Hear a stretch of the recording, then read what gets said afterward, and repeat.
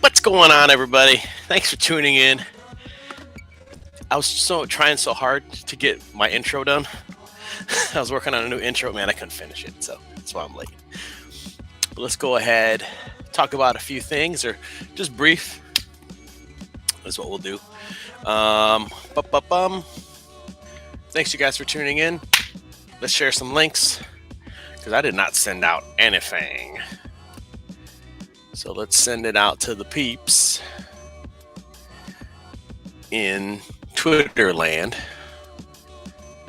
I should probably add something else too,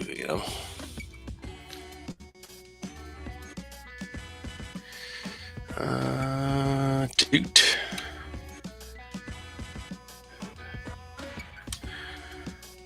And let's zip that over onto Twitters.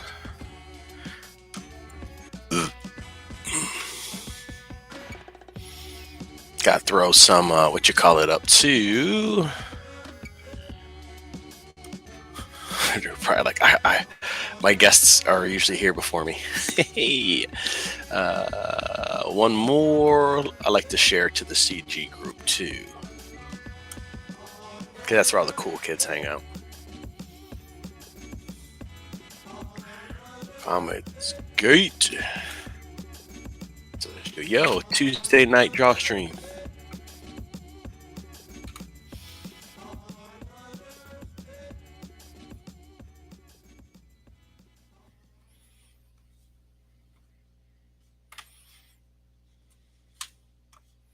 Let's get out of that.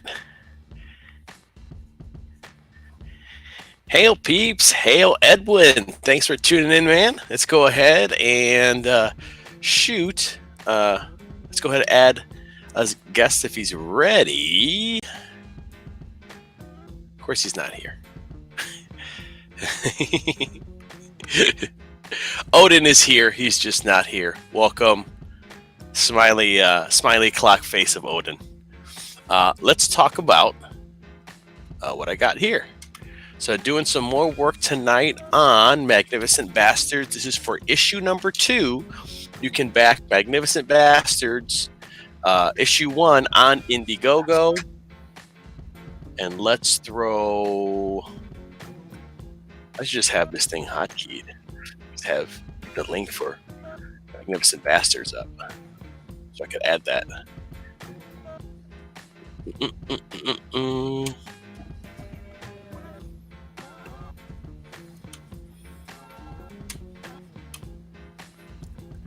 Let's see. Odin's thing was here. Now he's a ghost.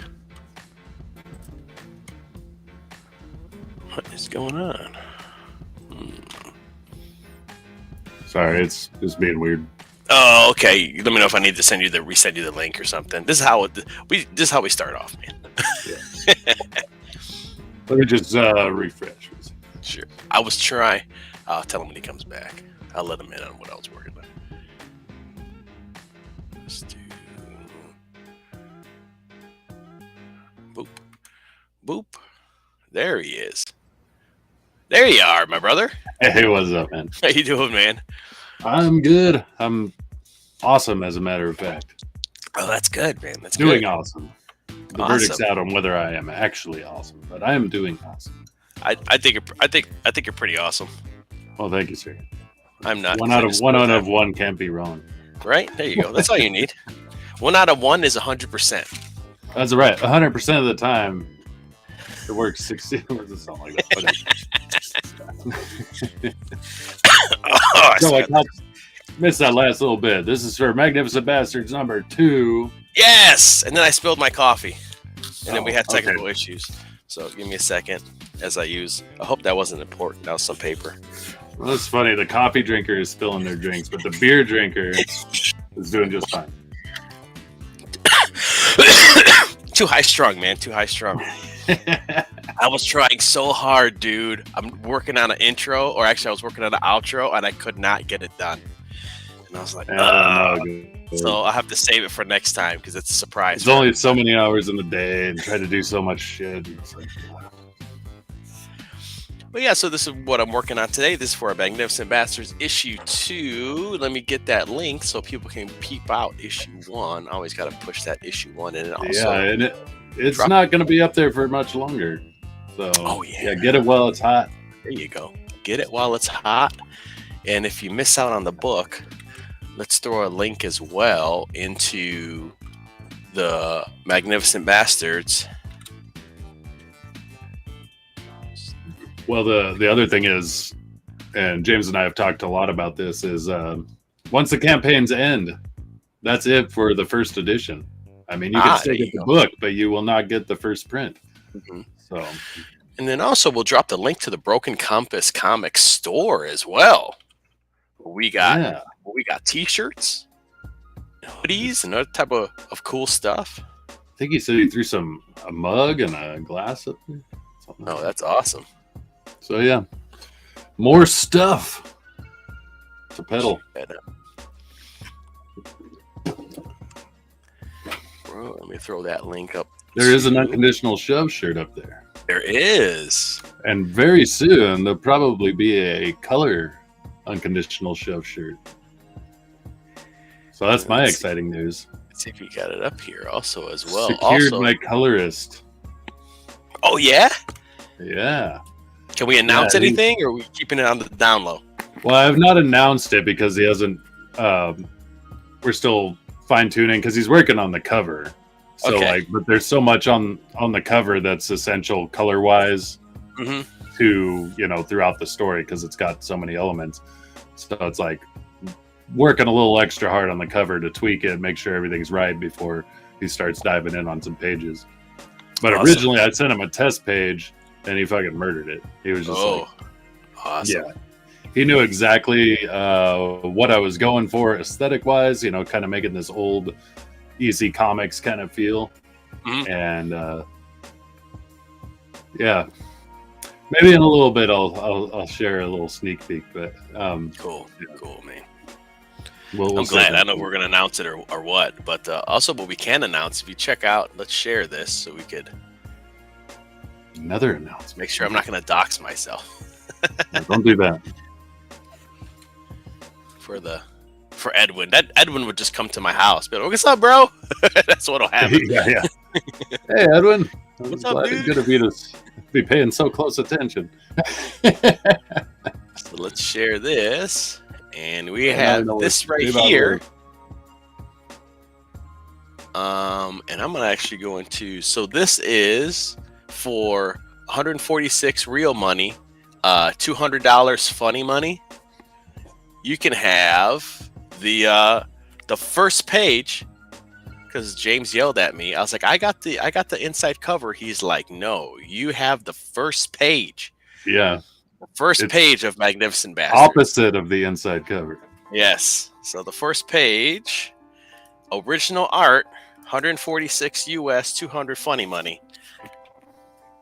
You're getting this bad boy right here. It's really hard to see on that, but the other thing is, like, on the campaign, it looks like just the pencils. No, it is not. Okay, so you need to send James a better image with all the inks because I sent him this.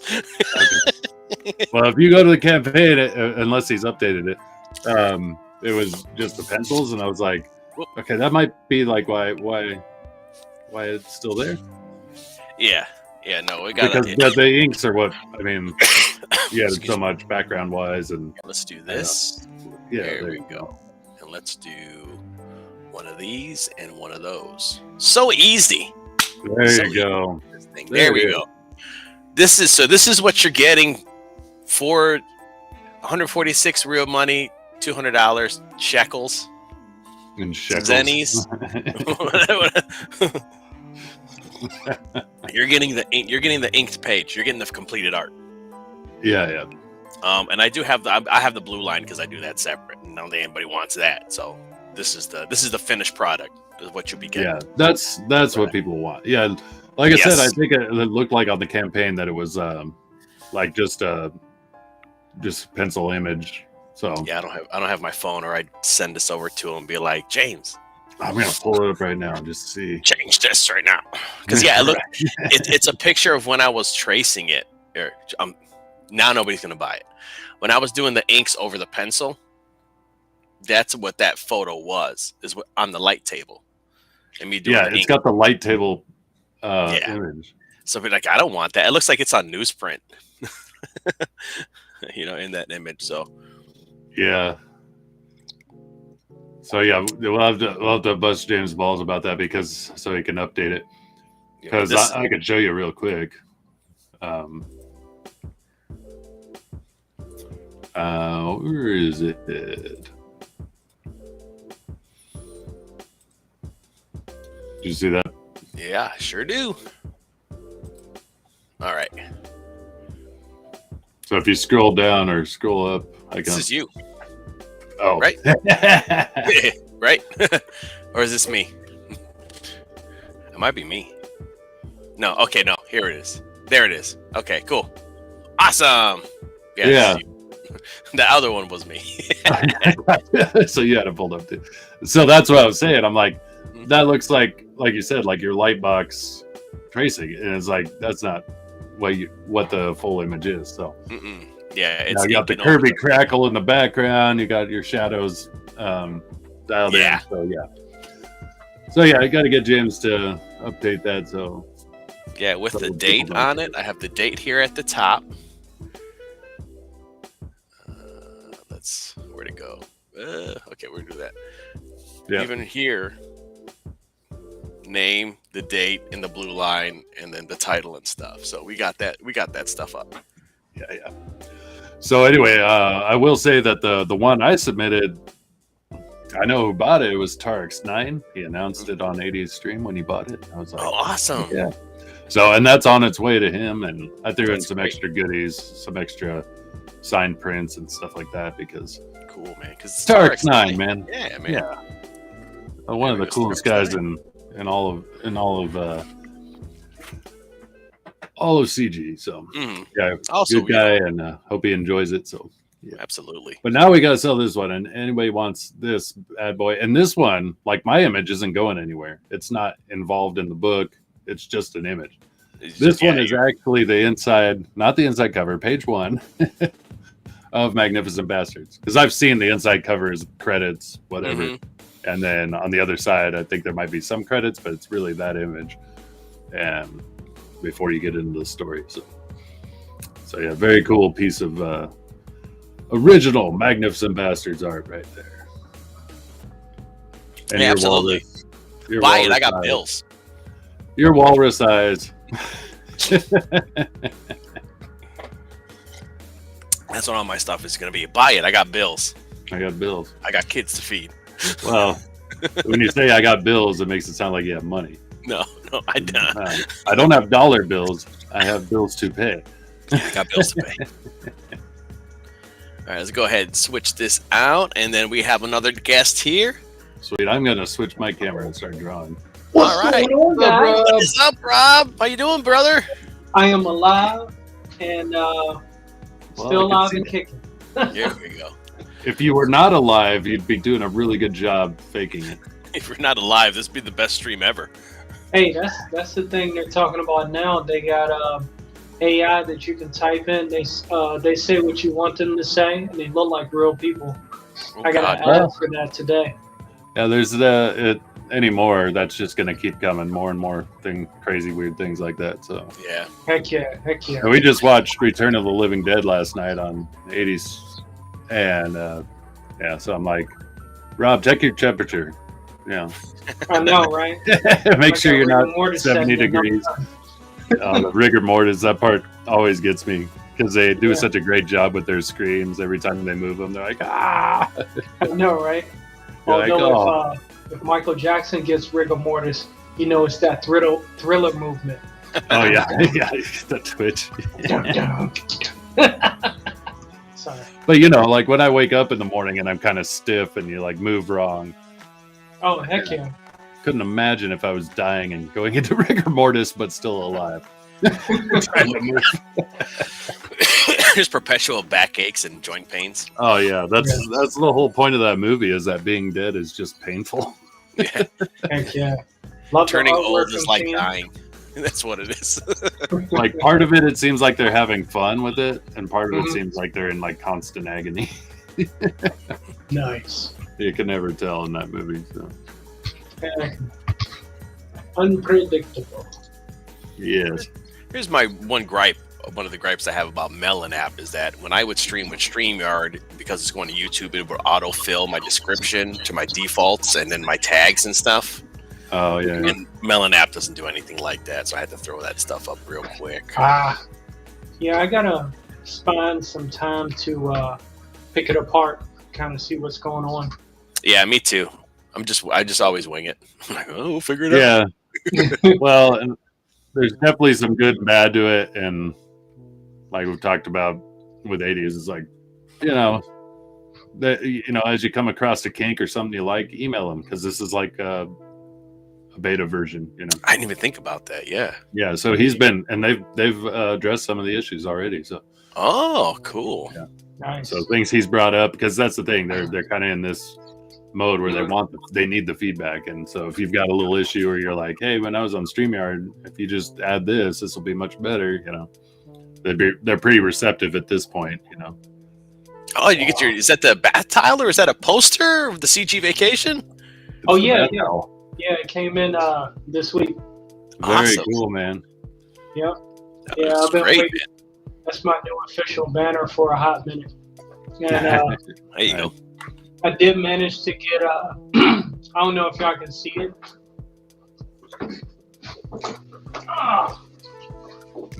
Rigor mortis, bro. Back there. I did manage to give Mistress Death. Oh, yeah. Along with Thanos. Oh, cool. That's so badass. You pulled the trigger, huh? I'm gonna tell you this. I got it. I paid for it. You're gonna be eating ramen for a while. That's what you're gonna. I got it. I paid for it. It was not worth it. With some buyer's remorse, I have to wait right now before I say any more about it, because some stuff is like under investigation, like for real. Oh wow! So, I gotta wait. But hey, when I buy great comicsgate products, I don't have that problem. That's true. There you go. If you buy original art pages, like this page right here, that's on the Magnificent Bastards Indiegogo that you can get for $146. Woo, that's what I'm talking about. That's the deal. This is what you're getting. But you have actual interactions with the people. You know what I mean? It's a whole different ballgame nowadays. Yeah. Mm-hmm. Yes, indeed. Yeah, there's one more figurine I want to get, or statue, but I'm getting it online. I'm not going to no damn store to buy it. Oh, that sucks, man. Yeah. Sorry, you got to deal with that kind of stuff. Well, it looked badass from what I could see, anyway. Yeah. Oh yeah, I like it, but it just came with way too much karma, just to get the damn thing. But I'll be able to talk about it later. Hopefully. Yeah. Absolutely. Keep us posted on that, man. That sounds like an interesting story. Yeah. Yeah, because there's a time to expose people too when you're like, I know, right? Like, I don't want you to fall for this shit if there's issues or. Exactly. Drama alert. Yeah. They need a hotkey, those. That's another. I should email them. You need the hot F1, F2, something for that when you're using this. So you can have the sound. You just press a button. Nice.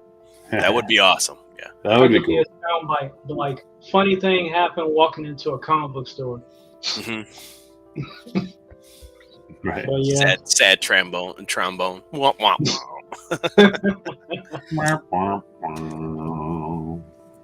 Yeah. But yeah, hopefully y'all been doing great, in good health and everything. Oh yeah. Yeah, I can't complain. Been busy with work. We recently got some arcade machines, which is a dream come true for me. So that's sweet. Ooh. So I have a little arcade. Yeah, that was awesome. What'd you get? It's so I'm partnering with one of my customers, Carolina Cade. Mm-hmm. He had a little arcade in the flea market. He tried, but nobody went because nobody wanted to go to the flea market to play games. And so he just happened to, and I had this back area that I was trying to do like card games, like Magic or D&D and stuff like that. And like, I had tons of people that want to play D&D, but nobody could DM. Like I had tons of new players. I probably had like 20 new players that wanted to play. Wow. The hardest thing, man. But it's like nobody could DM. So I finally got a DM, and he's like, okay, I'll do every other weekend. So one group Saturday, one group Sunday, and he'll take them through he's taking through this long like story. You know, so okay, like a campaign. So okay, cool, no problem. And then it became, well, I can only do once a month now. I think he burned himself out. I mean, he only did 2 sessions, so I don't, you know what I mean? But then it became once a month. Then that went on for 2 months, and then the Saturday group, some of the guys left the Saturday group, so he didn't have enough, so he canceled the Saturday group. So now he was doing one session once a month on the Sunday. And then I'm like, listen, I got to do something. And then the Carolina Cade, I was talking to him. His name's Brett, super cool guy, been a customer for years. And I was like, why don't you want to set him up here? And then we'll do some kind of like how we'll charge. You can't do coin because coin stuff is too expensive. In my state, you have to have a license for each machine, and it's $250 a year. Dang. That's an investment. I don't think Pac-Man at 25 cents is going to make that money back. Wait, was it $250 a machine? Yes. Holy shit. Yeah. Yeah, you're not going to make that back. Yeah. You can maybe charge people that play it a vintage fee. It's just a flat fee because I have free play at a flat rate. I have like one like big room that's kind of like you got like 3 TVs and a bunch of like everything from like OG Nintendo up to like PlayStation 4, Xbox One setup and all these TVs, and then they could come and rent a room $5 per person per hour and play anything in the store. And I have stuff stashed in the back specific, so that has its own like library that's separate. So a lot of top sellers like your Mario Karts, your Donkey Kong, Smash Brothers, all that stuff. Like I have Zeldas, like I have copies of those for the room for when people rent the room out. So I'm just doing the same thing for the arcade. You're going to come in, pay your $5, you can play for an hour, and it's unlimited. Okay. You know? So in there is an original Asteroids, an original Pac-Man Jr., then in an original Miss Pac-Man cabinet, he has like a 60-in-1 that has, your Pac-Mans, Galaga, Galaxian, Defender, Frogger, Centipede, Millipede, like all of those. Burger Time. Yeah. I might have said Frogger already, but yeah, like all of those is in it. So that's and he has like a Fast and Furious racing game that we put in there. A lot of people like it. It's not the most reliable machine, but it's like, we had it, throw it in there, fill up space. Yeah. Yeah. Some people are going to love it. So I'm looking around today and online just to see if I could, what's available. Because I'm thinking about throwing some arcade 1-up machines in there. Which are the ones that you just go buy and put together yourself. But I'm not too big of a fan of them because some of them are really neat, but like it's like people want to play the actual machines. Yeah. Right. But if I get them and I can replace them with something cooler, then I can always sell them too. So I'm like, okay. So I'm just looking to see what I can find. Yeah. I came across it's a tabletop head-to-head Marvel vs. Capcom machine. I'm starting to see a couple of those on Amazon Business for like $600 to $1,000. So this one is it's a tabletop head-to-head. So it's flat and you sit on each end, and it has like all the Capcom fighting, like Marvel fighting games. So up to Marvel vs. Capcom. So it doesn't have 2 because I think it came out before. But it has like X-Men versus Street Fighter, Marvel Superheroes versus Street Fighter, Marvel vs. Capcom, the Marvel Superheroes fighting game, the X-Men fighting game, even the 2 Capcom Super Nintendo games, War of the Gems and Mutant Apocalypse or whatever. But then it has the Punisher beat 'em up game on it. Oh God, I forgot about that. Yeah. Wow. I was like, that's pretty cool. But when you're playing each other, like you sit on opposite sides, and it's like imagine like you have a long TV, but the TV split. So he has his own screen, and you have your own screen, and you're playing like you're fighting each other. Ooh. So it's pretty cool. And I saw this thing, $300 off, man. It was $399. Wow. So I was like, let me get it. Yeah. And I got it on Amazon. I got Prime, so I got free shipping. And then that's half your cost right there. and then they were like, hey, you want a 2-year warranty on this? I'm like, hell yeah, $25, give me that 2-year warranty. Sure. I'm about to abuse it because this thing's gonna be in the arcade. Yeah, you don't know what's gonna happen. Something's wrong with it. Gotta call him. Oh hell yeah.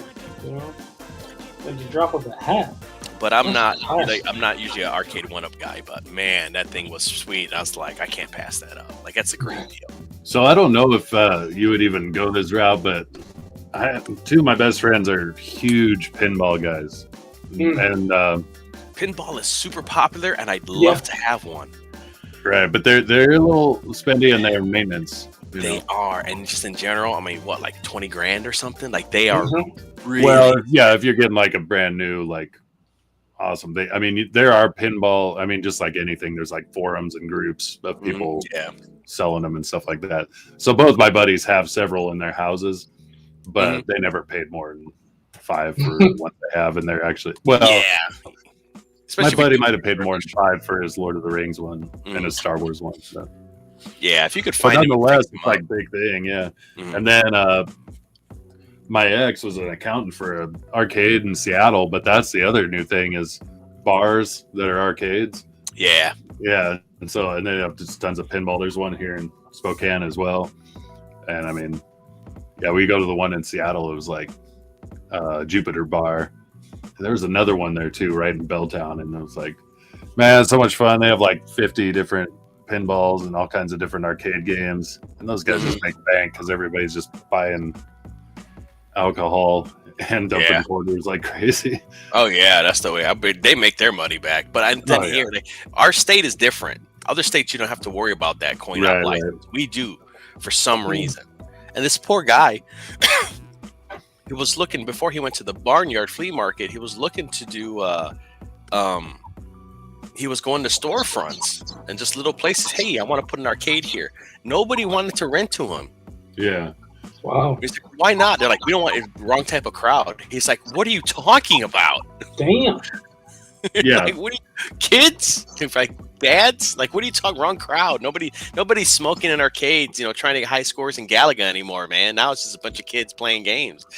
Well, and like you're not doing the bar thing, like then you have to worry about it if you are doing the bar. You have a lot of liability and stuff, and they go, oh. Yeah. But like just having video games, like it's kids, Well, that's and then they're like, are you selling alcohol? He's like, no, it's just an arcade for like families. He's like, oh, then we definitely don't want you here. Like, what? What the hell? He's like, breaking up the nuclear family. There it goes. Yeah. No, I don't know where I would be with that. When I was a kid, there's one within walking distance. It was about a mile from my house. But it was, this was a different time before inflation. Different inflation anyway. But it was like $4 for all day. All you could play. Everything was free play except the pool tables. And that's where I got so good at Mortal Kombat 2 was because my mom, I would scrounge up $4 or my mom would give me $4 and I would be there literally all day. He also had consoles with TVs, so you could play, and he had tons of different games and shit. So that's cool. Yeah, it was a good idea. It did attract the wrong element after a while because there'd be like a bunch of punks hanging out, starting shit. Yeah, people will pop up for all kinds of reasons. I've been in an arcade where I was racking up wins on Saturday morning from Soul Edge to Tekken. I think Tekken 3 was out back then. Ultimate, Mortal Kombat 3, and then Marvel Superheroes. So I would just bounce from one game to the other. And some people knew how to play, some people didn't. But, I get like a win streak, and the daggone people that worked in the arcade, they were like, nah, we're not doing this. And they reset the scoreboard because I'd be at the top of the list. What? Oh, I'd be so pissed. You work hard for that shit. Yeah. And then I've been at other arcades where there was this one Hispanic guy where he had been pulled over so much. He would come to the arcade. He talked, pretty good English. And, sometimes he would want to entice people to go outside and, get up in them trees. And sometimes the cops would come in there and play Lethal Enforcers. So when they knew him, they pulled him over so much, and he always would say, he didn't speak any English, and they knew him by name. They'd be like, hey, I don't want to put his name out, but then he would go from talking English to us to just like speaking Spanish. Right. Turn it on and turn it off. Yeah. Yeah. Oh yeah, I've seen people get tossed through the front glass window of the arcade. All kinds of madness, but all in great fun. All in good fun. I remember when I would play that Mortal Kombat, because I was like 12, 13. I would play that Mortal Kombat 2, and where it was, you wouldn't see anything. It was like your back was turned to everything else. Yeah. Every once in a while, I'd turn around because I would get a hot streak because there was always just somebody to play. Yeah. Like there's a line of people, and if you were good, you kept your position until someone beat you. Yeah. And then every once in a while, I'd just turn around and be like, holy shit, there's a lot of people here. Yeah. There we go. Some of the local wannabe gang members here and stuff. Oh yeah, and they're get hype, man. yeah, do it like that. That's why I just got good at like tuning it all out. Yeah. Dragon Pisces says, I used to have a pinball machine in my house, but we had to sell it. We also had Galahad when I was a little lad. Oh, nice. Wow. That rhymes. Yeah. I'm glad they have so many old school arcade games where I'm at, but they're for adults only because bars, but still fun. Yeah. Nice. Yeah, I mean, I think still to this day, I don't think anything kind of beats that whole being there for the tournaments and competitions and stuff in the arcade. Because, I mean, that's why Evo's so big. I mean, granted, they play on a, they're not sat right next to each other anymore, but just the event of being there. Controllers. Yeah. Regardless of how much the gaming industry kind of split that apart, that kind of fun is still there. And well, it's competitive. It's like a sport, Yeah. Like, you get up for it just like I did for football or anything else. Get better at it, It's just you put in the time, you practice. It's fun. I mean, I think in general, especially dudes, have to have something to keep them honest that's competitive. True. To always be like pushing you to get better. And Yeah. For us right now, it's probably mostly art, and things like that. But like, I still like physical competition, and probably always will until I'm too old, until the rigor mortis sets in, and I'm like, I can't do this no more. Oh my gosh. And you're like, I'm okay, I don't need to. Then you get the bug that bites there. You talk to somebody that did it, you know what I mean? You're like, oh shit. Yeah, that's true. Have guys that come in and say, I go to the jiu-jitsu place down the street. I'm like, down the street, you say? Okay, I had a guy come in yesterday and he was like, I'm training at this one spot over here, pro wrestling. I was like, pro wrestling, you say? Yeah. Well, everything gets you, like, once somebody starts talking about it, it gets you excited about it again if you used to do it. Yeah. Martial arts and football. So it's kind of like, but dude, not enough time. These both blue. Yeah, it's the thing. Like, you gotta use your time however you can, and it does take a lot of time, especially if you want to be competitive. But even if you're just doing it as a hobby, it's like it takes a lot of time. Exactly. There was this one lady. She'd been talking about men getting in touch with their feminine side and all that. All I did, I just sent her that Joe Rogan clip where it says, hey, I need to be competitive. I need to tear some stuff up in the way that I do. I need to solve stuff so I can appreciate all the little stuff, all the sensitive stuff. Yeah. But I need to get through my bullshit first in order to appreciate, all this stuff that like women like. So. Oh, absolutely. Well, all those things they're positive releases of basically negative energy. Because without wars to fight, or animals to kill, whatever that fuels a man, how do you get that same testosterone energy focused without hurting people or without causing trouble? Yeah, or being a horrible person.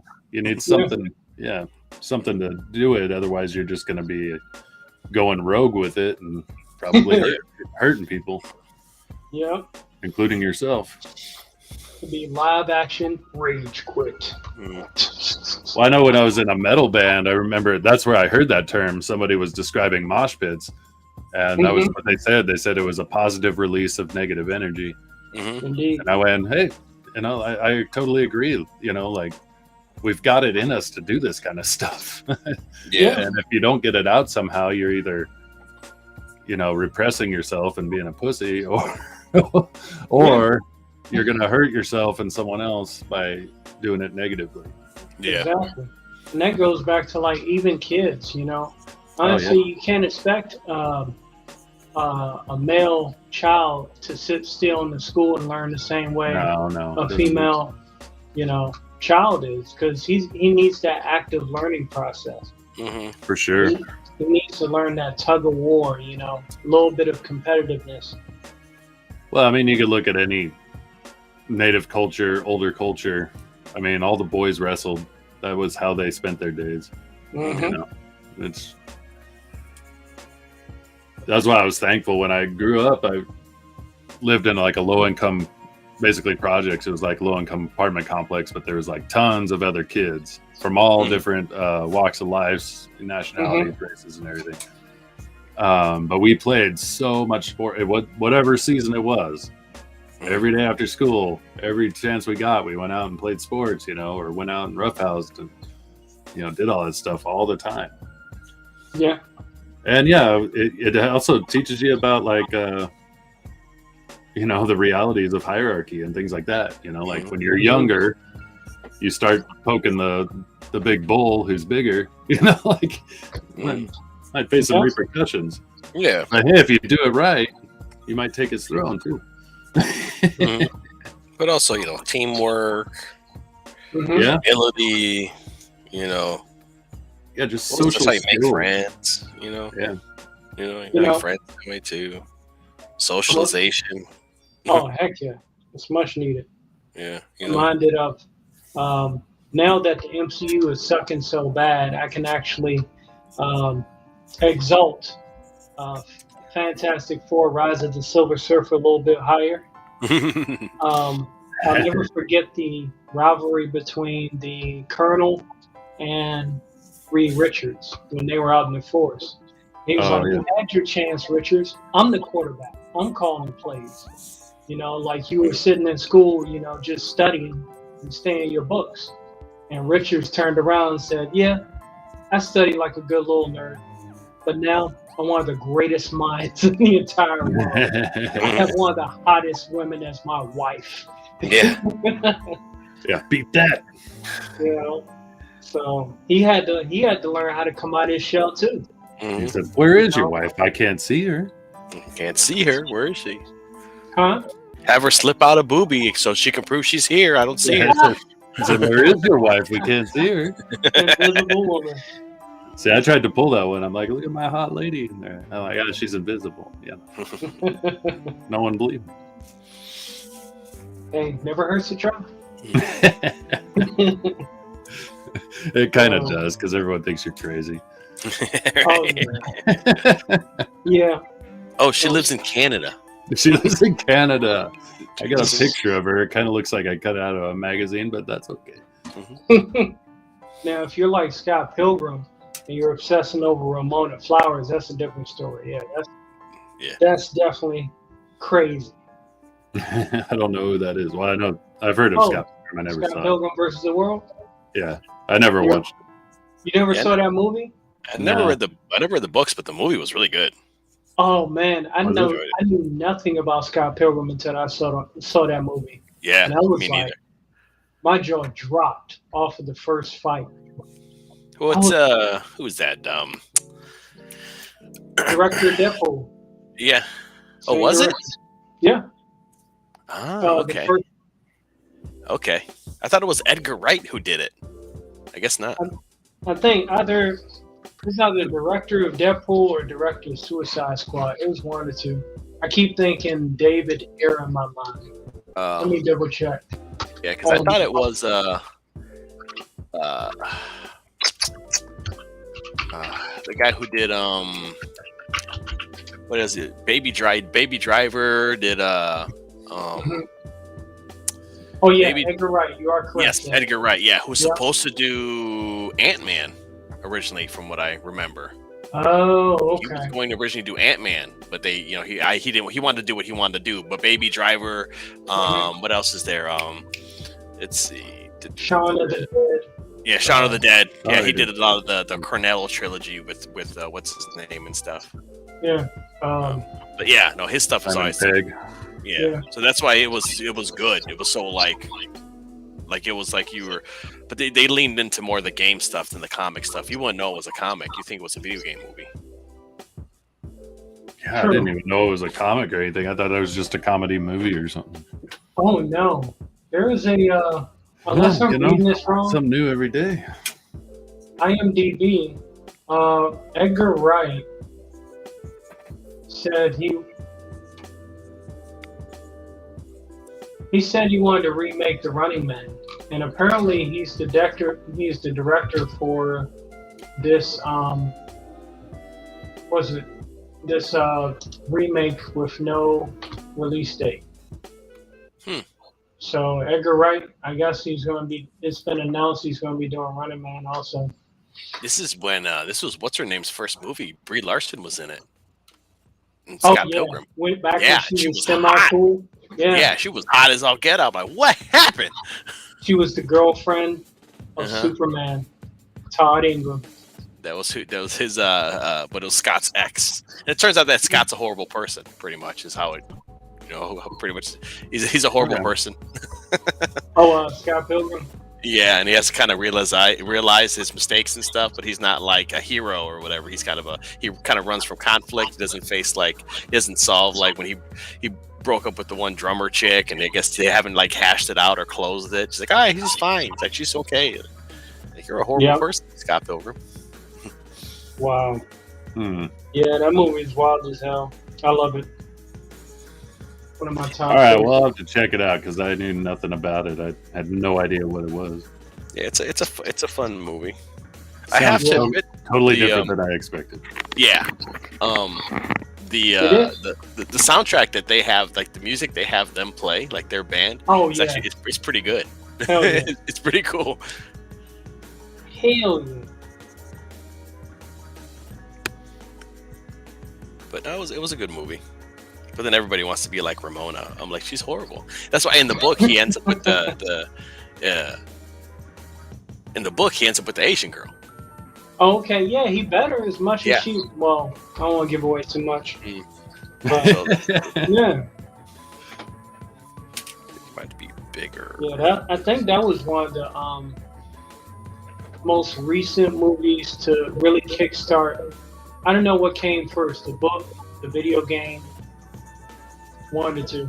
The book came first. Okay. Then when they did the movie, they did the game. They released the game around the same time. Okay. But the game's based on the books. I've never read the books. Me neither. Yeah. So I have no idea. I looked at them and I was like, okay, but I never bought them. Like, okay, yeah, sure. It's like a guy who's American trying to do manga stuff, but a lot of video game references. And the art's okay, but it's not like Oh yeah. It's cartoon like, it's very cartoony style. It's not like it's a cute style, but yeah, it's almost like when you look at it, how can I take it serious? That kind of. But I mean, there are people that have a taste for it. And somehow it made it into a movie because I never heard of that joint until the movie. I was like, wow. I think it did so well because it's so creative, and it's so outside of the box.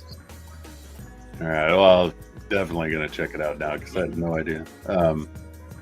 Real quick though, I know I didn't hail anybody, but if Edwin, if you're still here, and Dragon Pisces DP, good to see you guys. So does it get carried away drawing? I want to say, hey, you guys rock. Appreciate you. Yeah.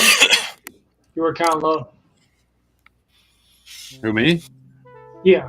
Oh, I was just saying hey to Dragon Pisces and Edwin if they were still here. So. Hail to Dragon Pisces, another great viewer here with us as we're sketching and drawing. Good old DP. DP. DP phone home. Another classic. So I think I figured out what I'm going to do with those stretcher page or those hammerlock pages that I was doing in horizontal format. Oh yeah. I think I might do about 5. I think I'm going to keep it at maybe 5 or 6. And then ending on the splash page, and then I think I might set those aside for an ash can. Nice. And then actually work on the actual book itself in a regular. Probably just do regular vertical format, but the ash can is going to be horizontal. Okay. So you hold it and you'd be opening it like this. So you would be holding the ash can horizontal, but that would kind of work because you're going to change it for the actual book. Is that what you're saying? Yeah. Nice. But the book's gonna be totally different. Those pages are not gonna be in the comic book. That's a preview of just that's gonna be a little preview. That's gonna be ash can only. Those pages are not gonna be in the book. Gotcha. I'm gonna start over and do a whole, start over from scratch on that. Because the horizontal format's just a pain in the ass. Like I'm trying to do cool spreads, but I can't. I gotta limit it to one horizontal page. Everything's horizontal. Like I wanna, you guys are driving me crazy, man. Whose idea was this? Genius idea was this. I know. Life challenges.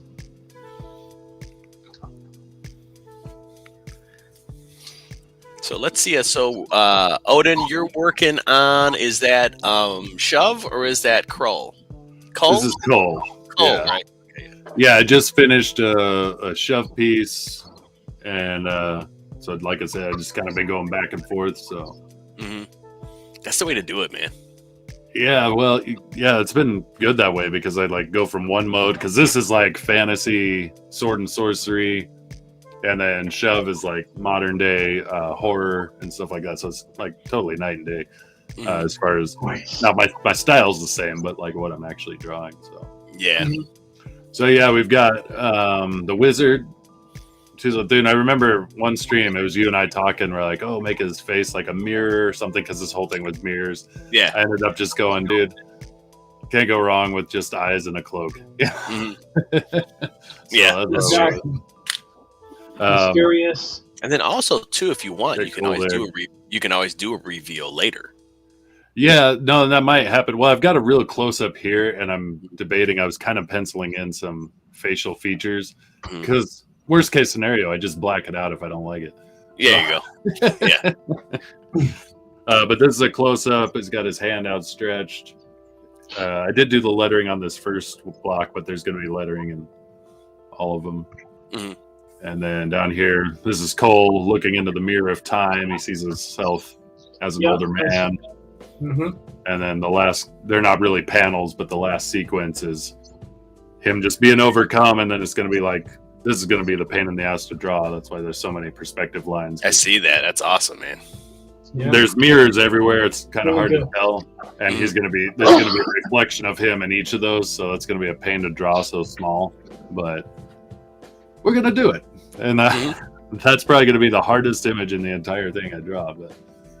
But yeah, this is page 3. So I was working on page 2 when I was on here the other day. I don't know if I showed you guys the finish, but no, let's see it.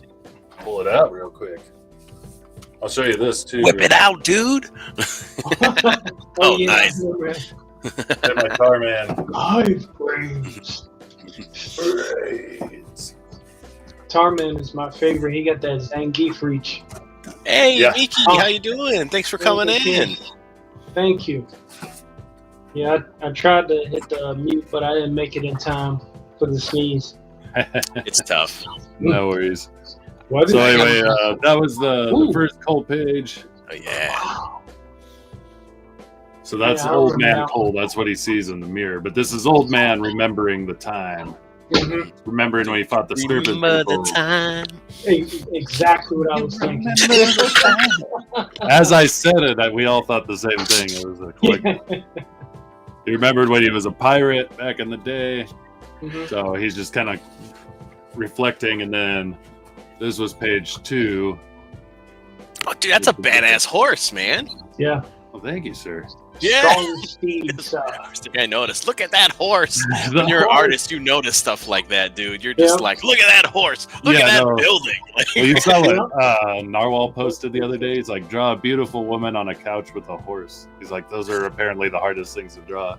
And I thought about doing it if I wasn't just busy doing my stuff. I'm like, I can't take time to do that. But so this is young Cole. The servant girl kind of sets him up to meet the wizard, and she was kind of in on the gig the whole time, and he shows her mercy at the end. But anyway, he's kind of like contemplative. He's like, just kind of weird introspective about being king and all this. And Mhm. she's like, well, this wizard, he has the keys to like life, and you know, all your questions will be answered. So he sets out on horse and to the wizard and his domicile. Yeah. That's nice perspective on those stairs, dude. Heck yeah. Oh, thank you, sir. Oof. Those mountains look really good too. So this is the shit that people take for granted, but artists Mhm. realize this stuff. Yeah. man. The little My Yeah, mountain yeah. is- Let's throw some squiggly lines in that bitch. All right, there's some mountains. Call it a day. Well, I've told you the secret to good mountains. It's Bob Ross. He showed me. I watched one time. You cut a jagged line. You leave one side the light side, the other side shadow, Mhm. and it's just like that. I mean, I didn't put any detail. There's no trees, no nothing. It was just like, yeah, here's a mountain. You know it's a mountain.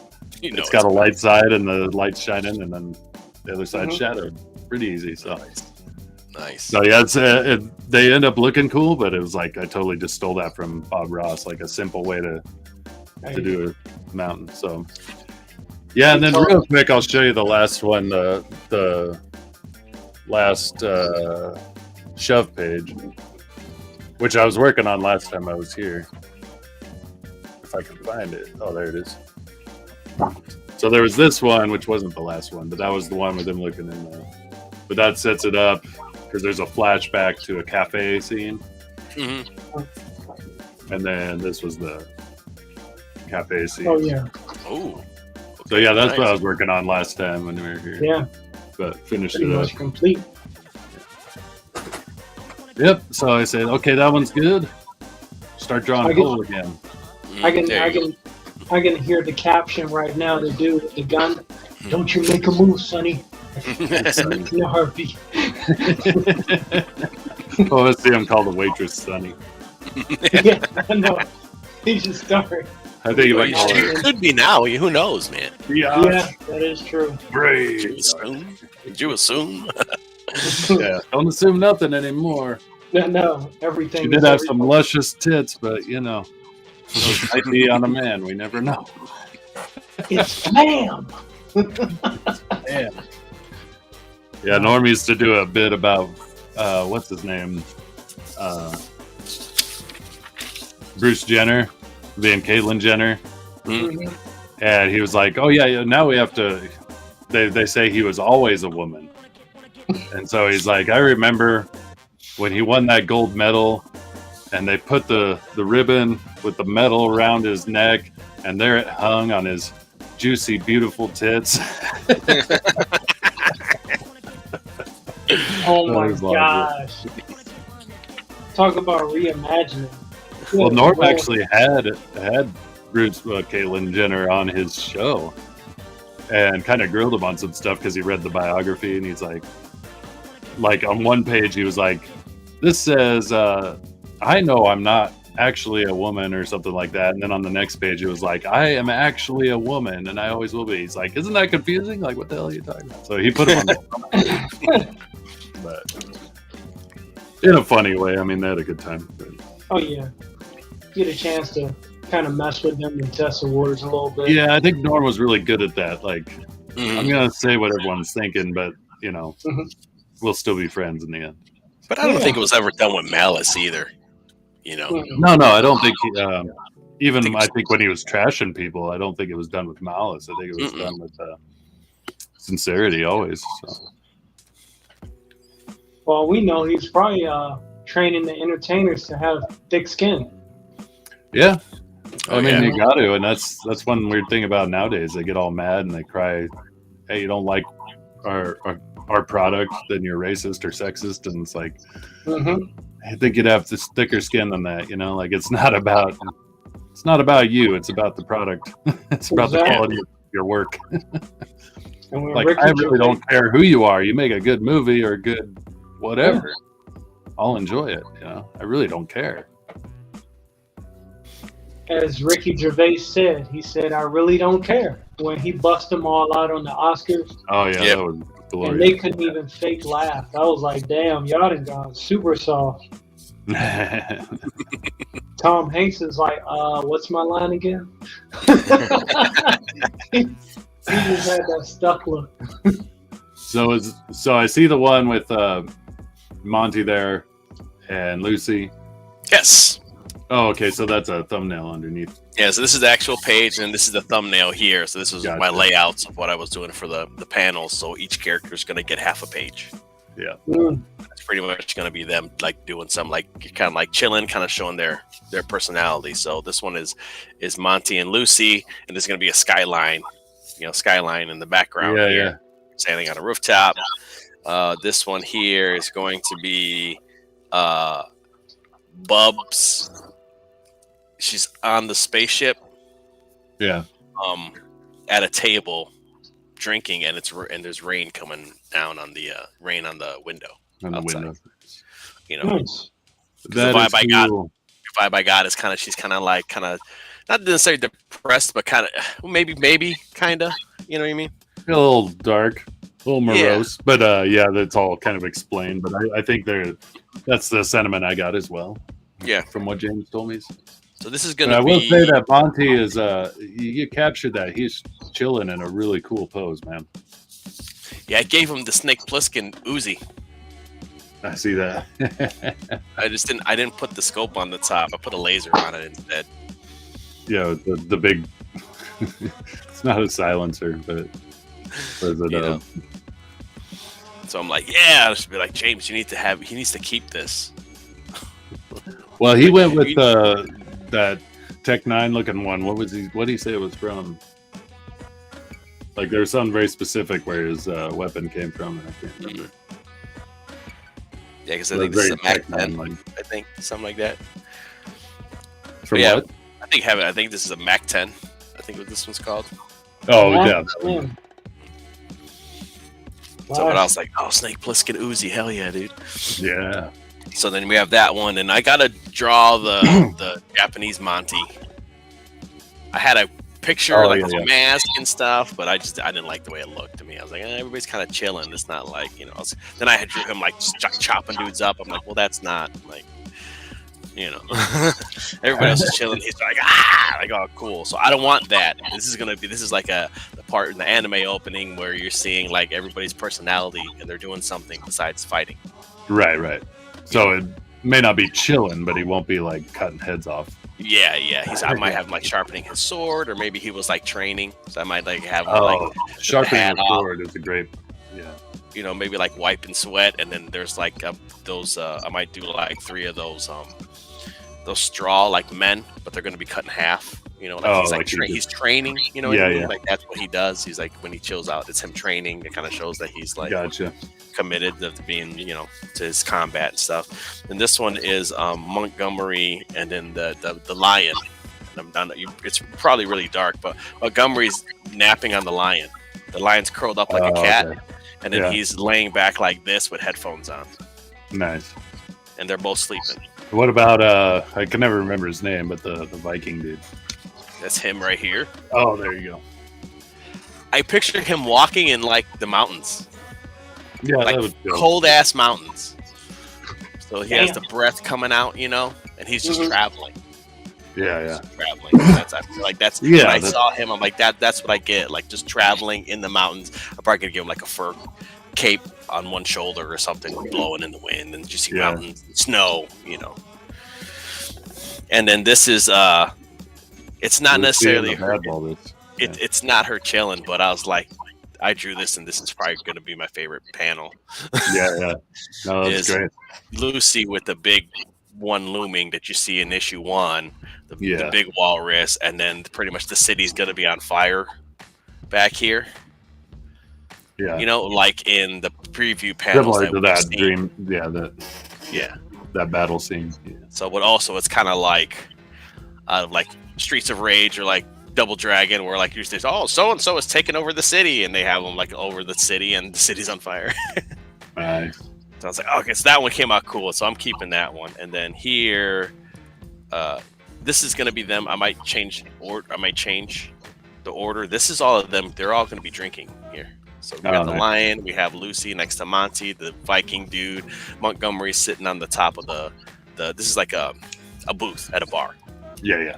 And then I gotta draw Bubs, and I probably put Bubs here, and then or ninja guy here, or I might put ninja guy here. It's a lot of people to fit. It is. It is. I'm like, damn, there's a lot of people. Yeah. It's always a pain. The more you add, you're like, why so many people? And then here, I think I'm going to do an arch, and like they're walking across. They're going to be like walking across the globe. Oh, cool. They're all going to be chibi. Oh, okay. I'm gonna draw them all chibi, like walking, like but it's gonna be like chaotic, and then like normal, and then like the past. You know what I mean? Like different like timelines or crazy stuff happening here. You know what I mean? I like that with their big arm swings. Yeah. Like this, and they're gonna be lined up due to height. Oh, gotcha. Yeah. You know, so probably be Montgomery in the front, and then maybe Lucy. Yeah, it's like a Disney thing then. Yeah. And they're all going to be like like traveling. Like, yeah, you traveling. can almost hear the music before you even did that. But I was doing here's kind of what I started laying out. I think on parts like here and here, and then maybe here, and maybe on this side or something. You could do the subtitle of whatever the lyric is on the bottom, and then you do it right here vertical in Japanese. Oh yeah. Like when you see the openings, they're always like, I think that'll really help with this is an anime opening in the middle of a comic book. Nice. Yeah. Yeah, it's kind of and random. The next page. So you'll have you turn the page, you're like this. Then you turn the page, then this starts. These. And then you turn the page, and it's going to be like this. And then when you turn when you turn the next page, it's going to be all of them spread here, the whole page of them coming at jump jump in and stuff. You know what I mean? Yeah. And maybe with the title, where you would put the title at. Like where they show the group all like in action pose, running towards the future. Yeah. Yep. So. Any of y'all ever seen or heard of Burst Angel? Japanese anime? I have. I've never seen it, and it's one that I always wanted to watch because the box art always looked badass. What was it called again? Burst Angel.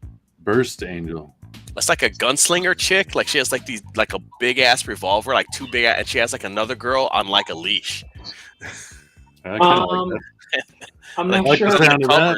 And the covers, and I'm like, this looks crazy, but I like it.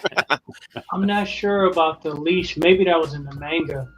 In the anime, there was this hot cowboy chick that was friends with this other female chick. She was flat-chested and had gray hair. And she had some tattoos on her arm. She shot guns. She had these tattoos on her arm that activated this huge mech that had a sombrero, and it was called Django. And the graphics on it, the story, absolutely amazing. But with their intro, it always ended where they were doing that big group jump somewhere, like off a cliff, ready to take on whatever, Yeah. That's what that kind of reminded me of when you described it.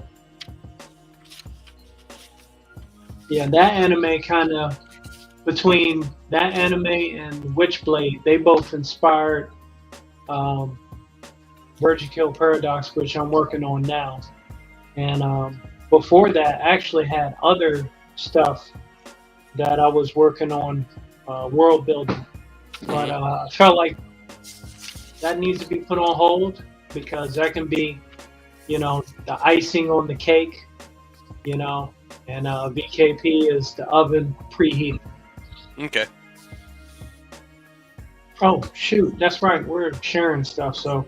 Yeah, if you want, I was about to ask you if you wanted to show what you're doing, share a screen. Yeah, I took a break. Came in again. I sent him a link. He might be like, I've been here waiting 10 minutes. No, he's not here. Okay, cool.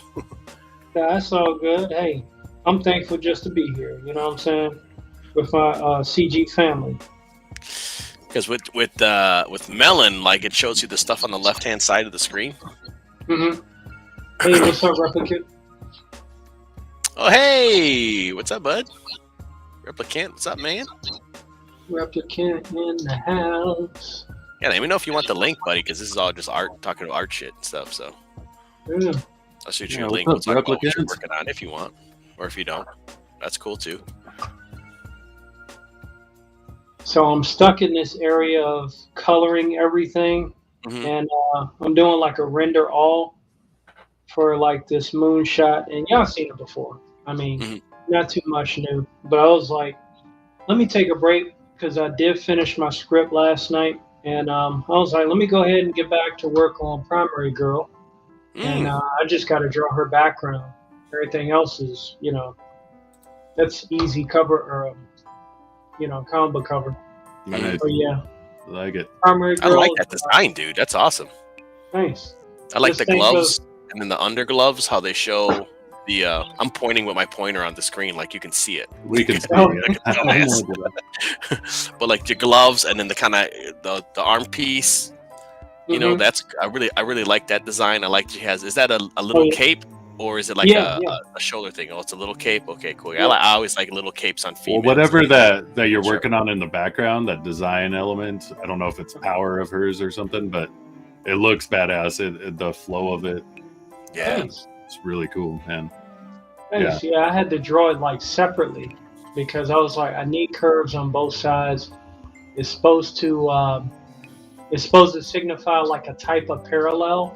Yeah. But all I can say about this character is that imagine an entire star system is destroyed, and out of all of that pain was created a cosmic being in order to combat any kind of atrocity that would ever to prevent that from happening again. Oh, nice. So, I like that. Dig it.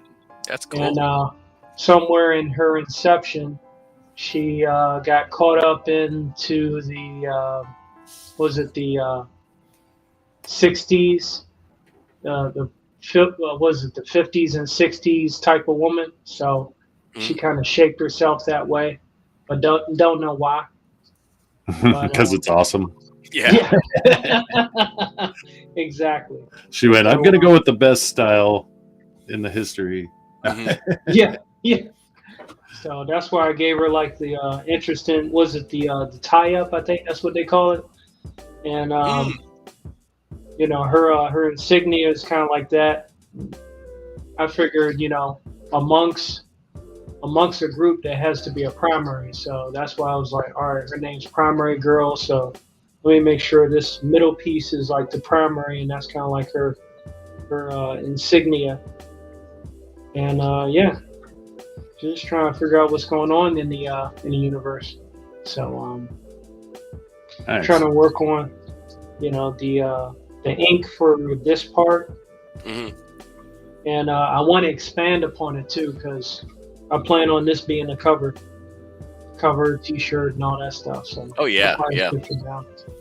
And That's what I was thinking too. Like even like we got this art that we have that's cool. It's like we might not have a comic yet, but Mhm. prints, doing prints to start people know what stuff that you're working on. They'd be like, that's an awesome print. I'd buy that, and then there's a comic book that's coming out later or eventually. Cool, man, no problem. But you're like you're advertising your characters and stuff and the ideas. Exactly. I feel like that's kind of the way to go. T-shirts and things like that. Once you do a Prints. cool design, you can put on a For T-shirt. the artist print. formerly known as Prince. Shout out to the Prince, Yes. the legend. But yeah, that's kind of like my method because like let me get this off the screen. Unlike Eric July, I mean, I don't have a bunch of money to throw at a project, Sure. but like between like two deployments, I was able to acquire a few assets. So I got a company that can do print on demand, like T-shirts and merch and frame prints, even metal prints. Mhm. And then I found a comic book spot that can print comics on demand too, or get them in bulk. Ooh. So in case Indiegogo gets weird or whatever, because I know they were kind of going through that, but think it was more of a glitch than them going the way of the Kickstarter. So definitely trying to utilize those methods of making sure in this parallel economy we kind of have like some of the bases covered. Mm-hmm. And that's smart. once I bought those EBS trading cards or Cyberfrog, I was like, well, I need to start looking for like hollow foil freaking manufacturers that can make trading cards, because I definitely want to tap into that too. Yeah. You know, there's this one French company called Pops, and what they did is you could upload a photo as long as it had a decent amount of color. It could turn any photo into like a 3D like trading card. Oh. Just on the front though, and it was fairly cheap. But after COVID happened, they couldn't sustain the business, and inflation and stuff went up. So I just wished them well. Yeah, it's a shame. Well, and they might be back, or somebody doing the same thing might be utilizing that software or whatever they were using. They could be in that pool like Skeletor at the end of Masters of the Universe. I'll be back. And then just like they never make a sequel. Like, I believed you, but I should have known you were Skeletor. You're a liar.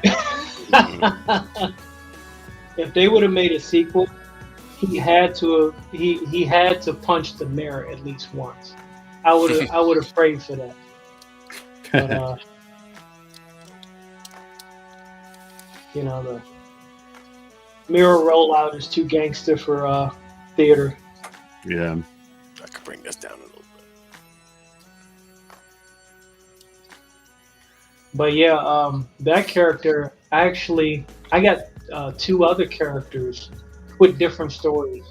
I created them out of howtodrawcomics.net, one of their courses. Mm-hmm. It was called Drawing Superheroines. And you had to do more than just draw them. You had to actually come up with a story, cool. What their trope was and what their background. And you started off with 5 sketches of different characters. And once I started putting them together, I was like, yeah, these are going to be more than just for school. Well, I figure that's the hope, is that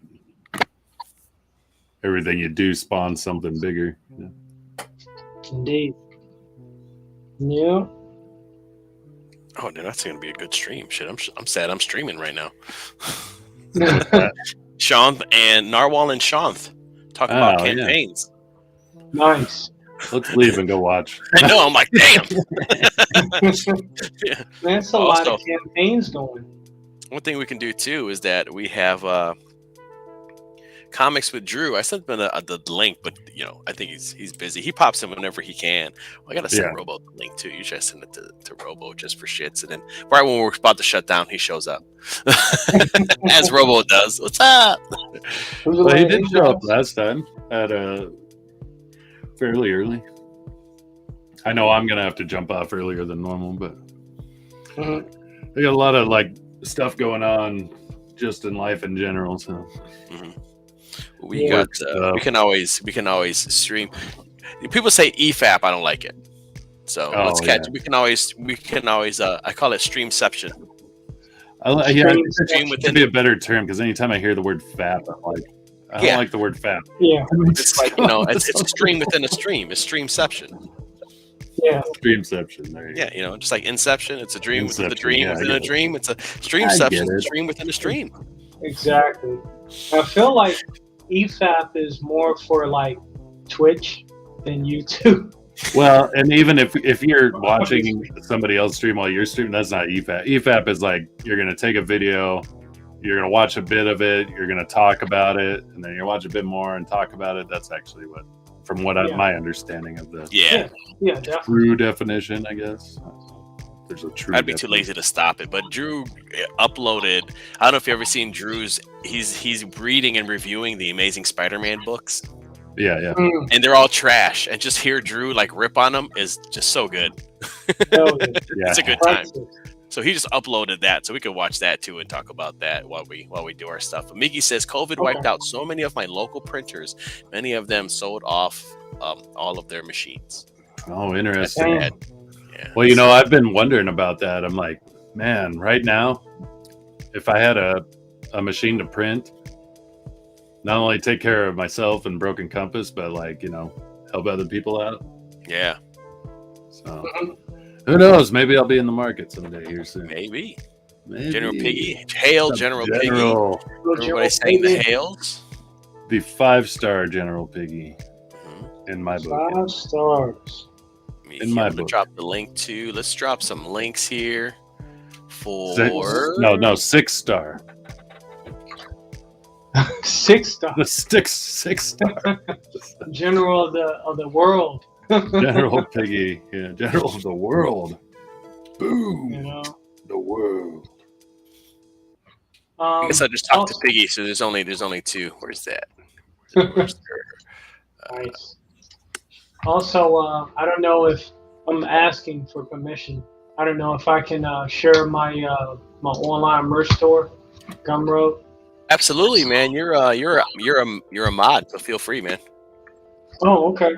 You're a mod. Feel free to share any links to your YouTube, your whatever. I mean, honestly, it's just 2 people. I mean, not to burst your bubble, there's 2 people in here. It's Mickey and Piggy, so. Yeah, but 2 pretty awesome people. You know what I mean? Yeah, that's all we need. We don't need anybody else. We're good. We don't need anybody else. We could use other people, but we don't need them. Let me say too, I finally thought I was subbed to you, Mickey, but I wasn't, and I finally subbed to you. And I got the bell for notifications and stuff, and the quality of your videos is outstanding.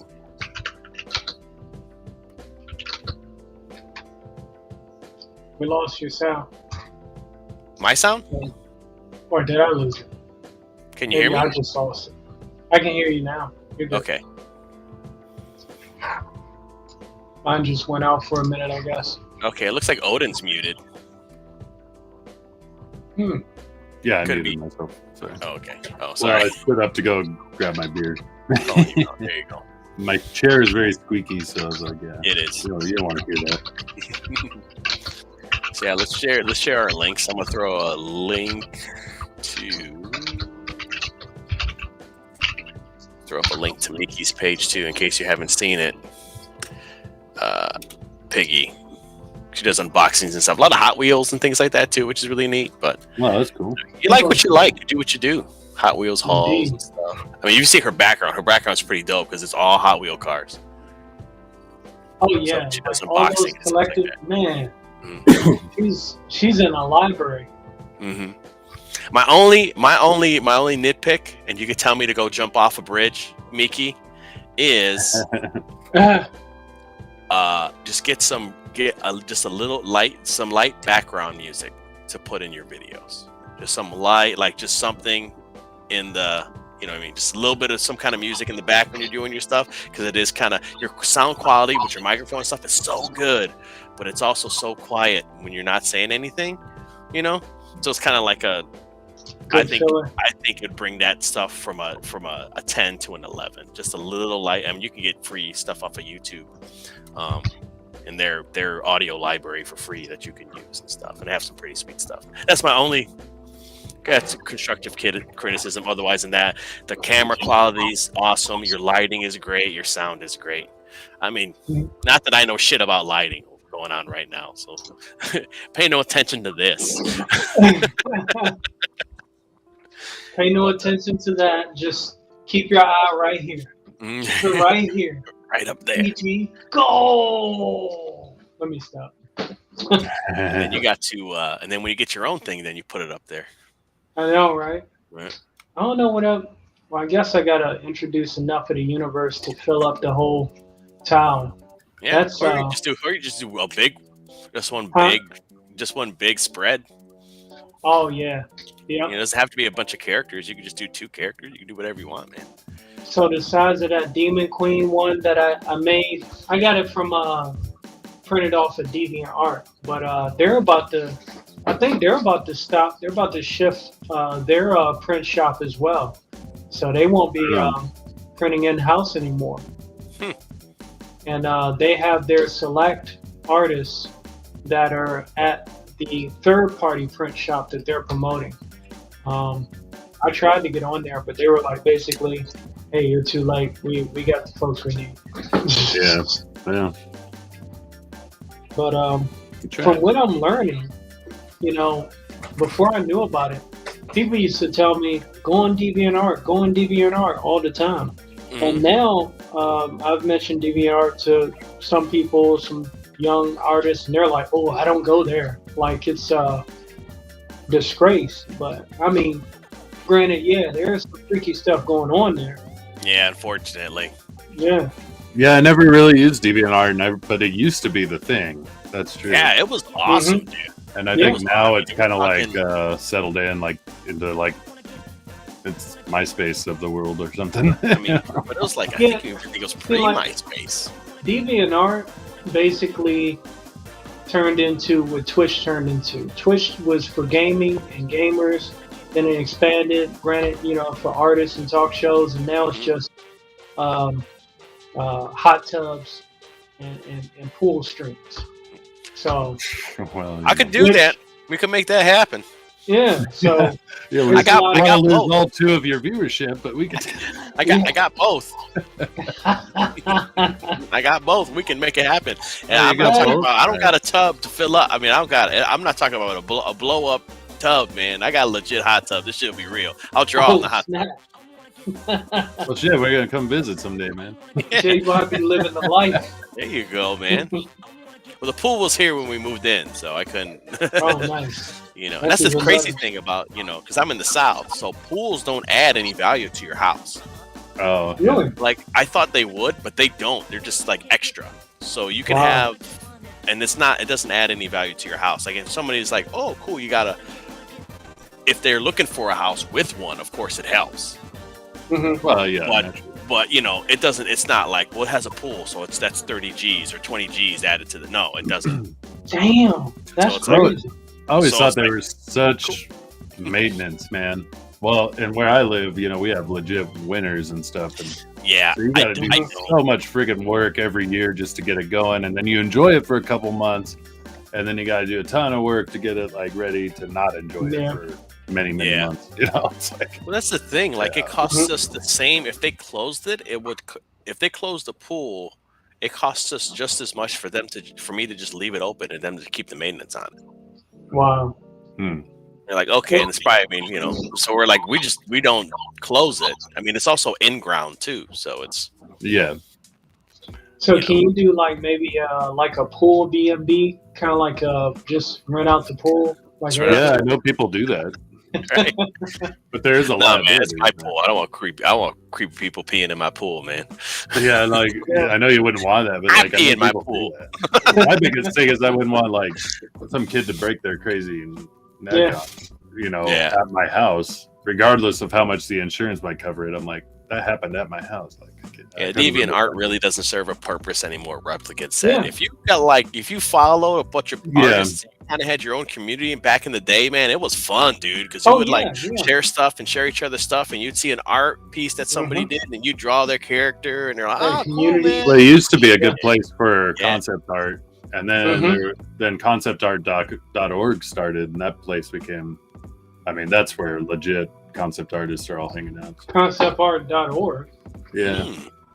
I've never heard. I think also what they were doing was people were. I think they were going on DeviantArt. If they're still around. I mean, stealing ideas and stuff, kind of too, and being like, "Oh, that's great." So I would see people that I'd follow come up with like concepts and stuff, and then something similar would show up, but it was just changed enough to where it was like different. Yeah.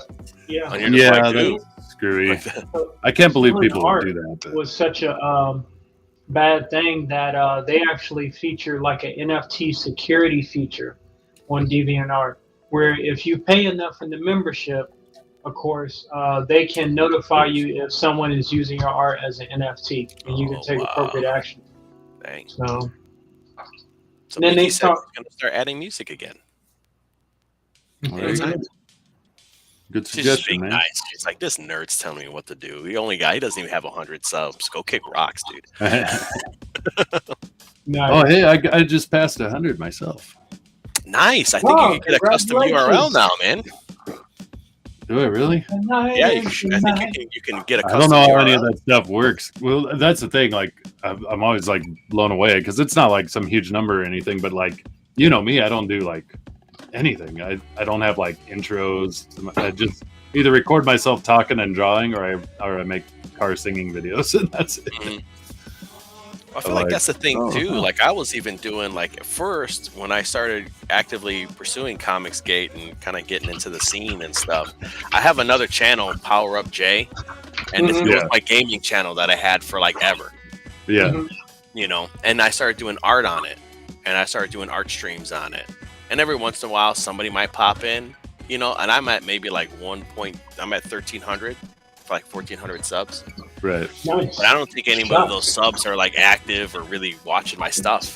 Right. So it just like I was talking to nobody. I start this channel, and every time I stream, I have at least 1 or 2 people that pop in and talk to, and I take 60 over. You know what I mean? Over 1,300 any day. So I was streaming, and nobody was even popping in. Well, that's what I feel most, I guess, proud of is that like those 100 subs. You know, now it's like 107 or something, but like, you know, most of them actually like watch what I'm doing and comment when I don't stream, but like when I make a video, like I get engagements, you know, like people actually talking, you know, talking back about what I was, whatever, blabbering on about. They're like, oh yeah, and this and that, you know, and like, that's all I wanted, you know, it's dialogue, you know, or it's connectivity with, you know, other people. And I really just use it as a platform to promote Shove, but I'm like also just to BS, you know, about life and bullshit and like, you know, talk to people, you know. And I think that's what people have appreciated about it is like, it is really no frills. I'm not trying to sell anything. I'm not creating a YouTube channel, you know, I'm not making intros and doing all that stuff. Yeah. And it really is just me being genuine and hanging out, you know. Yeah, and your audience comes to you, which is great. Yeah. You know, so even at like 1,300, I was doing stuff, and you know, nobody was whatever. So I was like, all right, forget it. I'm starting from scratch. Here's my channel. You know, and then you know, it's been slowly but surely growing. But you know, I'm here for stuff like this. This is what I like. Yeah. This is what I like. Same here. You know, I have been searching for, you know, this kind of environment for a while. One of my issues in the past was I would try to sell art to people that are my friends that they weren't artists or let alone gave a shit, you know. Right. They'll cheer me on, but when I ask for like criticism, constructive criticism, you know, unless it's, oh, make this character more like Vegeta or make this character more like Superman. It's like, what? No, make my own character. Yeah, I'm making my own. Yeah. But give him a big S on the chest. It's like, what? So I think kind of that's trademarked a little bit. Yeah. I kind of veered away from fan art at that point. Oh yeah, so Odin, that conceptart.org, Yeah. it got turned into, the storyline's pretty interesting. It got turned into a website called Coldness. It preserves the coldness of your water or whatever it is you have in a water bottle. Or Well, at least it's not porn, I guess. Coldness. Hey, they got VIP perks.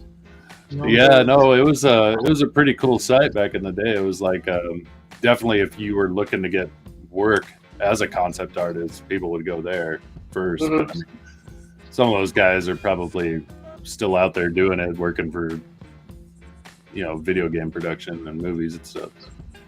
Oh yeah, so that's the second half. I found conceptart.org on Facebook. It's turned into a group. They got about 40.1K members. Okay. His That's probably public where group. everyone went. Yeah, exactly. And also, I actually I have a website and profile on ArtStation. Oh And, yeah, ArtStation. That kind of took over too. Yeah, and that's what I have like some of my domain and website and all that stuff under. And Right. it's fairly not too expensive. And then they just got bought out by a game company too, so we'll see what changes happen after that. Naturally. They just opened ArtStation Learning section that's totally free. So there'll be artists there, and they'll give like seminars on how to draw this or this way and different stuff. And I'm a sucker because I'm a sucker for buying like photo references. Mm-hmm. Yeah. And Hell Mo Bigs. Hail Mo. Mo. And they have so Great many, Mo. great affordable. Anyone who says make this character more like Vegeta can be immediately discounted. Basically. That's Mo. Yeah. That's Yeah. Mo. So photo references that you can get, huge bundles of photo references, whether you want medieval, sci-fi, different poses and models and all that. Get them for like $12, $7, Mm-hmm. and like anywhere between 200 to maybe 500 JPEG images to use as reference. So ArtStation is definitely more useful than DeviantArt these days. Yeah, I think DeviantArt was just showing things off more, and Mm-hmm. yeah, ArtStation sounds more like a tool to reference, or just a tool. Yeah. Yeah, and they post jobs too. With game company, I think I've seen some Marvel job postings, which I'll never apply for. But Oh, really? yeah, they game Come on, man. You company. could sneak in. You could sneak in and infiltrate. Yeah. Man, let me tell you something. I'm behind $5 enemy lines. $5 a page. The coffee here sucks. Let me tell you something. It's enough SJWs in my unit in the army where Oh, we God. can't hardly say nothing. So I'm just like, they already threatened to kick me out over the vaccine. I was like, kick me out. Let's go. Yeah. You violate the Nuremberg Code, but yeah, you can kick me out. I don't care. I'm trying to make comics anyway. Yeah.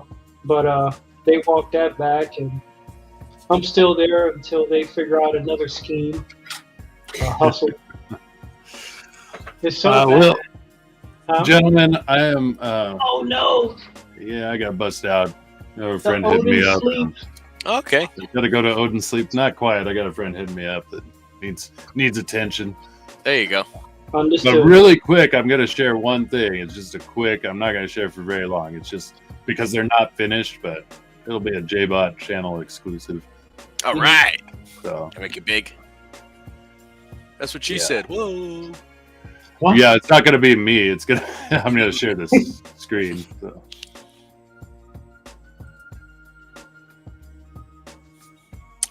Nice.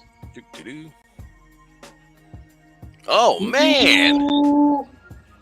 I can dig it. dude, Still you were tweaking right. some of the colors. So, but yeah, this is the Yeah. track we're on. Yeah. Man, there's so much going on. I love the wolf hidden in the mountains on the left. Oh, Mhm. thanks, man. That is I love the great. gradient he did on his or the colorist did on the cloak from the bottom. Oh, like yeah. the- As it the fades out on blue. the bottom. Yeah. Yeah. Nice. Yeah, he's really getting what I'm throwing down. So, yeah, yeah. Though the only thing, and I'm gonna quit sharing this because I don't want to for too long. Boop. Get rid There of we that. go. Thank you. Good stuff. Yeah, there was just a few color choices that I'm like, okay, this got changed, that's got changed. So like, we're still working it out, but yeah, everything he's sending back, I'm like, dude, you're getting what I want. So yeah, yep, color is coming. Nice. Mo Big says deviant art was a way for deviants to feel more accepted for the equally shameful and bizarre fetishes. Yeah. Like nature set their kinks to random. Yeah, It's true. Yeah. Pretty much. There's some wild stuff out there. Definitely got that way, especially because they had the name Deviant in the title. I think people started going, oh, I get it. Oh man, dirty diapers are so hot. Yes, I totally believe you honestly feel that way. Dirty diapers. Yeah. Well, they're hotter than room temperature. I'll give them that. All right, gentlemen. Well, with that, I'm going to bust it out. But have fun drawing. Everybody in the chat, always an honor. Thanks for coming by, Odin. Yeah, Good man. to see you. We'll see you next Tuesday. You bet. All right. All right, later. Later, bud. Okay. Yeah, DeviantArt. I'll be on there sometimes. I'll be like, all right, yeah, nah, I'm not here for that. So, and it just pops up out of like, be like, what? But I probably haven't been on there in 10 years. So, yeah, it's wild. Everybody's saying their goodbyes to Odin. Odin, don't leave. Yeah, because when I was deployed, I did a membership with them because they had all these new features. You could do oh yeah, hell yeah, General Piggy. You came in. I gotta represent. That's the current banner. I wonder how much it would cost to do like some kind of like CG logo or something, but like doing one of those things that lights up. Oh yeah. Like how like Shane Davis has his 9 lives, but his always blinks and it distracts the hell out of me. But just something that's just solid. Yeah. Like, and then we all can get it and put it in our backgrounds. Like a neon light. Yeah. Oh man, I would love that. But it's like it has a light on. It's like it like has a base with the light, and then it's like a clear plexiglass thing, and then it lights up from the bottom. So it's not as I don't think it would be as expensive as like a neon light, but something like that. Nice. That'd be pretty neat. Mo Big says inflation was a problem on DeviantArt long before Biden. Yeah. Oh yeah, especially like the if you got art prints made and all that, people order them. I mean, you got a small chunk, of that percentage. Then they started introducing kind of like their Patreon style thing where you could monetize subscribers. Ah, okay. And I checked that out. I was like, nah.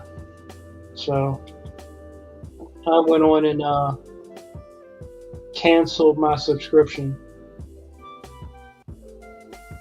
I did the canceling this time. I did the canceling. Yeah.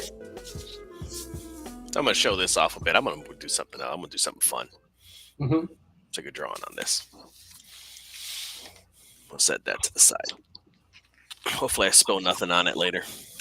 My gosh! Somebody made it. Scan. I guess I can always just light box it too, so that's always cool. Yeah. Like, somebody made a damn video saying how easy it is to color. Coloring is easy, and they did it with the on computer and colored everything out pretty smooth. You just use the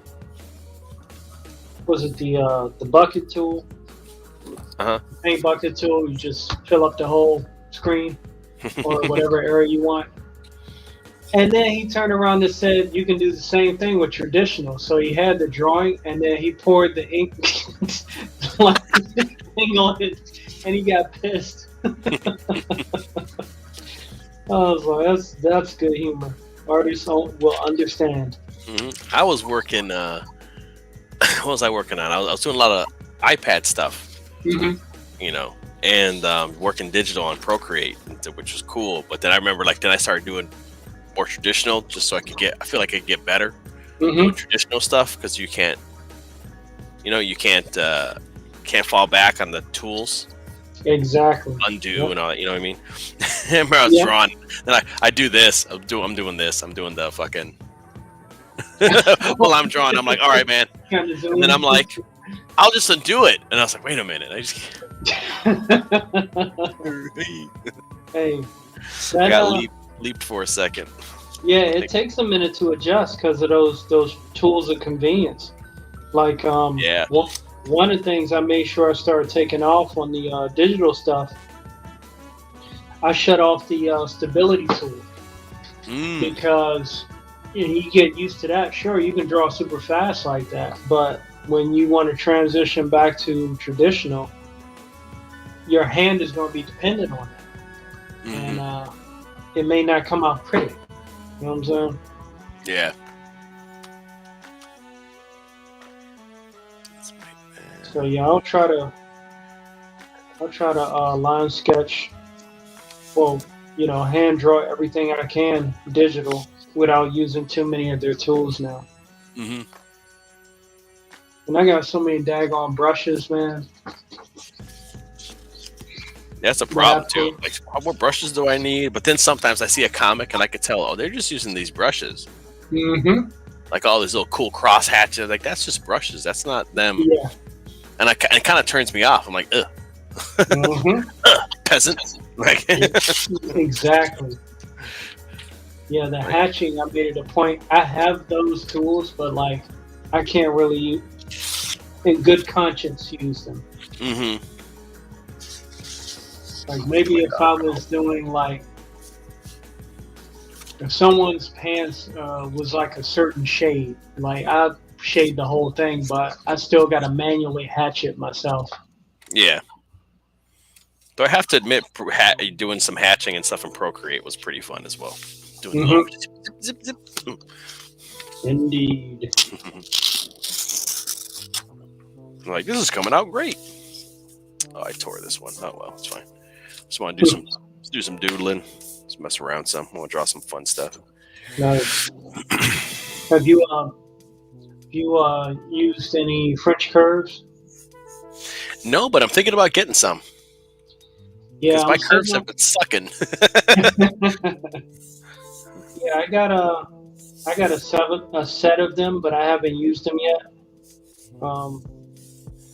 More than anything, I just want to get the comic book stuff out in and out, and then I can start focusing more on the traditional that way. I know sketching and pencil is like, that's my bread and butter. Pen, I need more work in that. But yeah, same here. I got the tools.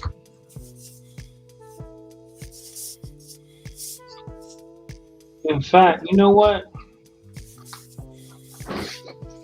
I'm gonna share something exclusively right here. Ooh, that's two exclusives. Whoa! I'm gonna share an old traditional piece that I got of a character that I kind of put on the back burner because I wanted to put Virgil Kill Paradox out first. I'll be right back. Sure, man.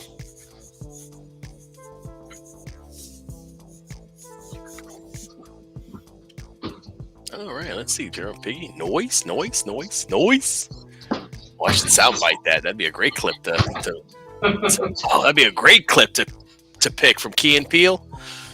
Oh, you see something good? Noise. That'd be a great one. Oh God, I didn't think of that. And then let's see. Replicant says, I really, really like digital halftone brushes as long as they're good ones. That's what I like to do some kind of grayscale. I think digital is pretty neat. Yeah. All right, let's make Nice. it big. Boom.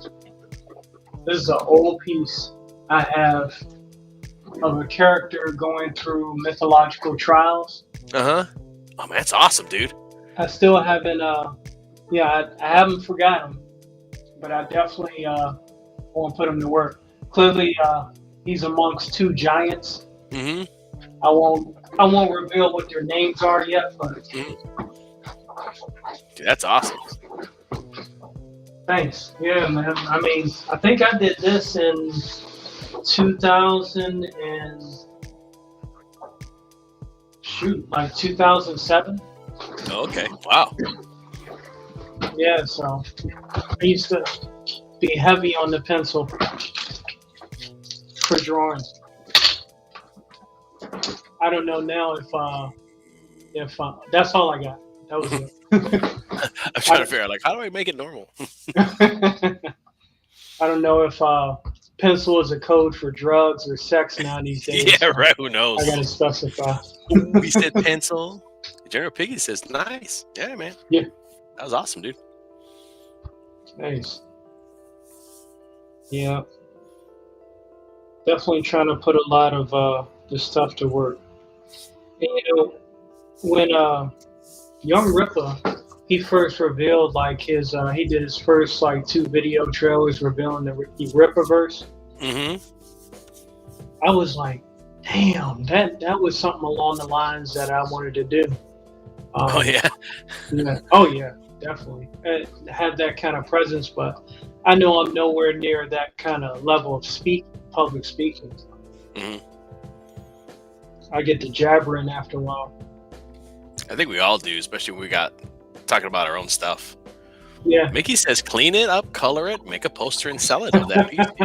That piece you got, man. Yeah, I might just redo the whole thing and then add a background in the works because one thing you also can do too is scan it or take a picture of it and then do it, ink it digitally. Very true. And then color it that way too. So then you have it digital as well. Yeah. Yeah. Keep it immortalized. Mm-hmm. Yeah, that is going down, especially for that character. And his trials shall be great.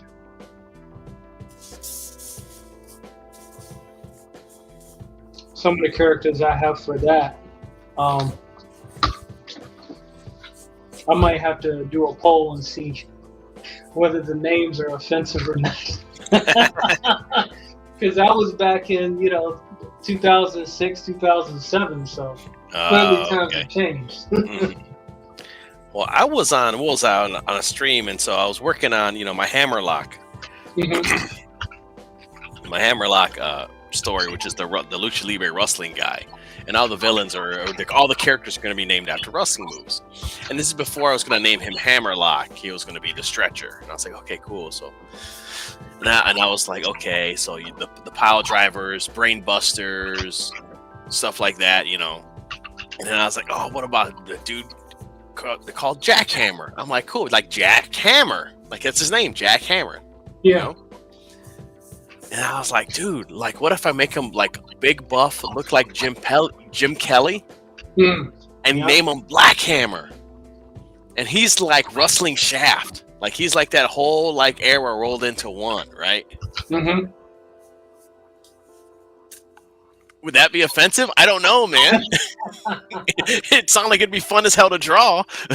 Yeah, and that's the tough part, man. Like all this redefining stuff, giving words new definitions, and associating them with all this crazy stuff. It's like, oh my gosh, I can't keep up with it. Yeah. You ever seen the list of different Facebook variations that you can identify yourself as?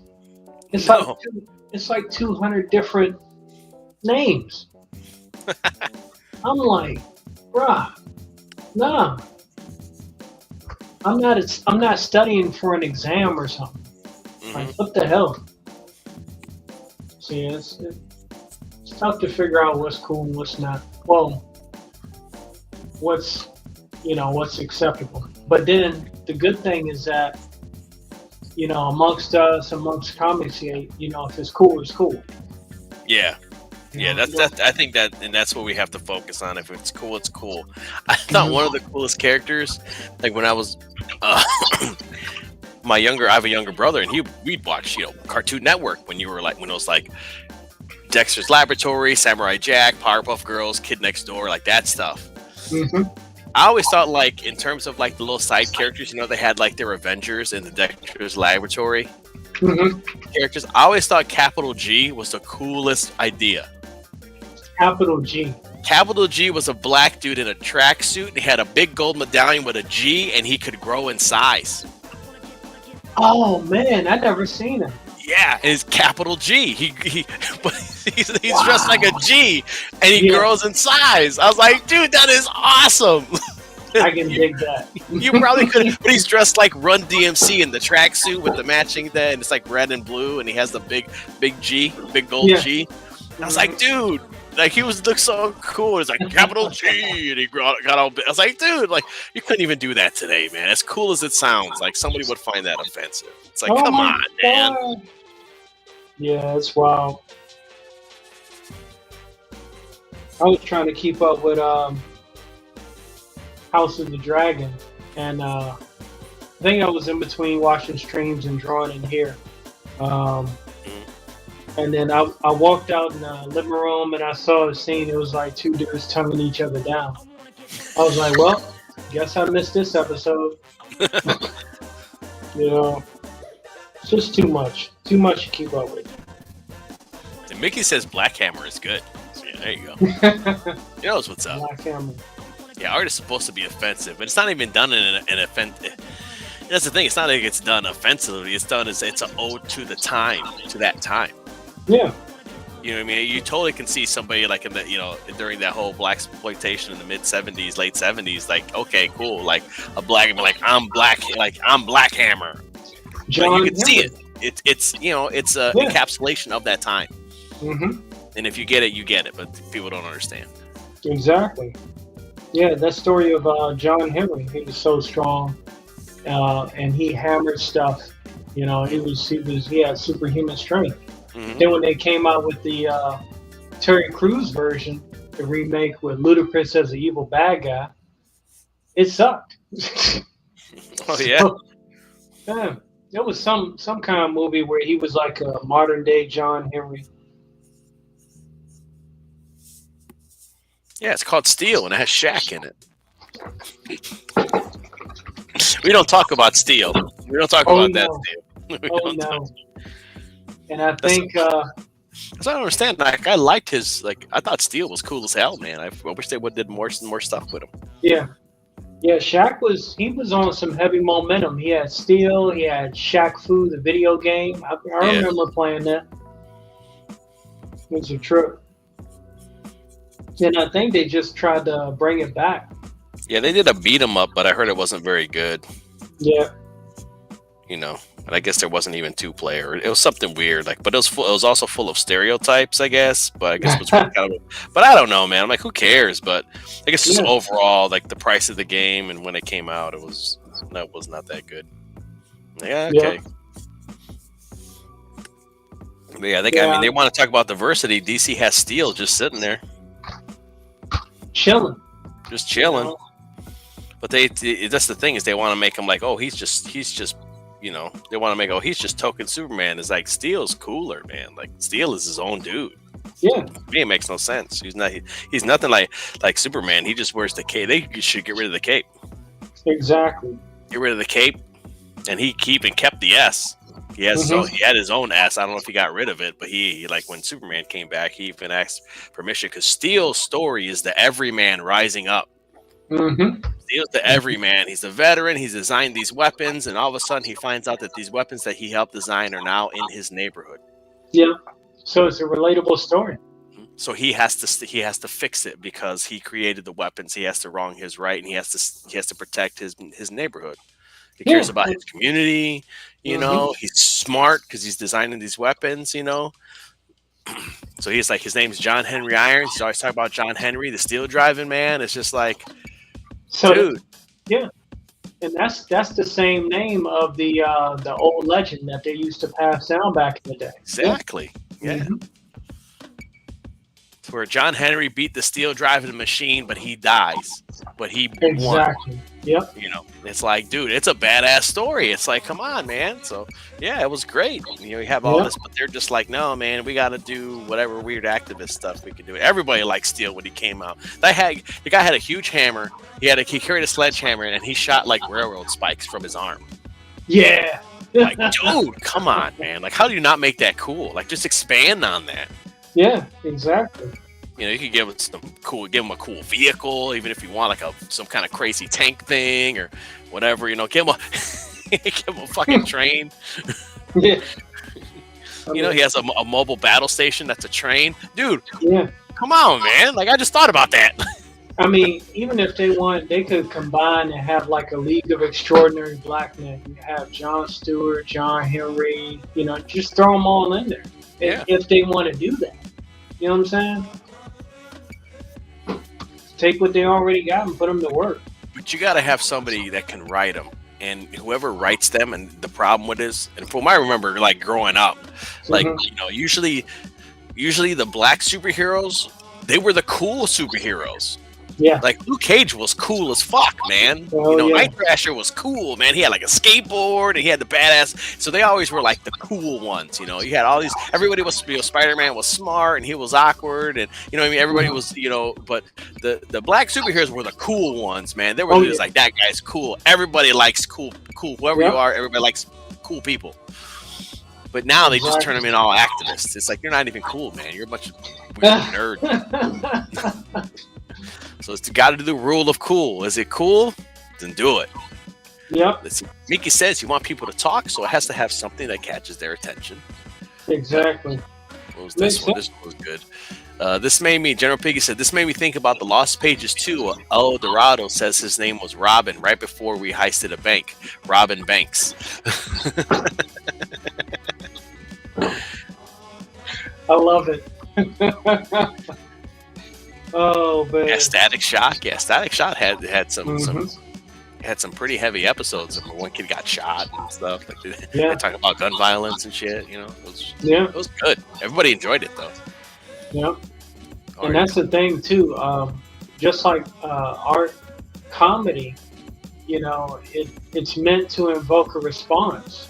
You know, that's why it takes time to build that craft. Like comedians, they spend time cracking jokes amongst each other, working on lines.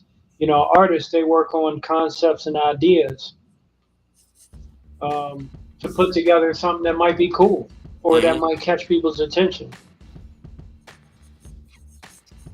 Either famous or infamous.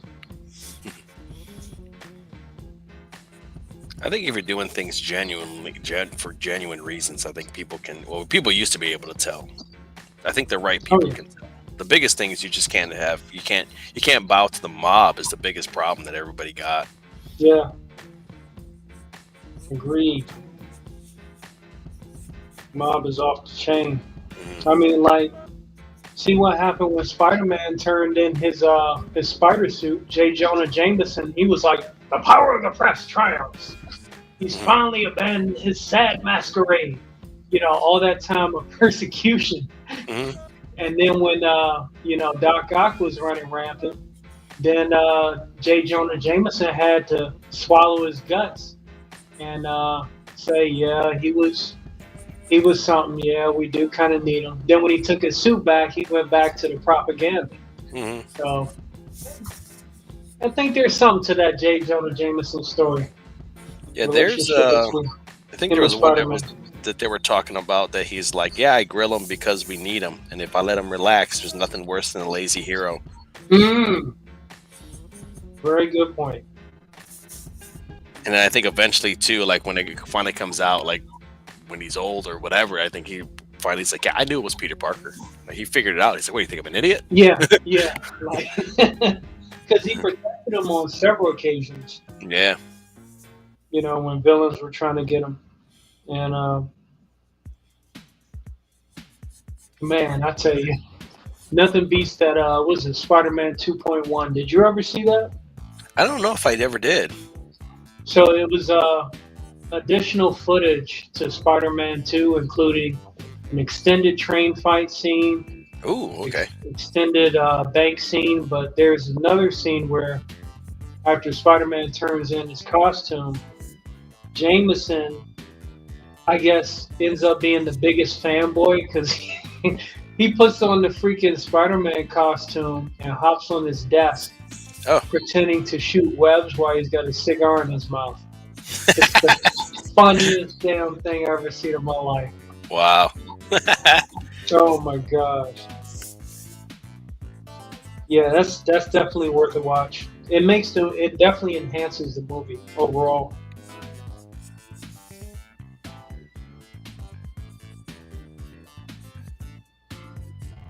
Oh yeah, remember that in-game multiverse in-game thing that got copyright struck? Oh yeah, I remember you That sent me stream? the link to it. I haven't had a chance to watch it. Is it still up or is it down? So that's the thing. They took down the guys. They took down the main one, but he put it back up. Oh, okay. Yeah, he re-aired it. I think he put some kind of filter on it where they shouldn't strike it again. Yeah, because sometimes they'll catch stuff with audio, which is kind of weird. They'll be like, Mhm. oh, here's the audio matches. And this is a classic case of why you should never have a machine control and regulate what humans do. Hmm. Classic case. Because that algorithm's off the chain. Yeah. And plus, those could be actual jobs that people could have to spend the time to watch some of that stuff.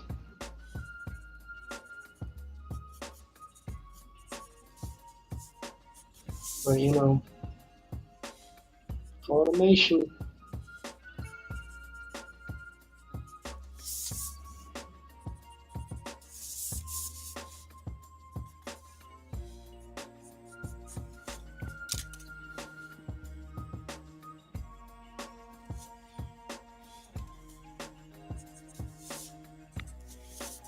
See if we can make that big, maybe. Let's see. Oh shoot! I guess Safe I and can share boring. my screen. Safe is boring and too over. Oh, too over the top is corny. There you go. Yeah, absolutely. Mm-hmm. I guess we got room. I could share my screen. I totally forgot. Oh yeah. Let's show that. Is that the new one or the old one? I got two of them here. Let's see. Maybe I Oh can. wow, it's too big. Let me kick Shot that. picked up. Or is it here? No, it's just they're both That's here. easy. Okay. Yeah. Is this the right one? Yeah. Okay. Yeah, it's just you're on here twice, like the share screen. It's like okay, sure. Oh, how's that work? I didn't want to take up the whole thing. Should I switch? Because I shared the window as opposed to share an entire screen.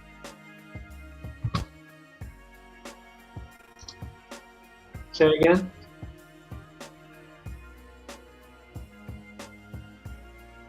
I can't hear you. I pressed my button by accident. Oh. We can do that. Let's Oh, see it. Let's read this and see what Miki says. The comicsgate is not about being safe.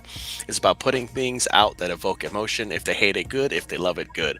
But if it's mess, start over. Yeah. Sure. Agreed. Yeah. That's exactly where I'm at, the start over stage. Oh, we And can do that. Okay. much needed, you know? We can do that. Can we do this? But yeah. That's all right. All right. Yeah, We'll show your okay. stuff off. Man.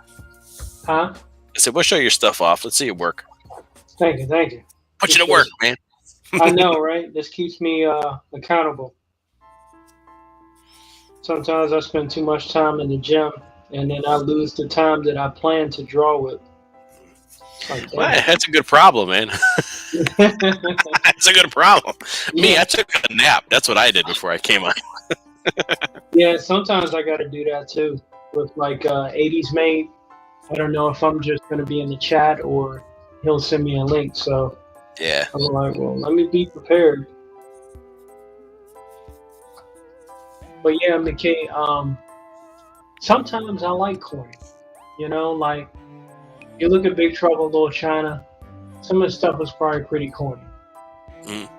You know, make the extra man. Yeah. Make the extra mad or make extra happy. That's what he is good at. Yeah. Correct. He does a lot of good stuff for the comicsgate stuff, though, too. Oh, But I know people absolutely. say he can do more, but it's like it's not really his job. Yeah, It's that's a not his lot. job to promote everybody's books and stuff, you know. He doesn't Exactly. necessarily have to.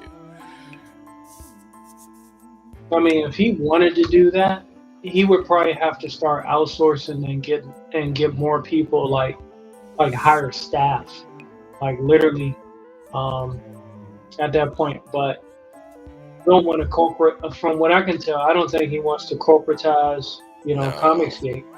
He wants to keep it. He wants to keep his stuff private, and I think also he's done it before, and I think it kind of with certain people, and then they've stabbed him in the back. Yep, that's the other thing too. So keeping things open and free is better.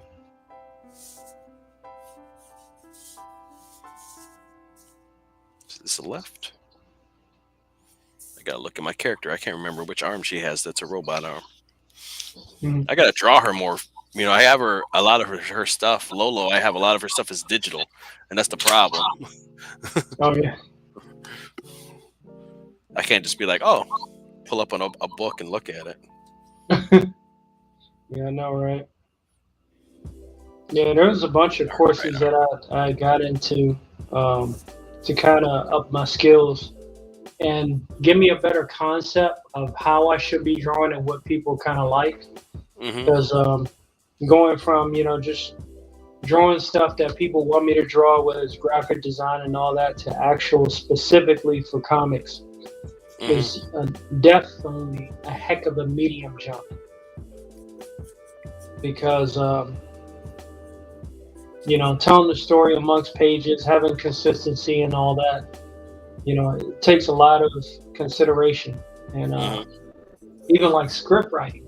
I wrote a script for the previous one, but it was more like, hey, I just got to get it out there. But now reading books on it, even like David Finch, he has a course on Pico. I think that's the name of it, the platform. And each week he adds to the course that if you pay for it, he just keeps adding an additional video to the course of like doing a whole scene start to finish, shading, lighting, rendering, all that stuff. And while I was overseas, that's all I had to watch. I was like, well, sure, let me get it burned into my retina, stuck in my brain. Excuse me.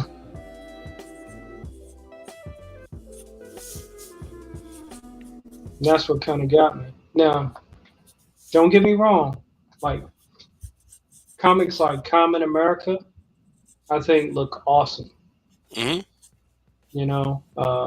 Good concept, but it's manga. And, I think I've drawn enough manga. Yeah, kinda. I mean, I get what you're saying. I know exactly what you're saying. Yeah. There's a dude manga drawn on American format. There's a dude on YouTube and Twitter called White Manga. WHYT. And him and his buddies are getting together, or they've been. I guess they have like this group called Saturday AM, and it's actually like it's almost like it's like a anthology of all these different manga. And they're not even manga; they're all United States. They're all like U.S. dudes. But Nice. They've been talking to manga publishers, and they're publishing their books. He did Apple. His thing is called Apple Black. And then he has another one coming out that's clock something like Clock Breakers, and it's this little girl, and she's like, this is the first. It's and what he's doing is manga. Like it's the manga format, it's the books. He's talking to. They've been to the guy who they do the publishing with. Has been to Japan. And there's pictures with him with manga guys, and he's been. So it's close to like American manga as you're gonna get. If you look at it and you put it next to a manga at the bookstore, you couldn't tell the difference. Like that's how good it is. So Common America's an American guy trying to do manga. Yeah. But more comic books. This dude is doing manga. Ah. So he got so a lot of people were giving him shit because he was like, I have the first, because it's a shonen is what he's doing, like his clock strikers or clock breakers or whatever. It's shonen. It's that shonen genre. He's like, this is the first in the shonen. This is the first shonen manga that has a black protagonist. The main character is a black little girl. And everybody's like, "Oh, why does it have to be?" He's like, and they're like, "Well, it's not manga because it's not made in Japan." I'm like, "I don't know about that, man, because the books, he's got approval from manga people in Japan Exactly. to do it, and the book is the book is in Japan. Like Japanese, they buy it. Yeah, it's published. Yeah. In manga format, so it's like, I mean, I don't know, man. You guys are trying to split hairs, but I mean, this dude's doing manga. Granted, he's a heavy liberal from what I can tell because I follow him on Twitter. But his art's the shit. So I'm like, whatever, that's fine, dude. Whatever you want, man. Nice. Some people are like, it's all about race. I'm like, dude, he's not wrong. And if you want to talk about legit, like this guy, this shit's legit. You look at it, and if I can grab it and put it next to any manga on the shelf, and you couldn't tell the difference, bro, that's manga. That's manga, man. I don't give a fuck what you say. Yeah. Well, I mean, plus too, I'm a fan of that, especially because one of the turnoffs for me after a while when it came to like anime was that like Bleach. I'd like randomly one day watch Bleach. It would be on Toonami, and it would be a villain talking, and he would trap Naruto or whoever, and it would be like a black dude in a dress. I was like, "What is this, Hollywood? Why are you embarrassing the brother like that?" And, like Mr. Popo was like one of the biggest exploitive type characters of black character, whatever. Pitch black, red lips. Oh no, Kami, no. Well, the thing is, the only stereotypes they had to go on, of course, Dragon Ball when Mr. Popo was, came out in the 80s and stuff. But even there's like the 80s anime, like was it Lily Cat, which was the movie, like kind of like Aliens and the Thing put together. The black guy in there looks like he has an afro, and they gave him the big lips. All they had to go off was our stereotypes. So they're doing what we're doing. They're like, okay, well that's how they draw them. So let's draw them. I mean, because you're talking about times where there really wasn't many black people over there in Japan anyway. Exactly. So they're just copying us in terms of the stereotypes. They're like, well, they did it, so this is how they looked in Popeye, and so that's what we're gonna do. And then they get mad at them. It's like, dude, it's our fault. Like, but you can't blame them because they just were copying us. It's like, all right, man. They don't know any better. Like, then they call Hercule. And his original name was Mr. Satan. Yeah. I was like, damn, bro. Y'all just going at it. But there have been some really great rides with anime. I mean, obviously, like Black Lagoon, the brother's cool as hell. Jet and Cowboy Bebop, cool as hell, hands down. So with the one guy you just mentioned, he's got his main character is like first black protagonist. That's cool, something different. And they were like, what about this person? What about that person? They're like, no. He's like, no. Those aren't the main characters. We're talking about if Naruto was black. Like that's what we're talking about. The book is she's the main character in the book. Yeah. Yeah, I'll take it. Yeah, that's something. Anime manga is offensive. That's why people love it or hate it. Yeah. But it's all done with artistic. It's done with artistic form. It's not that we're gonna do this just cause whatever. Let's see. Miki also says Chi-Chi was offensive for Japanese women. She was the tiger mom, overbearing. She was always nagging. Yeah. Yeah, she'll beat Goku down in a minute.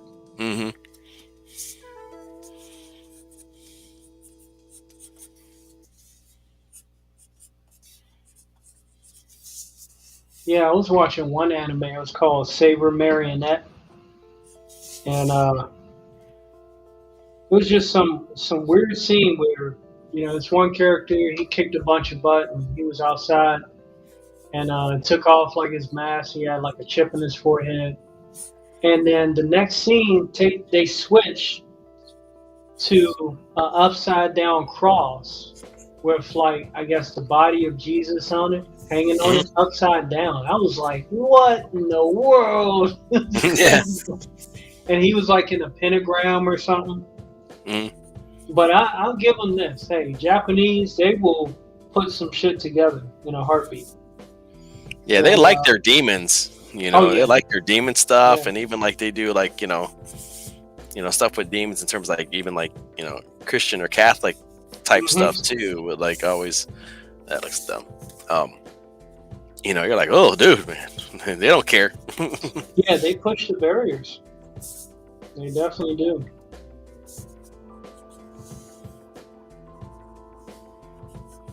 Here, something like that. Akira itself was profoundly known for pushing the barriers and asking the question of, literally, what is God, or what is that power itself that flows in all living things.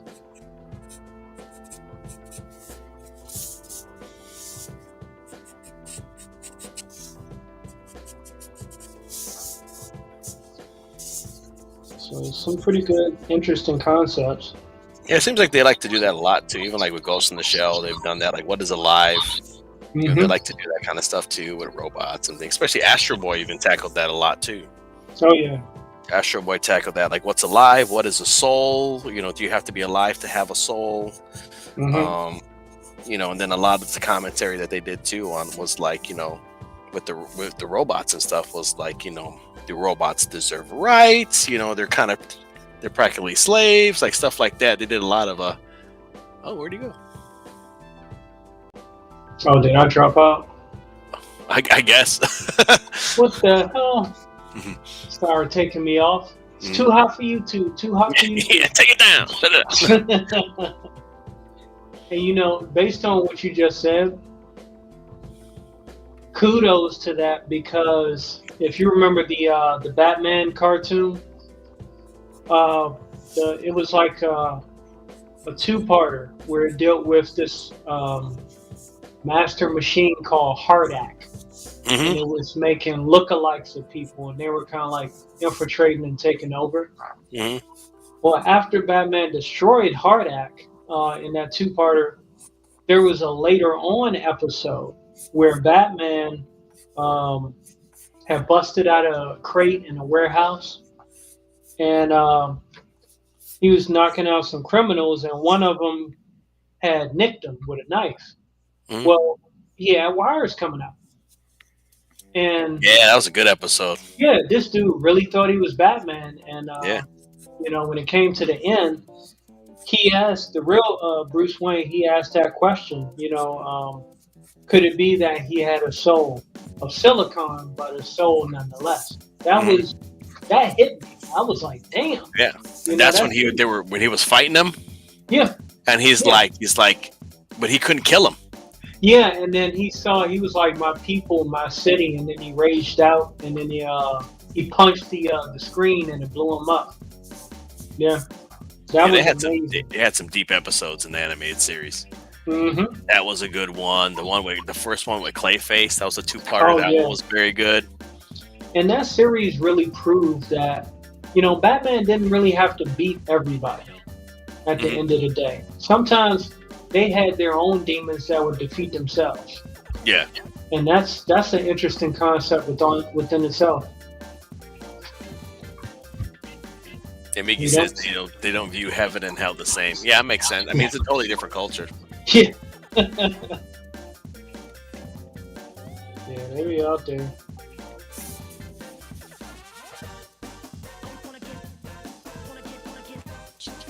Yeah, I don't know who I was mentioning it to. I think it was last week I had mentioned the Animatrix. Yeah, it was last week. Yeah, with the second Renaissance. Again, very profound, just as good as the first movie. If I do say so myself. Because they broke down a lot of stuff in there. And seeing how the machines got the way they were, because they weren't always like that. I mean, it's hard for me to describe because it was so good. And plus, I don't want to give anything away. But we know how it turned out. Watch it. That's even like, we're coming back to Astro Boy too. Like, you see, like, okay, cute, whatever. Let me go grab that Mhm. book. I can show some of the art, but it's like, I'll show some of the art and then we'll talk about it a little bit. I got the book over here. Okay.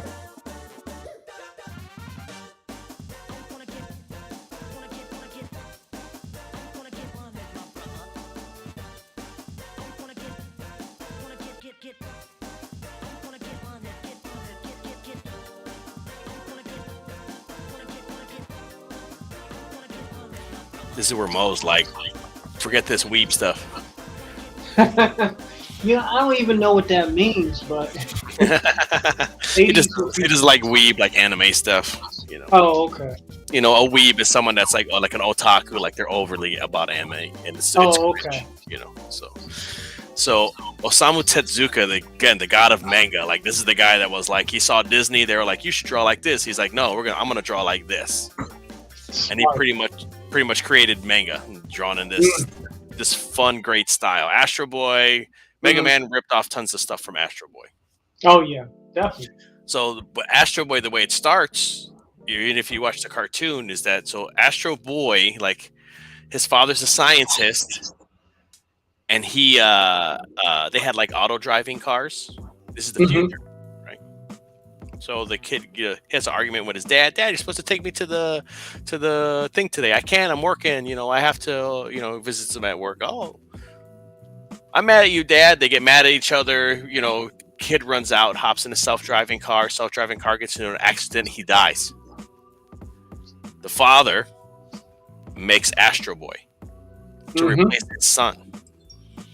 But then over time, he starts to realize that he will never replace his son because Astro Boy stays the same. Yeah. He doesn't grow. He doesn't. Basically, it's like Pinocchio in reverse. He doesn't grow. He doesn't age. He doesn't, but he has this special drive in him that he can tell right from wrong. And robots don't have that. Usually they just follow protocols. But he has this special thing. Same thing like Mega Man has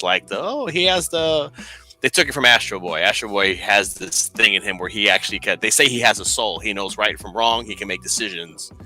Stuff like that, right?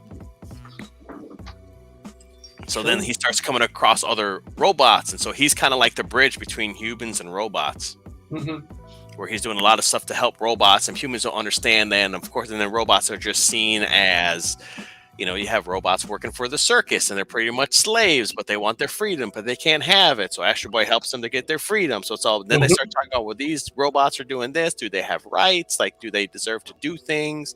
Wow. Stuff like that. So there's a lot of terms of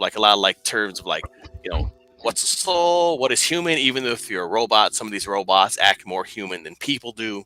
The moral compass is better than people. So this raises a bunch of questions and stuff. So Astro Boy's pretty deep. I saw the show that they did in the 80s, and I watched the whole thing, and it's kind of like I tell they kind of floundered out, and they just kind of like wrapped it up. Like, okay, we got no more money. Let's do this. Yeah. But this guy did serious mangas too, serious ones. I'm trying to think. There's one. I mean, you can get them all on Amazon. There's one that's like, I think it starts with an O or something, and it's like feudal Japan. Talks about and it's adult. It's not a kid's. But he draws in his style. Actually, I have the book in here, so I don't even know why I'm telling you about it. But he did Kimba the White Lion. Yeah. He created that. This thing went so crazy. He made that. Wow. So here's the thing, and Razor Fist did a video breaking this down, right? Everybody says that Disney stole from Kimba. Kimba's stuff ran so long and covered so much stuff that it is impossible. And you could grab some of the stuff and anybody would rip from Kimba the White Lion. Okay, I got you. Just the stuff that they have in it is just nuts. So it's like, did they? Not really. I mean, minus a K and a S. There you go. That is good. true. Yeah, Kotaku was not good. Yeah. Daryl Piggy says, "Damn, I didn't know Astro Boy was that." Yeah, Astro Boy is very deep. Yeah. So pretty much what happens is that his father shuns him and tells him to leave. So, or his creator for Astro Boy. So he pretty much leaves, gets taken in by a circus, and starts being abused by the circus. But he's a child; he doesn't know what to do. So then another scientist is at the circus, like doing investigating because he heard like, okay, like let me see what's going on with these robots because I've heard some pretty shady stuff. Yeah. And finally he realizes that they're treating him wrong. So he's like, Astro Boy, you could come with me. I'll take care of you. And pretty much lives with the doctor. The doctor starts teaching him right from wrong, and the doctor builds him a sister, Mm-hmm. and then eventually builds him a father and a mother. Oh wow. So he has a family. Damn. And then, but he's like, oh, he's flying around saving people. He has machine guns in his butt. Yeah. He could fly, super strength, all kinds of stuff like that. So, Mm-hmm. so these were the first ones that he was doing, which is like Wow. Treasure Island boy adventure stuff. So you can kind of see where the style's coming from, like Popeye, Yeah. like early Disney, but probably Big more like farms. Disney stuff. Yeah. You know, Pirates. yeah. Wow. But also, what he would do is like he would have like characters, like he would have like this character, Mm-hmm. like almost like he had a cast of Yeah. actors. So he would do a story, put this character in it, but this character would not be the same guy. Huh. Like in one story, Rock Holmes is like this guy's a detective, but then he'll grab that design and then make him a gangster in another story. Okay. Yeah, Got so it's almost like he had this cast of actors. Mm-hmm. It's pretty cool. That's pretty cool. Hey, Drew, I sent you the link if you want to What up, hop Drew? in. If you don't, What I up, understand. what up? But And I almost feel like, in a way, that Astro Boy has some kind of correlation. Like maybe somebody created the other end of it when they made Cash and Sins. You ever heard of that anime? I don't. Maybe. Cash Maybe. and Sins. He Yeah. was like, Is that Kashurn Robot Hunter? yeah. Because they did a sequel to that, didn't they? I don't know. I only seen the series where basically like the Yeah. world was destroyed and machines were slowly dying off or something. I wanted to see the whole series. Okay, Though. here's another his early stuff. Yeah, You know. nice. So, but he like kind of started this style, Mhm. and then it kind of grew from there. Yeah, I can dig it. I'm trying to think of another guy who does. He has a protege that was doing a lot of stuff. That was grabbing the art. That does the art style of like. They did Tetsujin 28, which is gigantic in like 2008. They kind of grab his style. Giant Robo, Cyborg 009. Yep. A lot was inspired by this style that he does. But that's the thing. That's the other thing that because I did like a quick review. It was a Dragon Ball Superhero. Mhm. That's the other thing that ticked me off because like it looked like Toriyama kind of like he took Cyborg 009 to make new androids with the son of Dr. Gero. And it was like, come on, man. And then they still shit on Cell, so perfect Cell. So it was terrible to me. So But here's people like it.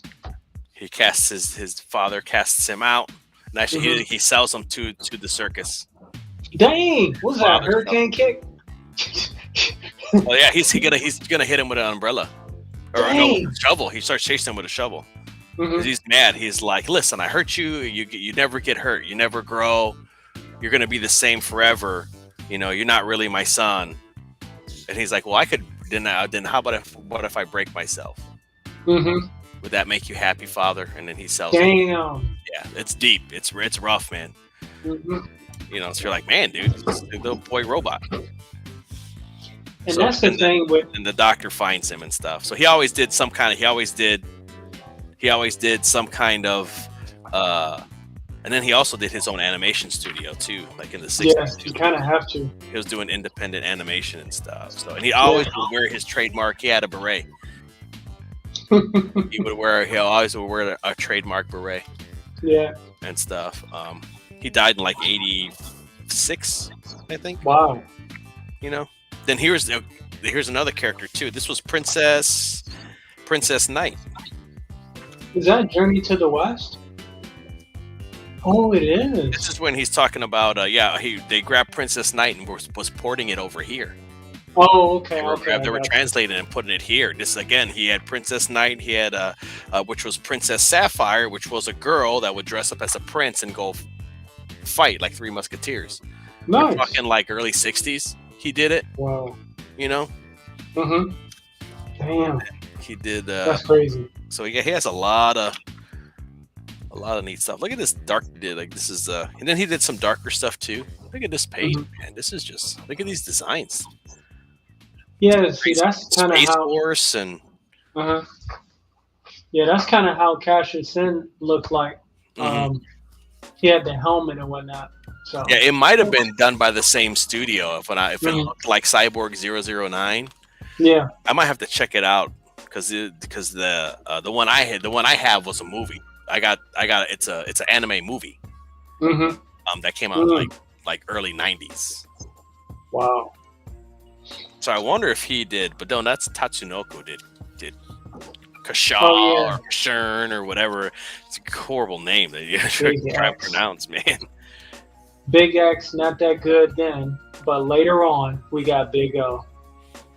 Yeah, Big O was great, and that was that style too. Like that kind of was a similar style.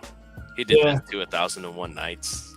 Wow, that was. Yeah, my buddy used to say Big O was basically a Japanese version of Batman. He had the butler. He had the secret identity. Yeah. He had the limo. He was rich. He had the mansion. He had the grappling hook from the watch.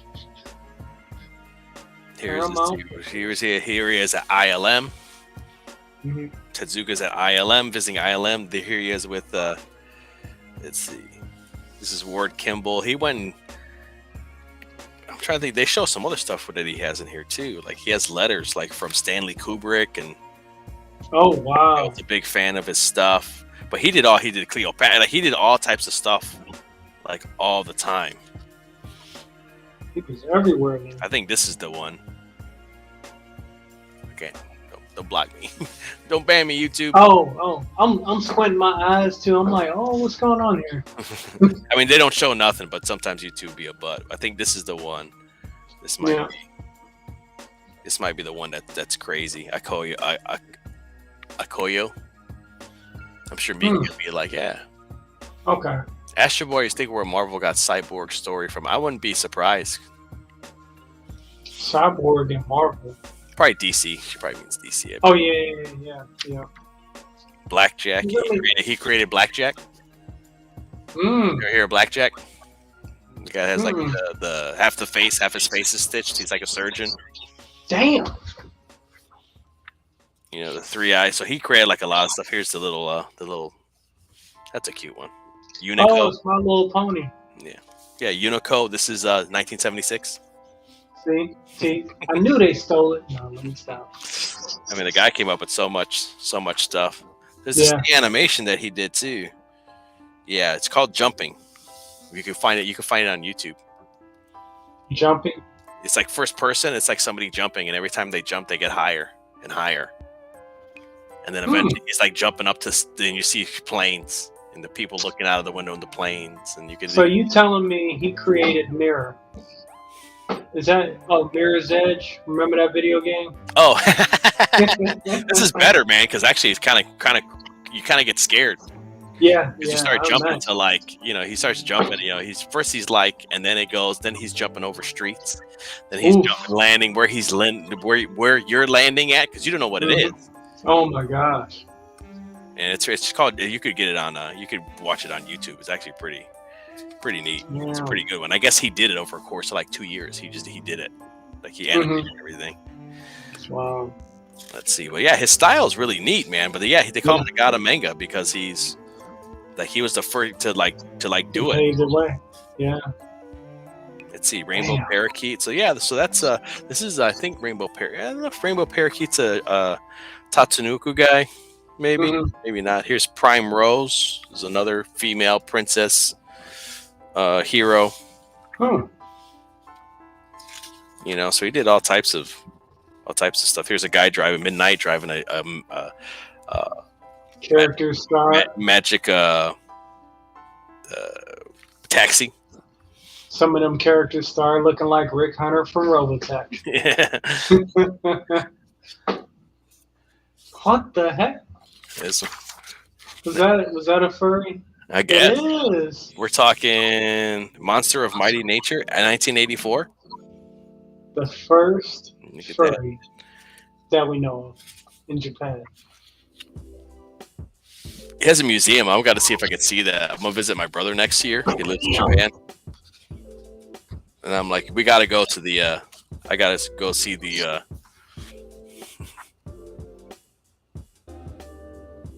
DC. LOL.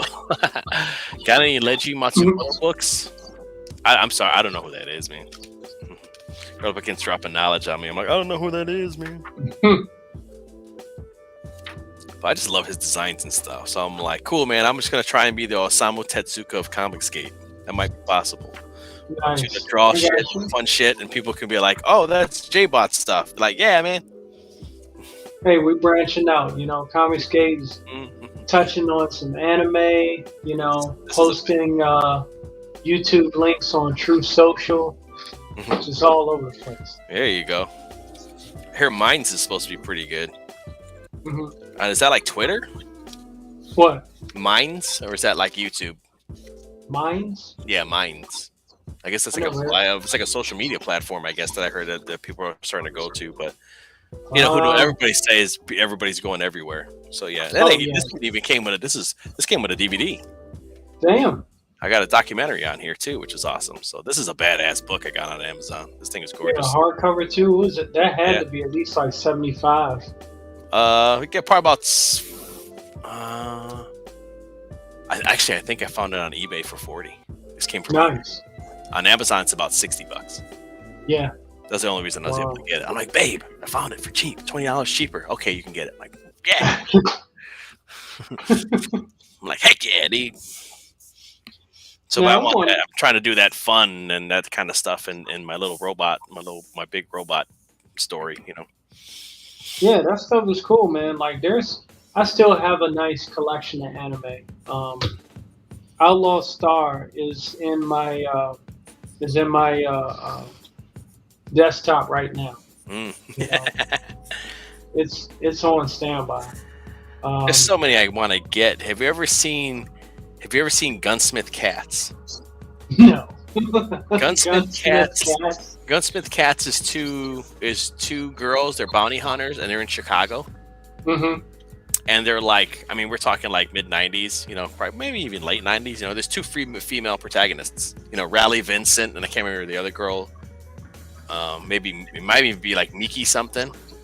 You said Raleigh Vincent? Yes. Interesting. Probably one of the coolest names I've ever heard.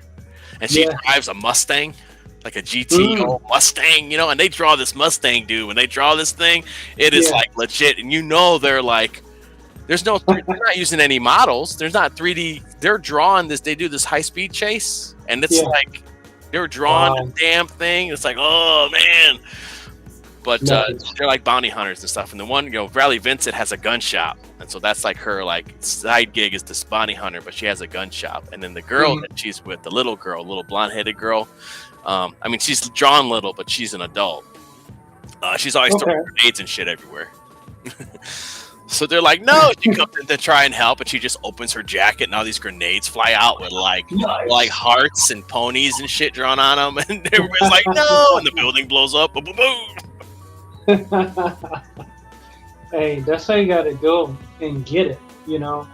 Put all the stickers, all the fancy bells and whistles on it right before you make the enemy go boom. You gotta love it. But they're actually, you could watch them on YouTube. You can find them on YouTube. Just put Gunsmith Cats, and there's like 2 or 3 movies. And she's fighting this like badass like Russian chick too. That's just like murking people. Nice. It's a cool show. I guess it's a spin-off of another one called Riding Bean, which is also pretty cool too. That one's all about like, getaway driving and stuff. Okay. Yeah. One of the very subtle, nonchalant, not too popular ones that I enjoy. It's like a psychological thriller. Oh, we got comics for Drew. And he's waiting. Dude, you're doing this to me, man. Sorry, dude. Here's an invite. I want you to sit here in my little corner. I'm going to ignore you. Well, you got to post on. You got to put. Here's the thing that sucks on this is like everything's on the left-hand side, but they're big enough where you could see them, which is cool. Like you could see it, but I have to scroll. Then when you come in, you go to the bottom. Yeah. Mm. So I have to scroll down, and usually for some reason, like usually it's like tells me, but for some reason for you, Drew, they don't tell me when you come in, man. I know, right? You know, I'm just not that important. I guess. I'm not drawn tonight because I'm directly in the path of a hurricane. So Oh God, yeah, dude. I've Oh my got God. a lot of stuff that I've been handling. So, but Filling up I'll hang out sandbags. with you if you like. Oh, absolutely, man. We're just talking about stuff and drawing, man. You know, there's no rhyme or reason. Let's see what Mickey says. Mickey says, "You know why manga is mostly kids and teens?" No, why? Hear a lot of housewives read stuff too, but then a lot of businessmen will read stuff too. That's who the fan service is for. Oh yeah, yeah. What does she mean by it's mostly kids and teens? I mean, is it mostly fans of it are kids and teens? Is that what they're saying? Because I see lots of overweight middle-aged dudes. Probably the characters. Probably Uh-oh. that makes sense. Mickey, at the gym. You gotta go to the gym. That makes Get them one of gains, us. girl. Well, listen, we can tell. Hell, We comics. can tell you go to the gym. You're doing a great job. Keep up the good work. Hells yeah. Mm-hmm. Yeah, what was Appreciate it, you stopping by, Mickey. You can just let me know if you ever stream or whatever. Or worst case, I'll just send you a link. Yeah, she's Yeah, I'm talking gonna about start doing characters. From what I've heard, I think it's because like once usually they like to do that pre-high school, pre-college or like that middle school to high school age. Because like usually once you get in your last couple of years of high school or your last whatever, then you start training for your career. And then like if you're in college and stuff, a lot of times there's no like. That's it. Like you're gonna do your job, and then you have no life, no fun, no pretty much. You know what I mean? So that's why they usually do teenage characters or middle school characters because that's before you become an adult and you have all that responsibility. Because like once you become so old, then you're stuck in corporate world. You're gonna work your ass off to death. Yep. So and yes, I was right. Yeah, no I time. don't know, man. Are we talking about manga or are we talking about anime? Yeah, a little bit of manga. Probably manga. Probably mainly shonen. Because she was have saying. you guys ever read manga? Hardcore Cop and Dolphin? No. Yeah, what was that? Cop School? and Dolphin. I saw that school prison. That was that was for fan service of quite a few ages. Mm-hmm. But I enjoyed watching that. It was pretty funny. By the way, JBot, I love this angle that you're drawing. I freaking love that kind of pose. It's coming out pretty good. Yeah, good. Taking flight. I've never drawn Lolo with her jetpack, so I got to draw her flying with her jetpack, and I never drew her helmet on and her little curly pigtail balls are gonna have they come out of the helmet. Yeah, she has holes in the helmet for her pigtails. What people don't really know about this particular pose is it's subliminal because the character's flying, but you're looking up at the character, so it tells you subconsciously that the character's flying, even without you recognizing that that's what it's doing. It's emotionally telling you that it's flying. Yeah, it's like I don't have to listen put music. Yeah, I don't have to put any wings on. I don't have to put anything. I could just draw. You already know she's flying, and you don't even know she's wearing a jetpack. Yeah, but it's like when you listen to music and the notes go high and the lyrics are talking about flying. It's kind of the same thing. It's moving you physically. It's moving your senses. In this case, your visual sense. So I really dig it, man. Yeah, Miki says our child and teen years are fun. After that, it gets really serious. Lizzie starts in middle school. Yeah. That's why you just pro Russell and open a ramen shop. Okay, she's good. Now she's leaving for real. Bye, Mickey. Thanks for stopping by. Like I said, maybe I'll do another stream or whatever. I'd love to have you on if you ever want to stream and stuff. We could just talk. If that's her profile pic, I mean, that's really her. She looks like a lot of fun on a stream. Yeah, she has a YouTube channel and she does unboxings, but she buys a lot of like Hot Wheels. Like her whole background is all full of Hot Wheel cars. Wow. Yeah, I'll it's have to like check that out. yeah, it's pretty crazy. And she does unboxings, and of course she started doing some unboxing, some CG stuff. She did an unboxing of Infinity Tail and the Cyber Frog hoodie, which was a badass hoodie. I was like, man, that hoodie's legit, man. Gotta give me one of those.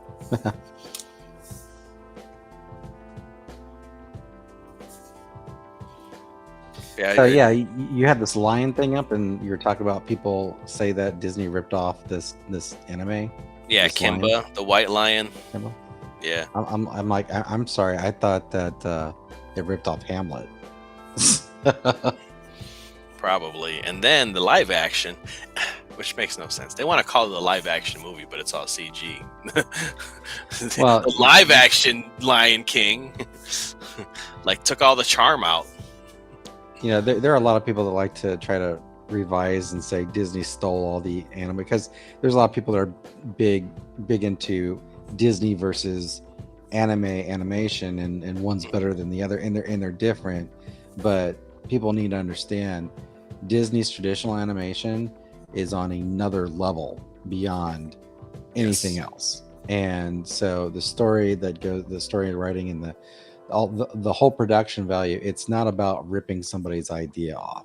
And if you want to sit there and tell and cry about the fact that there's a cartoon lion, like there could only ever be one cartoon lion, it's like, come on, guys. Yeah. But the Lion King, I mean, I probably don't need to tell you guys this. It's possibly the greatest animated film ever made. So, but anyway, it is very good.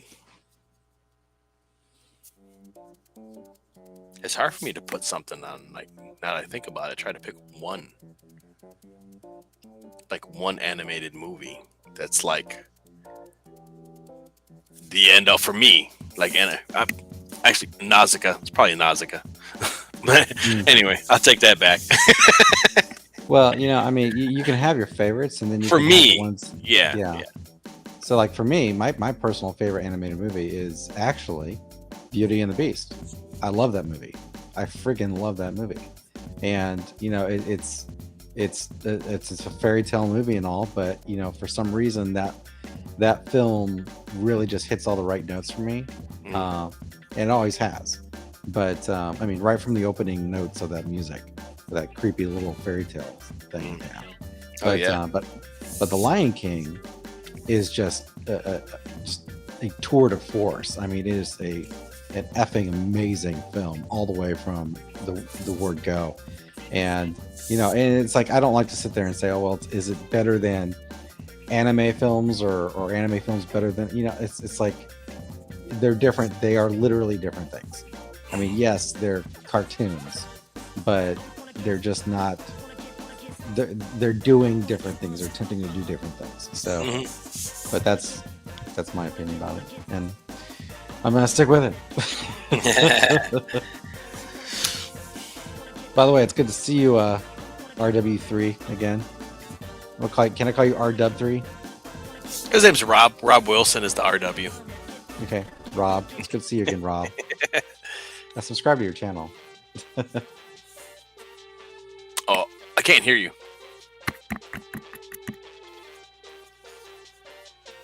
He probably was talking this whole time. Yeah, I can't hear you, Rob. Sorry, dude. Yeah, maybe I can mute him and unmute him. Maybe that helps. Still nothing. How about now? Yes. Better now. Oh wow, had some kind of disconnection issue. Interesting. So yeah, I mean, my whole thing is, people like what they like. I grew up off of those that you mentioned earlier, Drew. Will I watch them now? Probably not. I mean, I've seen so much stuff that's blown my mind. It's like I'm in a different mindset than how I was when I was back then. And like you said, you gave your opinion. That's mine. The whole Simba and Kimba thing, people said it. I mean, if it's true, that's a shame. If not, then I grew up watching The Lion King first. I heard about The Lion King first. And now I'm hearing the Simba or the Kimba one. So maybe you guys know. Probably. When I was a kid, way back in the day, there's the Family Channel was around. It was like CBN, the Family Channel, and they had this anime cartoon show, and I want to say it was Leo the Lion. Is that a real thing, or did I imagine this? Do you know? I don't know. Let's see. It could be that they maybe Leo the Lion cartoon. Sometimes they would cartoon. No, it looks like it's a thing. You know what? It's Kimba. Oh, is it? Okay, it's Kimba. Yeah, it's Kimba. Yeah. I wasn't sure. So yeah, as soon as it's actually Kimba, the white lion. Mhm. It was ported over, and they always do their westernization of stuff. Yeah, I mean, that happens sometimes. So I mean, whatever puts money in the pocket of the end, Oh yeah. whatever gets them paid, you can call it whatever you want, Like there was no way. Like I was a kid when I saw Nausicaa, like renting the VHS from the movie store. I was like 5 years old. I don't think it was called Nausicaa at the time, man. It might have been called something else. Valley of the Wind, probably. There was no way they were like, it's Nausicaa or something. You know what I mean? There was no way until like I started getting into like the Studio Ghibli stuff and like watching them, and then I saw that, and I was like, dude, I seen this as a kid, man. Like I seen this, like I couldn't believe it. Like, oh, this was the movie. I saw like 4 times. I kept renting this thing. When I was a kid.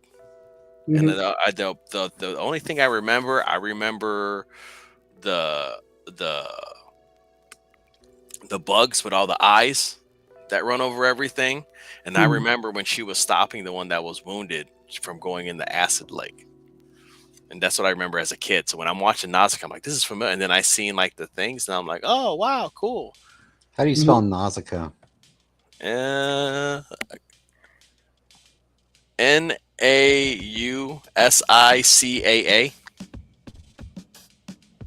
All right. I got the art book. The art book's badass. Because you You can see got like, every art book, JBot.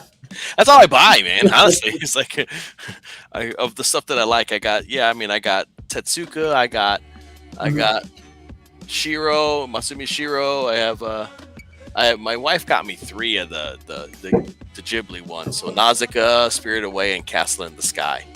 Okay. Yep. And then I got a Dragon Ball art book too. That's really neat.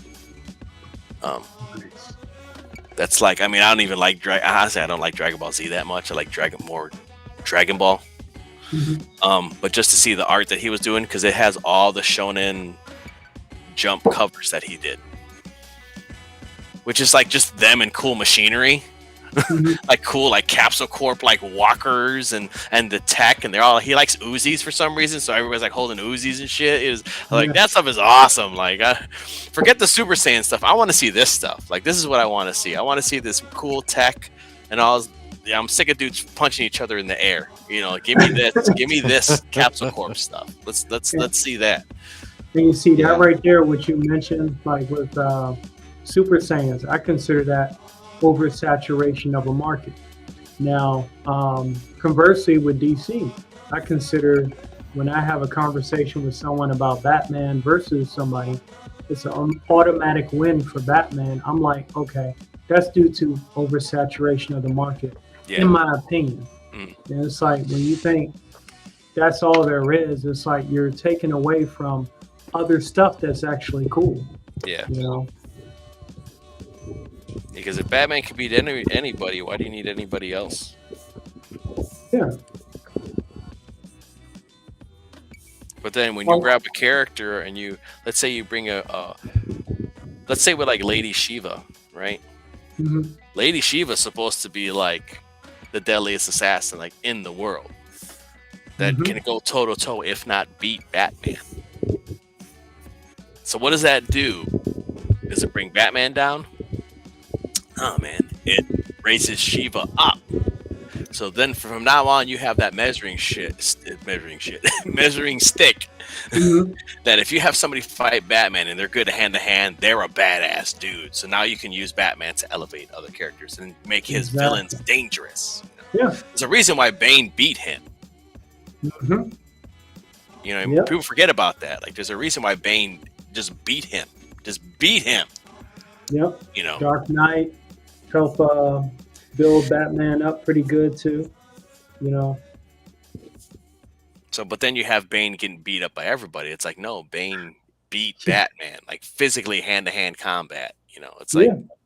but then Batman went and trained with Lady Shiva after he healed and then beat Bane. Hmm.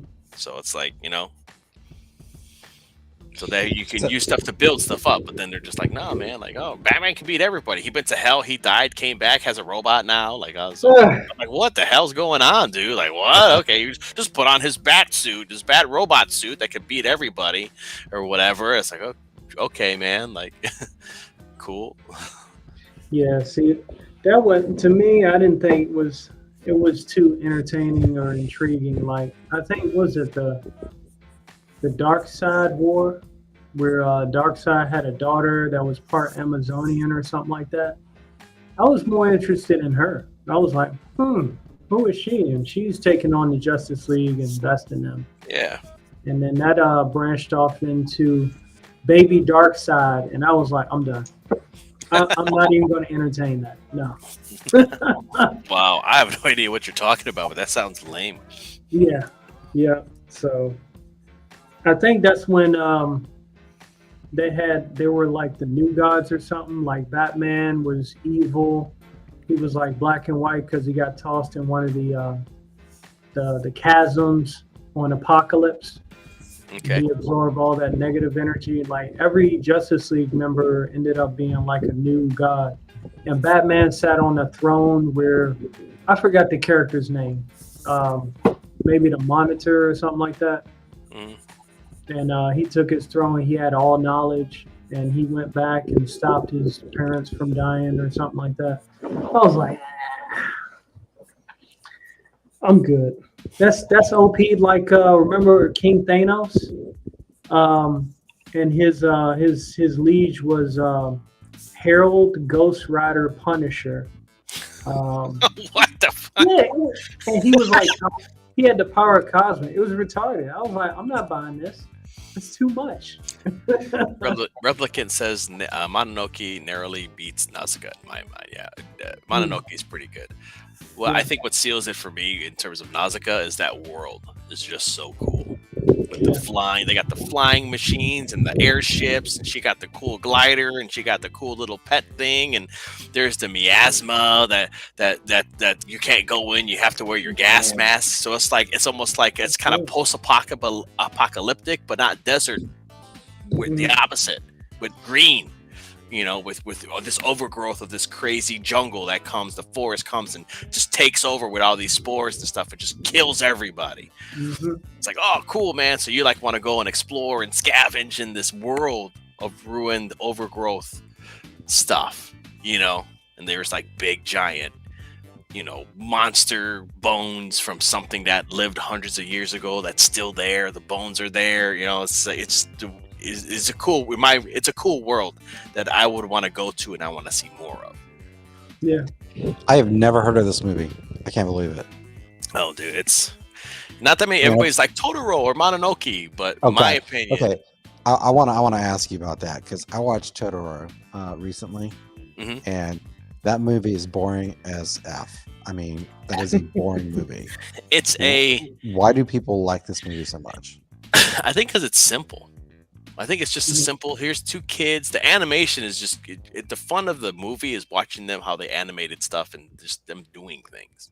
Well, and then the whole, that's like saying Avatar is a great movie because it's got such great effects. Like, no. Yeah. It's a simple story, and I think people hyped it too much. And I think because it was a simple story done so well, I think it caught a lot of people by surprise, and that's why it's people's favorite. Plus, Totoro is super cute, and Cat Bus is awesome. You know, Cat Bus with the rat brake lights, the rat blinkers that they play. You know what I mean? I'm So aware. like, you know, design stuff is why I could understand why, because people didn't think it was, you know. Yeah. Well, I mean, was I what have it my was. wife who's a normie, and Mm. I say, hey, let's watch these movies and see what you think. And she's like, what the hell's going on here? I'm like, Mm. yeah, it's an anime film. You just have to let it do its anime thing. Yeah. Mhm. So, It's just a simple story about two girls moving to a new area, pretty much, and their mom is sick, but then they yeah, meet, no, but I they understand it. have a fantastical element, which is Totoro. But that's Yeah. it. It's not like, but I still love it. But it's like, whoa, dude, it's the best. I'm like, I don't know. I don't Well, I think it's mean, the best. okay, so I watched it, I think, one time. So maybe I missed something. What is the point of Totoro? Does he do anything in this story that affects these girls' lives at all, other than just show up and be weird? I think Totoro does find the little girl at the end of the movie, and Cat Okay. Bus takes the sister to them. Yeah, I mean, it just seems to me it's like a stream of consciousness kind of film, where things just happen randomly just for the hell of it. And I don't know if like and then Totoro, and then the movie ends. yeah, I don't know if like Totoro represents the imagination of the children. Hmm. You know, and as you get there's a older, deeper- nobody believes in Totoro or the soot sprites or anything like that. You know, I'm sure there's probably some deeper meaning to that. I think it's just like he's a Probably. cool dude that lives in a tree. Probably. Can I switch topics up on you, because I need to ask you a question? Yes. Last time I was on your stream, you were talking about that new Spider-Man suit with that emoji face. Yes. Okay. All right. You said this is a good thing. I think it was a good idea. Hear me out. I got to defend myself. Okay. Court is in Go ahead. session. If they grab that idea with like the kicks, if you think about it, yeah, it's emoji face, but it reminds me of like Daft Punk. It's pretty Yeah. much a Daft Punk helmet, right? So you could Yeah. change the emoji, you could change the stuff, which is cool. You can even give that, like, that'd be cool for like a non-speaking character, but like if somebody couldn't talk, but it's like a young person thing. So if you kind of grab that idea, I think the glider's cool, how it goes on the back. And if you are doing like a Green Goblin type character, you know, maybe like a new Green Goblin that's a good guy, even though it's already been done, but something like Yeah. that. You grab that idea. The design, in my opinion, the color palette sucks. I think the helmet's a good idea, and the way the glider goes to his back and can come off, I think you could do some really cool stuff with that. You know, the bombs. I don't know if you really, maybe the bombs. I don't know if you really need them, but either you have the bombs and you shoot them, or like you throw them, but you don't need the knapsack. So like Well, the general Rob, idea, you know I what think we're is talking good. about. Have you seen this, Rob? Hmm? Have you seen this new Spider-Man outfit? This costume? Yeah, you showed it to us Okay, last all week, right. and Yeah. Yeah. I Just started making talking sure about that Spider-Man you're laying following eggs. with us. So all that right, so go so ahead, that Jay. that's where I think that there's parts of it that's a good idea. If you grab it and give it to another character, not Spider-Man, you have to give it to somebody else. It could, Yeah, and Turns that's out- what you established last week. Yeah. and you could use that outfit, and then eventually that character breaks away from the Green Goblin thing and becomes its own character. I think it's a cool jumping off point. Like, I think you would give it. I think Miles Morales loses his powers. He can't stick to walls. And then Norman Osborn comes to him. He gives him the suit. So Miles Morales is working with Norman Osborn, because we've seen Peter Parker and Norman Osborn forever. Yeah. So now you put Miles with Norman, and Peter Parker's like, don't trust him. But Miles is like, he changed. So you can do some kind of conflict with that. And eventually Miles Morales is not Spider-Man anymore. Now he's his own character with the glider, maybe doing other gadgets and stuff like that. You know, there's cool things you can do with there's cool stuff you can do with the glider. You I can fly, 100% it goes agree. on his back. It could be a jetpack. He can, like I said, he could do like cool tricks. So Tony Hawk yeah, tricks. no, So that's where my mind goes with I it. feel you. I understand. I get that. Not for Peter Parker Spider-Man. Yes, not so- for Peter Parker Spider-Man, which is stupid. Because I make a point, because I just uploaded my video, which is like 2 weeks late. I just uploaded my review of number 8, which introduces this outfit, and I'm like, I make the point that Spider-Man the character, the design of Spider-Man alone is possibly the best superhero design ever. And Yes. and so it's like, this is, you don't need to F around with this. Just leave it the way it is.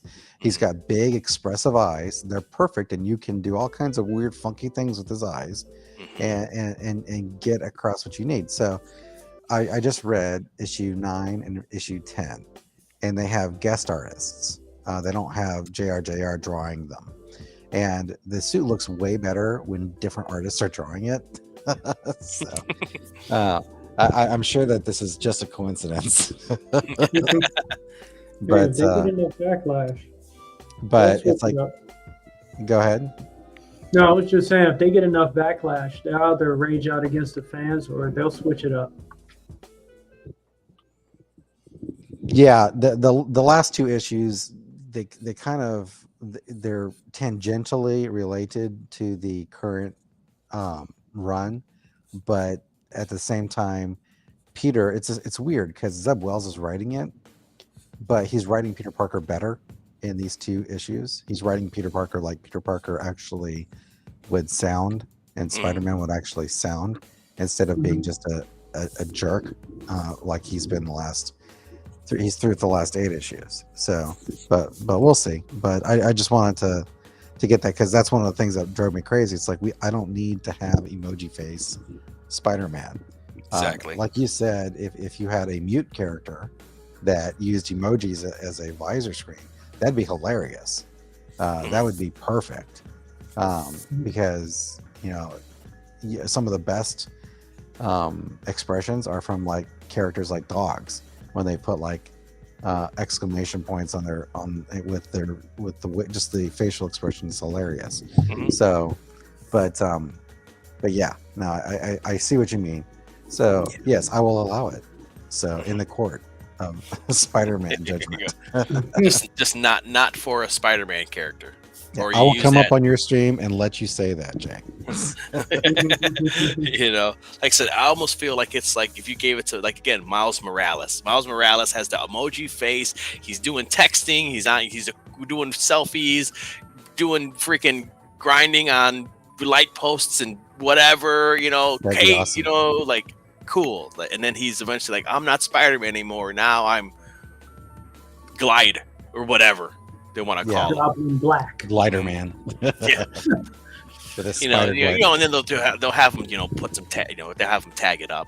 Of course, he spray paint some stuff on the, as they always do. He'll put some J's on and spray paint the glider and be like, "Hey kids," like That'd be because awesome. they always have to do that. But it's like you can do, like, I'm thinking something like Jet Grind Radio, future with him, like doing cool stuff like that, fighting crime, cracking jokes, That's it.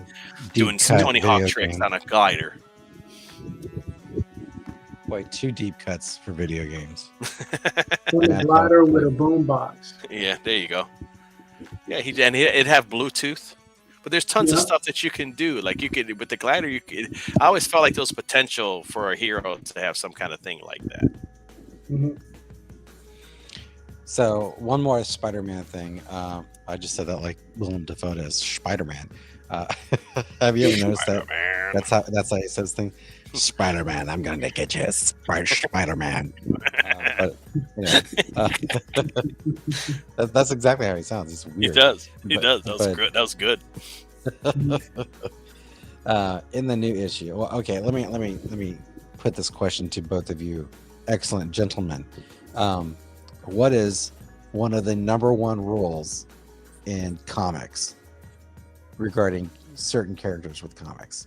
There are very few rules, but there are some undeniable truths in comics regarding certain characters. Do any of you have any idea what I might be referring to? I don't know. I mean, I could think I know certain characters will not kill. Certain characters will not care. There are certain characters that will not come back from the dead, right? Yes. which Except Norman characters might Osborn, that be? apparently. That guy can just come back as many times. What is the one character that has never come back? Ooh. Marvel. Marvel.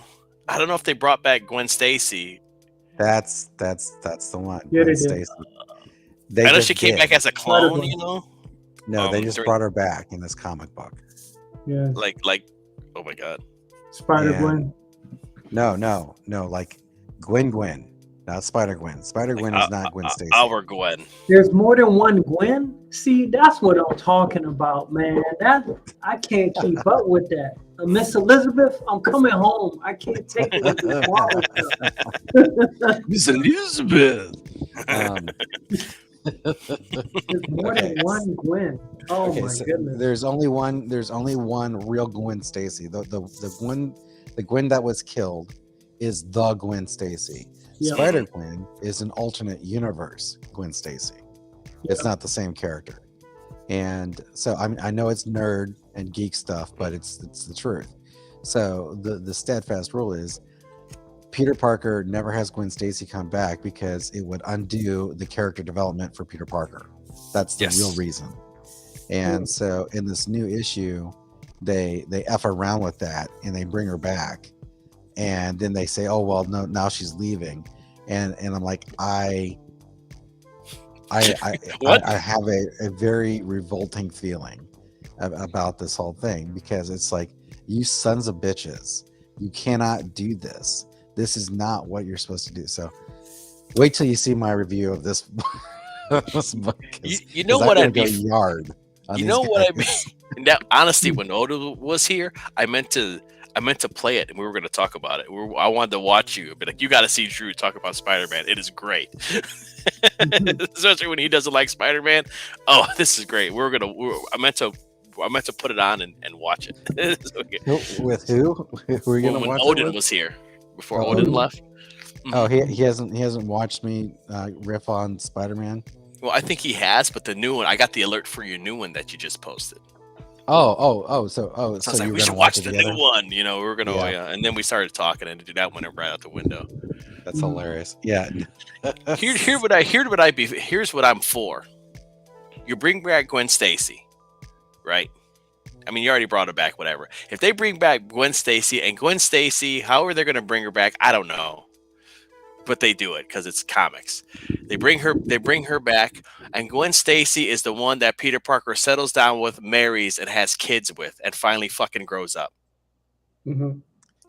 And Mary Jane, let's push her to the side, and she could stay with her diversity hire or whatever, man.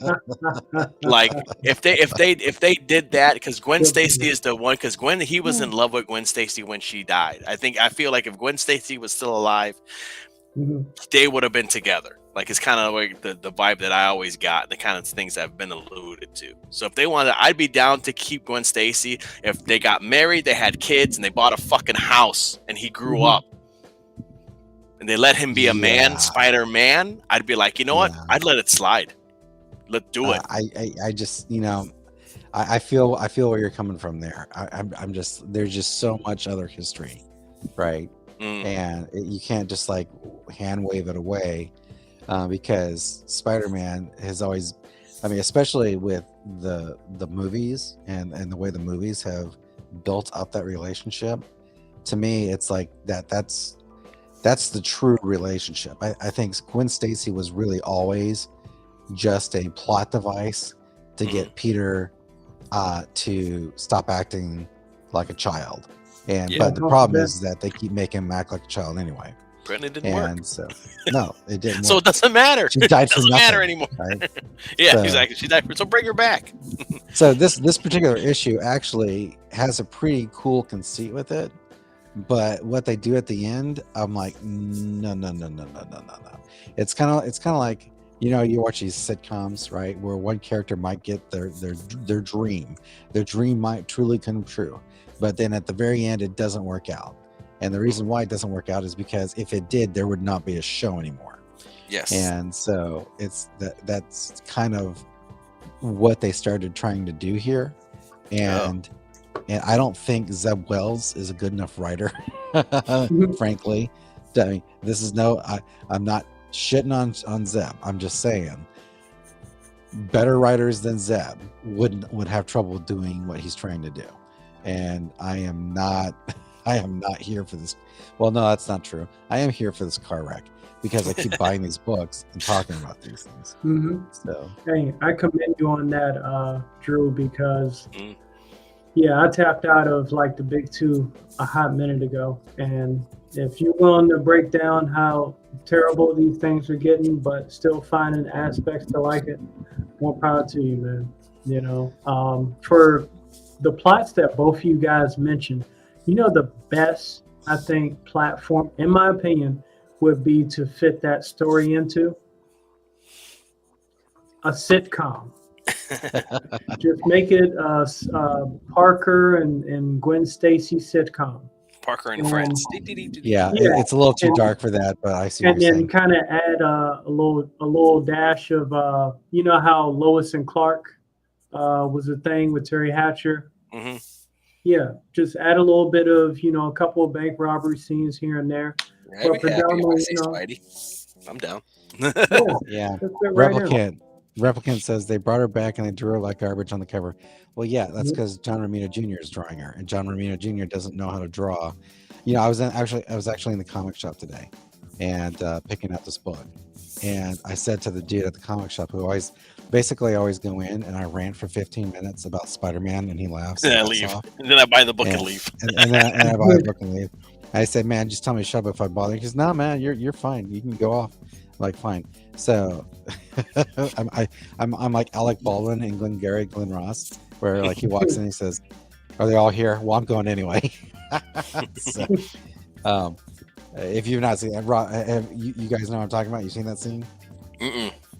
Okay, so you need to see this scene. As a small aside, there's a movie called Glengarry Glen Ross. It's a 90s movie. Okay, put aside the fact that Alec Baldwin is an asshole. Just put aside that fact for a moment. And this is when he was really good. He comes in and he gives this pep talk speech to these sales guys, and it is the most brutal, ball kicking, ball crushing speech. And he goes in there and basically challenges their manhood about being salesmen. And it's a totally over the top thing, but it's hilarious and it's riveting. And so you've got to watch it because it's one of the best. It's one of the best monologues I've ever seen on screen. So, but it's the famous "always be closing." Coffee is for closers. Mm-hmm. So that's where that comes okay. From. Yeah, I heard of that before. I have to check that out. But anyway, so no, I was telling the guy at the comic shop that John Romita Jr. draws women like he draws them like the marionette puppets. That's what they look like. They look like Pinocchio. They look like these wooden little puppets that you pull strings on. And like that's not what women look like, dude. So like right now, this is what's your character's name? Coco? Oh, Lolo. Lolo? Okay. Yeah. Lolo here. Lolo looks cute, but she looks hotter than Gwen Stacy does on the cover of Spider-Man. And there is no universe in which that should be the case.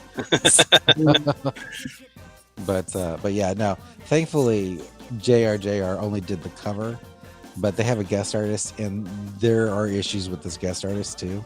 But at least it's a little bit. The women are more feminine. Mm-hmm. So, but they're doing a tie-in where they've got the Eternals and the X-Men with this book. I don't know, but Tony Stark shows up in this issue and ties in. And it's not a bad story. It really isn't necessarily, but I don't think that they should be doing what they're trying to do. And judging from what they've been doing over the last 9 issues, I'm not feeling. This does not look like it's going to end well, personally, in my opinion. So, but yeah, but at least John Romita Jr. didn't draw the entire issue. That's for sure. Nice. Yeah, I never really liked him too much in terms of drawing Spider-Man, but I say that every stream. Yeah, you do. That's fine. It is okay. Yeah, Drew, I went on and subscribed to your channel so I can check out some of your previous rants and kind of get into the mind of you, the comic book reader. Especially if I'm trying to produce some work that's, worthy of people liking it. So he doesn't read crap all the time either. It's just that Spider-Man. Yeah. He's just like, why? Yeah, nobody watches my videos where I say things are good. That's for sure. Oh yeah, and that's how it goes. That people only say, "Oh, you only do this," but it's like, well, I've done more than just that. So yeah. Well, I try to get people to read other comics that I say are awesome. Like the Spider-Gwen maxi series was great. It's like 6 issues. It was a great story. It was written really well. The art was really perfectly suited to the character. World's Finest, the current run of World's Finest, is amazing. I mean, it's a brilliant comic book written by Mark Waid, and I want to say it's Dan Mora. Dan Mora is the artist, right? Is that? I think it's Dan Mora. And anyway, it's an amazing book all the way around, and no one watches those videos. No one cares. Oh, Superman's good, Batman's good, Mark Waid's writing something good. Screw that. So, but 4 views. But Spider-Man looks like ass. It's like 300 views. Absolutely. So. I just need to know if it was good. Oh, it's good? Cool. No problem, man. This one's bad. Oh, I got to hear this shit. It was funny. Someone was trolling me. He was leaving comments like, no wonder nobody watches this channel. And so I'm like, liking the comment. Thanks for watching and commenting. Well, at least you get that. I got one buddy, couple people that'll respond, but that I know. The rest are all Russian sex bots. Yeah, no kidding, right? Yeah. They'll start talking in Russian and leave a link. It's like, nah, bro. I tell you what, though, I'm getting followed by a lot of hot chicks on Twitter. Oh yeah. So I must be doing something right. They might be bots. Oh, they are bots. They're all bots. That's the joke. They're all bots. They invite you to their secret DM chats. As soon as I see they have 6 pictures, it's like, nah. Yep. There's no body of work there. But what's this? Young Ripper has he posted something 4 hours ago. We are finally here. I guess he's showing what's going on in the workshop with the fulfillment. Yeah, people are starting to get their books now. Oh wow, good. Yeah, people are starting to get their books. I saw somebody tagged them. Oh, look, we came in, Ripper, and they tagged them on Twitter. So I was like, oh, people are starting to get their books now. So let's see what happens. You know what I mean? I know, granted, hopefully it's good. Yeah. Now, do I think it's going to be $4 million good? I don't know, but if it's passable and a good story that he can build off of, I'm all for it, man. His confidence has built my faith on how good I think it'll be. Yeah. I told myself when he was talking about it, I was like, sounds good. Let's see what happens. I've watched the rise and fall of this guy named Dr. Umar Johnson, who promised to make a school for black boys, and that was 10 years ago. Ooh. And he's got millions of dollars, and he's still grifting. But once he put out the video talking about Rippaverse, showing the comic book cover, and that happened in a short amount of time. Yeah. A very short amount of time since he had started talking about it a few years ago. And I think, because I've listened to some of his rap lyrics, and a buddy of mine told me, because he used to freestyle, we used to freestyle back in the day, he said, if you can freestyle and tell a good story in your lyrics, you know how to storytell. I mean, you could apply that to anything. I'm not saying everybody knows how to do that, but from what I've seen with Young Ripper, his stuff seems pretty consistent. Will it be what everybody wants? Who knows? But from the basic story that they've told, hey, Isom retired being the character. He's working out in the farm in Texas, and something calls him back, and he runs into Yara and the Alpha. I forgot what they call it, Alpha Protocol or something like that. Team kind of remind me of General Zod and company. And You know, we got a conclusion. We'll find out what happens, and we got this character in a hood and long fangs that's overlooking the earth. So I think that's enough just to get started. 96 pages. Yeah. Yeah. hmm I mean, shoot, I was reading, what was it, Graveyard Shift, which I started on volume 2 because I missed volume 1, but I had to order volume 1 with the launch of the new one that just got launched. I mean, it started off like from the get-go just rumbling. You know, vampires after the president of the United States in the form of Abraham Van Helsing. And little did they know Abraham Van Helsing was a goddamn werewolf. It's like, oh shit, you know. But I enjoyed it, so I'm not too hard to please when it comes to that. If the story can carry the art, cool. If the art complements the story, cool. Even if the art is better than the story, I'll still respect the art because that's something I can learn from too. Yeah.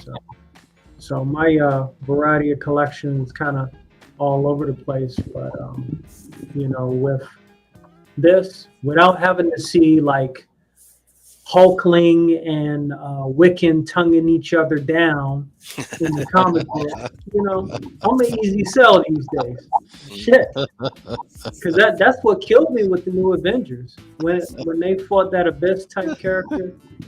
And he possessed Wiccan, and Wiccan fought him back, and all that. And I was like, "What is it? Why am I paying for this? Well, I do not like paying for suffering. What is this?" Yeah, I just wasn't ready for that. That was a funny turn of a phrase. And then on DC side, okay, they introduced the first female Kryptonian, and she happened to be a Green Lantern. I was like, okay, cool, let's check it out. She dies before like the end of the whole issue. It's like, bruh, you're going to introduce her, make it sound all groundbreaking, and then kill her. What's the point? Yeah. You know, so, Why am I even here? Yeah. Do either of you watch the She-Hulk TV show? I watched the first episode. I was like, yep. Okay, That's it for me. Sounds about right. So I will never watch second one about that. But I keep seeing all the different reactions on social media, and so I saw that people were talking about the fact that she was telling Bruce effing Banner how hard her life is because dude's catcaller, right? Yeah. Okay, so I'm like, oh my god, this is the end of the world, girlfriend. That's why you ain't got no man. But yeah, exactly. So I'm going to go in that direction. So they had. What was it, Missy Elliott or whatever, or Megan Thee Stallion? Meg Thee Stallion, or and she's sitting there, twerking, okay, in the show, and it's like this is the same person that is upset about being sexualized as an object or objectified, doing something that's like the epitome of that kind of attention seeking. It's like. That's actually perfect, Drew. I've seen a chick on Twitch. She's in a hot tub with a bikini, and she says, "I am not a sex object," while in the hot tub with a bikini on. It's like, now give me money. Yeah, basically. Exactly. Here's my OnlyFans while I'm being chased as a freaking nun in a convent. So, yeah, no, it's crazy. So, no, I was wondering if you guys were watching that, if that was an accurate description or analysis of what's going on, because I'm looking at it just from afar. It's just like, this is why you guys fail, because you don't know what the hell you're doing. You don't know what you're saying. Yeah. They have Daredevil on it yet? They are not going to lure me into that show with Daredevil. I don't care. But that'd be the one I'm gonna watch. Is the one with Daredevil. Yeah, well, that's the thing. Is it's like they think that they're doing so.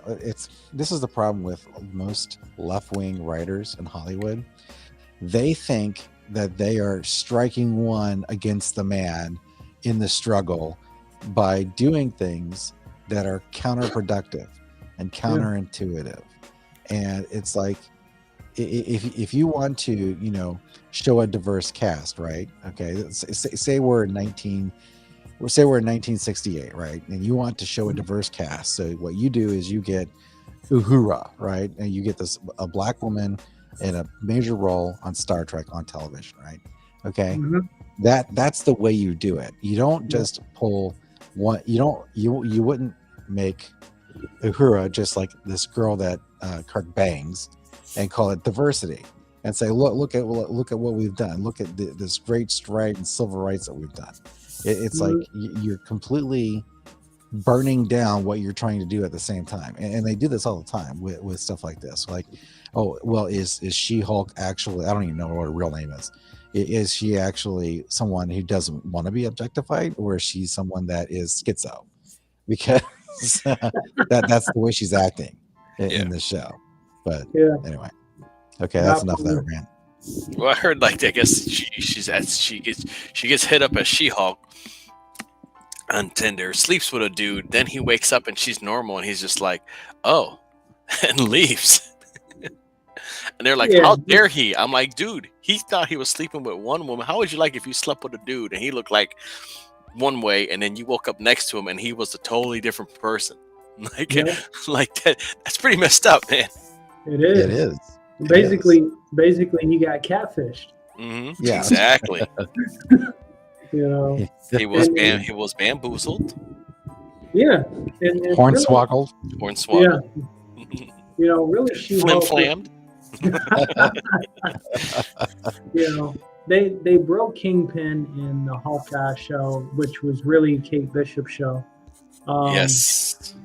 That, and the only reason why I made it through that was that they had the Christmas or holiday theme to piggyback, and I was like, all right, yeah, Christmas cheer. The Kingpin is the Grinch, yeah, Mr. Grinch, perfect timing for that. But like the She-Hulk series makes me want to watch the Bill Bixby and Lou Ferrigno show. Oh yeah, Incredible Hulk. That's how bad She-Hulk is. Like Loki, 3 episodes, I was done. You know, I powered through the previous ones, and I heard about, you know, how significant the Loki TV series was, but I was like, I'm just not going to do this. I've been around so long as a villain. Now I'm going to get in touch with my feelings and my whatever. Well, so, I mean, have you? Do you remember watching the Bill Bixby Hulk show? Yeah, I grew up off of it. Okay. Hell yeah. So yeah, no. So me too. In fact, actually, that Hulk scared the shit out of me when I was a kid. Yeah. So my mom tells me, she goes, you would beg to watch that show, and then whenever Lou Ferrigno would come up there with his glowing eyes, you'd go hide behind the couch. I'm like, hey, I bet I did. That guy was a scary mother effer. So, but the thing is, I was watching a recent, I was watching a clip of it, I guess, recently, and you know, it was like this guy was beating the hell out of his kid, right? And Banner sees it and loses it and comes in with the Hulk and starts beating the hell out of this guy, and it's like, this is a great show because I mean, this is like how, you know, a real person would be dealing with things, not this kind of BS that you see with Disney Channel stuff, with this MCU jokey stuff. And it doesn't take anything seriously. It doesn't respect the characters. They just want to score virtue signal points. And I'm like, they would not have the balls in a million years to write anything as heavy as what was on that Hulk show in the 70s. And that's a TV show. In fact, that TV show, what got so in depth, there was a Hulk, what do they call it? I guess cinematic universe with that, because Thor was in it. Oh yeah, Daredevil was in it. You know what I'm saying? Bill Bixby died taking that role to his grave. You know what I'm saying? So he literally was Banner, and on so many different levels. You know, even Lou Ferrigno conveyed emotion in a decent manner, especially when it came to transforming back. And with that series, you had the reporter that was chasing them from town to town, so he was always on the go. And then even the closing credits, the Lonely Man, where he would walk with the piano. Oh my gosh, come on, man! Yeah. Oh yeah, I that got was so evocative. I got one more Marvel movie probably in me, unless the next Spider-Man's gonna be dope. Deadpool 3, man. Did you see that? Did you see the announcement? Did you see the That was announcement? hilarious. Dude, Deadpool 3. It's like Jackman's coming back as Wolverine, dude. No, Coming Yeah. in. stop. Yeah. Well, we just spoiled it for you. You need to watch Oh, the man. Deadpool 3 update. No, that's fine. I That like a is- good spoiler. I still enjoy stuff. Yeah, because he's like, I don't know what I'm gonna do, and then it's like, Ryan Reynolds is talking. He's like, I don't know how to do, and I don't know how I'm gonna ground break. Hmm. And he's on the couch talking, and then Hugh Jackman walks in the background. He's like, Hey Hugh, you want to play Wolverine again? He's like, Yeah, sure.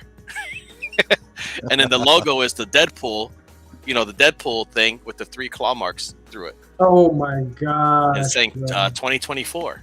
So it's like, I got one more in me, bro, and that's gonna be the one. Yeah, And apparently, Yeah. this is going to be an actual official MCU movie. That's Yes. what it is. It's gonna be it the has first. to be rated R. One, it's got to be rated R. If it's PG-13, that's not Well- what we've known Deadpool to be so far. So Well, that's not why it's funny, because Deadpool's hilarious because of the fact that it is rated R. It's got so much gore and violence and just a total irreverence, and you're not going to be able to get away with that with this bloodless nonsense that Yes. you see in these PG-13 films. Mm. And so I think I mean, it's unless probably they going to do be it a rated well. R. I mean, the X-Men movies weren't bad. The X2 was pretty good. Okay, but Yeah. that's not Deadpool. So It's not. So it's like the inverse. It's like when they take these kid movies and then they try to darken them up. That's not what they are. Deadpool is a hard R film, and Mhm. you can't put that in MCU and say, oh well, this is not going to do. The ship has sailed for Disney. I'm not going to buy this bullshit that they're family fair, because it's not family fair. It's an agenda that they're pushing. They're always pushing an agenda that they want to do, and it doesn't matter whether or not it's appropriate for kids. It matters what they want to do. So Yeah. don't sit there and tell me that you can't put out a Deadpool MCU film that's rated R. Because exactly. that's absurd. So, but I digress. No, it's very, very good point. I mean, for me, I figured the last MCU movie I would want to see was Captain America was a New World Order. But I saw the cast, and I'm like, nah. No, Yeah, it's all no. like super soldiers, or was that the Thunderbolts, where it's all like they're all like the same character? Basically, Sam Wilson is not Captain America. I'm not going to No. watch a Captain America movie where they're trying to tell me Sam Wilson's not Captain America. Screw that. Yeah. Unless You they're know? like, yeah, we're bringing Chris Evans back. Yeah. Like, Steve Unless they do Rogers. sneak that in, yeah, he ends up being Hydra Supreme. That would be Yeah. their only, surprise, if any. Yeah. But No, yeah, they'll do the Steve- storyline that nobody liked. what? That's Secret what Empire? That's what they'll do. They'll do the storyline that nobody liked, and they bring back old Captain America to fight Hydra Captain America. Yeah, which they just That's it, did man. in England. We're doing the stories that everybody hated. Let's just do that. No, you're Hey, right. look. You're right. I ain't gonna lie. I hold Secret Empire a secret place in my heart, just because it was Cap shown in a different light. But yeah, I know a lot of people didn't like that. They were burning his books the first issue as soon as he said Hail Hydra. So Well, there's a way to do it, but you can't tell me the Captain America that we've been reading forever is a fucking Hydra agent. oh yeah, No. thanks to the Cosmic Cube and all that. Yeah. I mean, It's that's just not done. yeah, that's different. You'd be like, oh, okay, well, when Captain America was shot and we thought he died, and he's actually in this other dimension, and this is fucking imposter made by so and so to whatever. Okay, cool. And then who is it? It's the fucking Red Skull. Oh shit. We gotta go get Cap so he could fight the Red Skull. Okay, like, but John, like, the Captain America you grew up, now he's a fucking Nazi. Cool. Yeah, as the British would say, that's not cricket. So we have to rely on the idea of Captain America coming from our imaginations and fucking fairy dust to fight the Captain America, the real Captain America.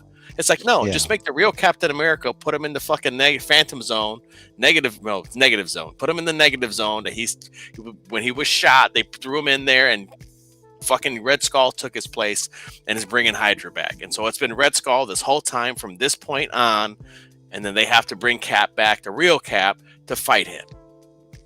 And they've missed they've missed so many opportunities with the Red Skull because initially they had promised Hugo Weaving, Agent Smith, several roles. They didn't keep up on their side of the bargain with it. So he was like, whatever, I'll just go, do a whole bunch of weird movies.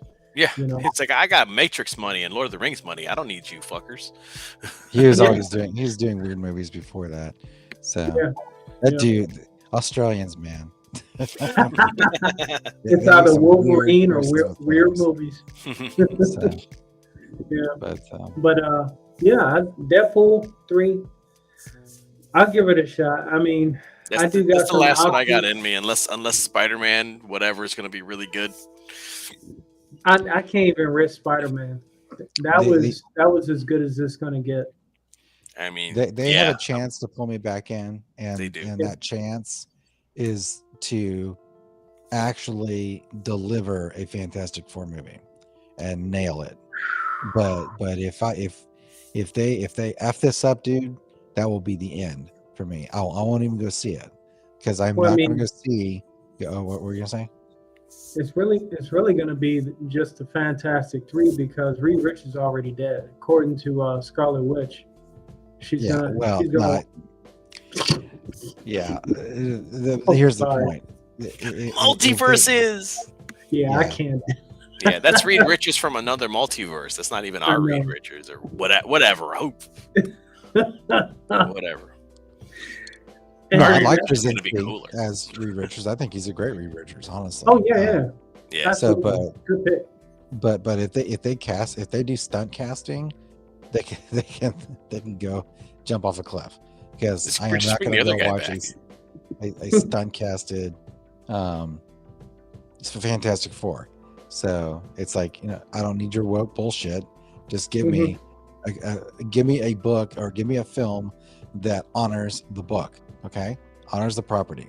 That's all I'm looking for. They should just be like, here's the new Fantastic Four movie. Then they bring everybody back from the other one, and Chris Evans is back as Human Torch. Dude, you know how cool that would be? That'd probably be badass. I'm not even gonna lie. That would be pretty fun. Just bring everybody back. Be like, we came from another dimension. Oh man, cool. Like we came in fucking cosmic radiation and shit. Here we are, oh man, we've been sure. We fought. So we know about it. Yeah, we know about this stuff. We've been doing this shit for years. What are you guys talking about? Like, we're doing this since the early 2000s. Like what? Like, I've been fighting crime for 20 years already.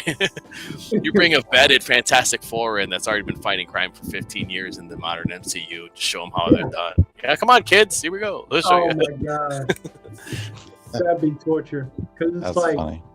This could have been here the whole time. And what's this? We fought a cloud once. It was crazy shit, kids. Like, come on. Green Lantern's like, I did that too. Yeah. And that's the thing.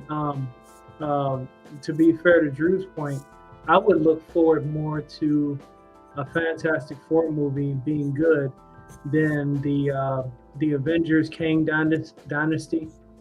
I honestly have written that no off. interest in that. I forgot about it. Because literally it's like, all right, we just saw Thanos from the past, and then we saw Thanos present and then Thanos from the past fighting 2 movies back to back. So you tell me basically it's going to be a movie where they keep killing the main bad guy over and over. He just keeps coming back from different timelines. Screw that, man. I ain't got time for that. I just don't. Ain't nobody got time for that. Ain't nobody got time for that. Yeah, like let Doctor Doom come in and snatch his shit and make Doctor Doom the focal point. Doctor Doom needs to be whatever the next phase. If we gotta flush out this Kang shit. Yeah. And if they don't make Doctor Doom a main villain, and if they don't do Galactus, like that's what I figured. Like they're like Kang. I'm like, dude, Galactus, like. They can't because it doesn't fit in the context of the film. Yeah, and that's the thing. The further along we go, the worse it's gonna get. I mean, you already introduced Eternals, which are big giant dudes. Yeah. Make Galactus one of those guys or some shit. Here he is, man. See, I'm Galactus. I'm the daddy. I'm the daddy of all these whatevers. Yeah, change his origin story. As long as he's a giant guy. Yeah. I don't want a cloud. I don't want some weird abstract shit. I want a giant dude that eats planets using machines. That's what I want. And tons of Kirby tech. That's what I want. That's what you gotta have, Kirby tech. All right, guys. I'm gonna have to tap out. It's 2 a.m. So sounds good, bud. Good talking with you. All Thanks right. for stopping by, man. All your videos, Drew. Thanks. I appreciate it. Anytime. Yeah, that's a tough one, man. It's just, I mean, I love going to the theater. Back when AMC was doing the fan night or whatever they were calling it, where you got a collectible coin. You paid $25. You got a collectible coin for the movie you were going to see. It started with Thor Ragnarok. You got a bucket of popcorn they threw in, and you got to see the Marvel movie at 6 p.m. instead of 7 p.m. in 3D. So I got all the coins from Thor Ragnarok all the way up until Avengers Endgame. So I think that made six movies around there and 6 coins total, which was fun. But you know, the movies to me, in a way, they're starting not to be worth it. Like, I still haven't seen Thor Love and Thunder. Now you're just like, eh. Yeah, because I mean, feel like you're missing out on anything now. You're just like, here's another one. Doctor Strange. I'm like, yeah. It's Sam Raimi. I'm like, dude, who cares? I mean, I'm sorry, man. I'm like, I don't even care. It's Sam Raimi. That's how bad they got me, man. I'm like, yeah, that Doctor Strange movie was pretty bad. As soon as they started showing America Chavez and they started showing Scarlet Witch, I'm like, it's a Scarlet Witch movie. Yep. I'm like, what's that? I'm like, Scarlet Witch is gonna be the bad guy. But guess what? Scarlet Witch kills a bunch of people. But fans are like, they gotta bring her back. They gotta redeem her. I'm like, dude, like what? She still ain't saying no more mutants, none of that. And it's just like, I could do without it. I mean, it's getting to the point now where like Marvel movies are getting banned on a regular basis from certain countries because, you know, they keep pushing their adult-like agendas. You know, as Drew was saying earlier, you know, they keep putting in these adult themes in what's supposed to be family-friendly movies that are PG-13, and it's just like, nah. Eternals got banned from the Middle East. That's the thing too, man. Who asked for Eternals? Yeah, I mean, like, who asked for Eternals? Like, nobody asked for Eternals. Basically, they're going to be cannon fodder for when they fight Kang, and that's when they'll probably die. They're like just an extra group because the Inhumans were supposed to be cannon fodder for Thanos, but they failed. You know, it was so bad. So bad. Yeah. The most they managed to salvage out of Inhumans was Black Bolt. And they kill him. Yeah. So how you can finally give us Black Bolt in the outfit, and then you kill him. They're such assholes. So that's the idea, though, too. I mean, that might be the cool thing about Deadpool 3 and the MCU is that they're not. I don't think they're not going to be afraid to put Wolverine in that costume, man. Yeah, I mean that might be pretty cool. Yeah, they've been hitting at it forever. And if you notice, the past 2 Deadpools, the villains sucked. But Deadpool was so much fun. You know, like Maverick in the first one, he was like whatever. The fiery kid, you know, which had nothing to do with Cable's origin story. Yeah. Okay. I feel like they missed the boat on that one. Yeah, definitely. Great Cable. You know? Great Cable. I feel like I want a Cable movie. Is what I want. Yeah. Because Brolin, he definitely rocked the part. He got in shape and everything. And that was full-fledged transparency. Domino was great, even though they they race swapped her. She was a fun addition. She was very good. Mm-hmm. You know, that was one where they're like, you know what, we have this cool character. We'll make her Domino. Okay, cool. And then you're like, this actually worked really well. Mm-hmm. To their credit, they did a good job. But I think they had earnest in it when they did it. They weren't just like, let's check some boxes. All right, here we go. Yeah, they put forth some effort with her. And Colossus has been a consistent mainstay with Deadpool. They never showed him in human form. He just stays in, full-on steel form or carbonadium form, I believe. That's what he transforms to. So that's something. Why would you?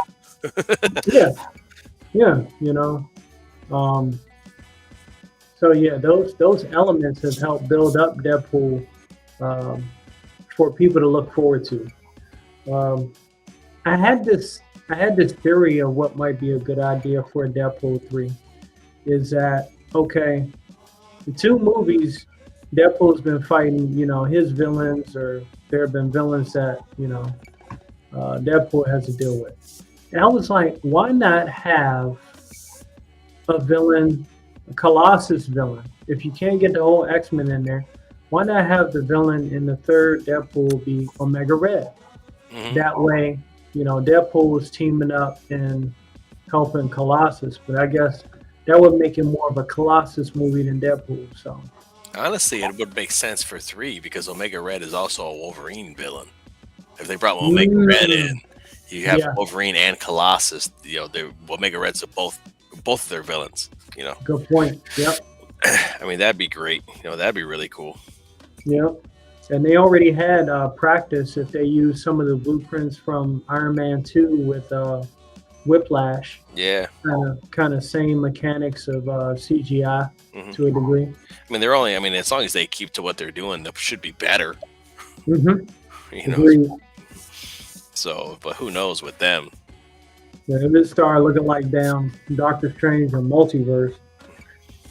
That goofy eye. I'm like, what? You should have just stuck an eye on his forehead. Yeah, and then introduce Charlize Theron at the end. It's like, what's the point? Like, you put no context. This is your replacement? Awesome. Basically. Yeah. It's like, here we go.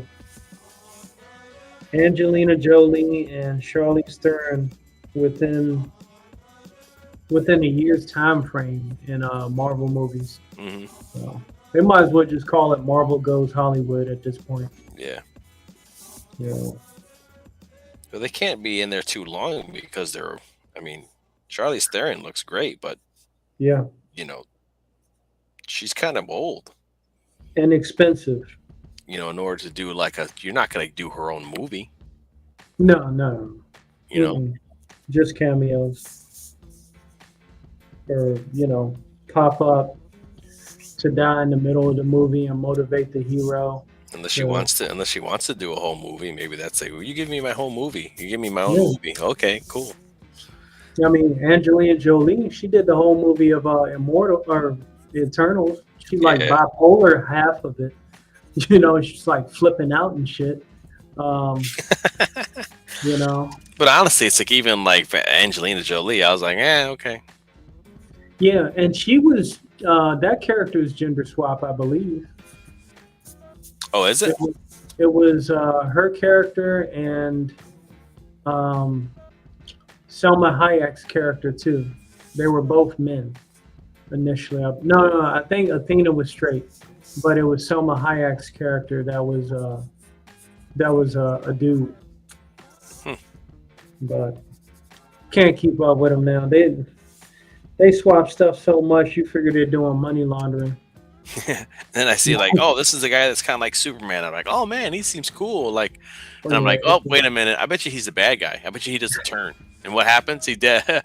Oh yeah, so. Dude, man. Oh man, yep. Of course, the white dude like that has the ultimate powers is the bad guy. Scottish accent. Mm-hmm. Yep. It's like, damn, bro. You could have had your Superman in here. Yeah, and somebody actually, one of the kids like referenced, was like, "You fly like Superman? Where's your cape?" So I was like, "Okay, so if you're throwing jabs at DC, I mean, might as well go all the way." Yeah. You know, Deadpool threw jabs at DC. It was funny as shit. Yeah. You know. Yeah, Mega Railroad. There's still hope for the future. Yeah, yeah. I mean, I'll take it. Then if you told me I mean, they can't. I mean, yeah, maybe not Deadpool, but if they turn, if they use this Deadpool 3 to introduce the X-Men, and if they do it well, I know they're not going to, but if they do it well, and if they just pretty much do like, because you can get away with doing like PG-13 X-Men stuff, and you probably could do it with Daredevil too, or not Deadpool. You know, you probably could, and just do live action of the cartoon. Be like Punisher fighting Spider-Man, shooting him with a fishnet trap. Yeah, she just shoots lasers. Everybody shoots lasers now. Good point. You know, just make everybody shoot lasers. I'm hit. Yeah. You okay? I'm hit bad. Okay. Or be like G.I. Joe. Everybody's shooting and nobody gets shot. Yeah, non-lethal lasers. That's like Wolverine never stabbing anybody. Oh my god! You know, till like X2, where the guys raid the mansion and he's like, "Bop bop bop." Yep. Oh, dude. Yeah. So yeah, but I'm like, oh, Hugh Jackman's gonna play Wolverine again. I'm like, all right, count me in. Count me in, dude. I'm sorry. I gotta see it. Yeah. Deadpool and Wolverine together. I'm like, I'm good, man. I gotta see it. It could be shit. I mean, like, I saw it, man. Yeah, and I feel like that. I don't know whether that was Ryan Reynolds' last request or whatnot, but I don't know how long he's going to stick around the MCU. That's true too, man. That's true. Like, I mean, he's already been doing it for how about 10 years already? Yeah, and he probably fought an extra 5 or 6 years just to get the damn role. You know. Yeah, I mean, that would probably be the perfect way for him to go out for real, because all they're going to do is, you know, give him another movie after that, Deadpool 4, and then introduce Lady Deadpool, and then she'll take over, and then, you know, that's how they roll. I mean, you can use Deadpool to kick off all the, you know, all the X-Men stuff. Yeah, agreed. You know. Yeah. Oh, yeah, they don't call them X-Men. They're the mutants. The mutants. X-Men is sexist. Yeah. We just call them the mutants. Yeah, that sounds very interesting, guys. Like, sure, man. I can't believe that's a thing. You know, like any little thing. You could have grabbed like any of the X-Force, X-Factor, Excalibur, Generation X. You could even grab the Age of Apocalypse stuff. Factor X. Alpha Flight, like we're gonna call them the mutants. Cool, guys. They could start it off controversial as shit and call it Genosha, and have that Jones start. Yeah. With enslaved mutants, you know, and literally it'd be a prison break story. Yeah. I mean, we're giving you great ideas, MCU. I mean, well supposedly Miss Marvel. Miss Marvel's a mutant, apparently. Oh God! They say something's right. in your DNA. That's right, because I didn't watch Miss Marvel. You're just like womp womp womp. Okay. Yeah, dealing with her storyline in Marvel's Avengers, the video game, that was enough. That was enough. But everybody, OMG, I am a super fan. I deserve to be a superhero now. Yeah, that's not cool. That is not cool. So I'm probably gonna have to check out the She-Hulk with Daredevil though, just to see how bad they do. Well, from what I heard so far, like the yellow and red suit was in a evidence box or something like that. So unless they added something like within the past week or so, that's the most they have of Daredevil so far. But we'll see. I mean, because he says something that's like profound, and you're like, oh, that's Daredevil. yeah. Because he like tells her, he's like, whatever her name is, Judy, whatever the fuck her name is, right? Oh yeah, something Banner, female Banner. He's like, he tells her, he's like, you have this unique opportunity that when your human self, when the law fails in the courtroom, as so and so, it's your regular identity. She-Hulk can help uphold the law outside of the courtroom. So you have this unique opportunity where you can help people inside the law and outside of the law. So when the law fails them, She-Hulk doesn't have to. You're like, that's fucking Daredevil shit. Yeah, yeah. So I don't know if like maybe he talks to her and then he's like, oh, okay, well, maybe I should stop being such a cunt. You know, it's like, I don't know, maybe I should stop being such a horrible person and leave my cousin after he has a car accident, leave him in the car. And go to a bar and then not even see if he's okay. So yeah, I don't know. They're weird. And then yeah, she's doing press stuff saying, oh, whatever, trans kids' rights or protect trans kids or something. I'm like, okay, lady, like, sure, whatever you say. God. See, and that again, that is a constant thing that I've been pushing. I can't be paying for suffering. Yeah. Because I mean, hey, if she want to advocate for that instead of actually like leading a team or fighting someone important, no. Yeah. It was like I could kind of separate it because it's the actress doing all her press junket shit, wearing shirts like that, wearing that shirt, and like, okay, whatever. She's Hollywood. That's how they all are. So Oh, okay. I thought you were saying that was not in the show. Yeah, not in the show. No. Oh man. Oof. No. But how bad I seen some of that CGI. She might as well be wearing a shirt like that. Yeah. Oh my god. Yeah, it's tough, man. Like some stuff like that. To watch some of that, I would have to get really drunk. So that way I don't even remember what I saw. Yeah, I can't sit through, you know what I mean? Like I see stuff like I couldn't watch it. Like kudos, I guess kudos to them, you know what I mean? Whatever, if they want to sit down and whatever, but I couldn't. Like you tell me which episode Daredevil's in and where he's at, and then I'll skip ahead and watch it. Exactly. To see where he's at and see, what happens. But I mean, otherwise than that, dude, like I don't. And once my Disney Plus is up, it's once it's up in January, that's cool. Man. Yeah, I'm not even gonna worry about it. Yeah, I barely watch Disney Plus. Like I barely, Though I probably will have to see Mandalorian season 3. Oh yes. Oh yeah, the Star Wars stuff. That's still going. They got another one coming out soon, right? Yeah, the Andor already came out, I guess. It came out a couple days ago. Sure, I might watch the first episode of that and see how. It's pretty depressing. But they're like, this is like, they start talking about Trump, like talking about Andor. This is like Trump's America or whatever. It's like, oh my god, like, the guy hasn't been around in 2 years, man. You guys got another hobby, I mean, shit, man. The damn MCU ain't even talking about Thanos anymore. Like, y'all gotta stop talking about Trump. Golly. Thanos snapped half the world away. You know what I mean? Yeah.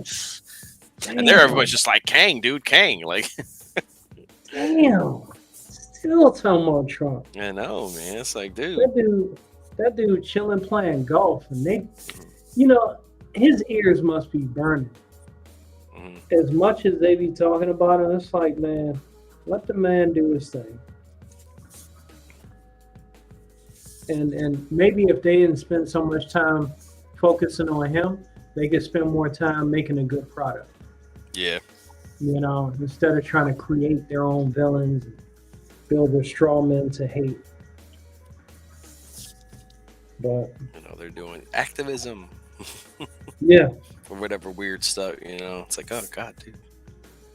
and that goes back Well, to because one. there's also a lot of it too. Is it makes them feel better about themselves. They think they're doing the right thing. I'm doing the right thing. You know what?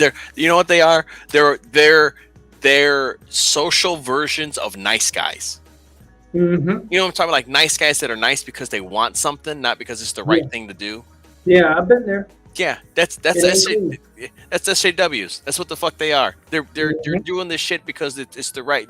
They think it's the right thing to do because they get something out of it. They get clout. They get be part of a group. You know, they get to flaunt in people's face that we're doing the right thing. Oh, look at what we're doing. You know, oh, you know, they're not doing it because it's the right thing to do. They're doing it for their own selfish means, and which means they're full of shit.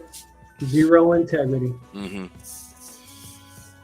So you got like a dude that's friend zone trying to get with this girl and stuff on. He's being nice to her because he wants to get with her instead of and then when she keeps dating other guys, he's like, why doesn't she date me? It's like, you're being nice to her just because you want to get with her, dude. You're not being nice to her to generally be nice to her, bro. Like, and they could tell that shit. That's what they're like. They're just doing all this virtual signal stuff. A, it makes them feel good.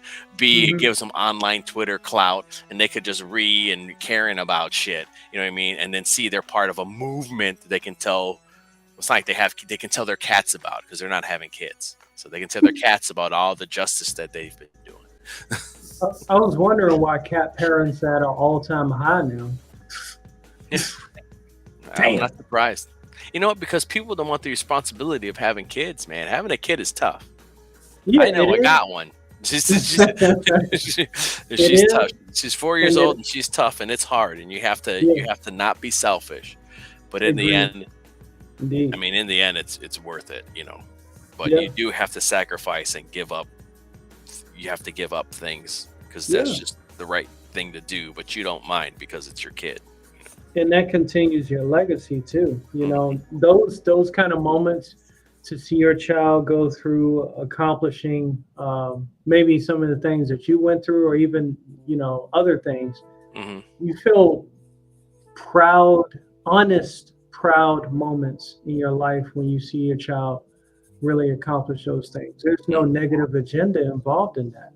And I don't know how, but somewhere along the lines, like, I would love to have kids. I know for right now, I couldn't find a woman that could put up with my crazy intellectual bullshit. So, and that's just the way I'm going to be. So I just focus more on art that way. And if somebody comes to actually like genuinely supports and loves what I do, okay, we can support and step forward from there. But you know, but me personally, you know, I think children are so precious. And somewhere along the lines in our society, we lost how important that is. You know, I don't want to get too political, but, you know, when abortion becomes this thing where, hey, it's like I could go on a date and just do whatever I want and let as many men do whatever they want inside and all that stuff. It's like, you don't want any real responsibility, you know, because you're not even being responsible with your own body. And then they're going to hey, you can't tell me what to do. I was like, all right, well, hold yourself out if that's what you want to do. Yeah, but don't come running to me. You know. But then again, a lot of that comes from killing the nuclear family, family too, man. Replicant says, did either of you drop in on Mail-In Talk about his run on cable the other night? That was awesome. No, I didn't. I'll have to. Hopefully, it's up. I can watch the replay. It's probably on Post Kings. Yeah, have to check that out. A lot of time by then I'm in bed. Like usually, I would have went to bed 2 hours ago, but I'm having fun. We're having fun. So, and I have the day off tomorrow. So, hey. I ended up watching the 80s after. Because we were watching Return of the Living Dead, so I didn't watch Post Kings.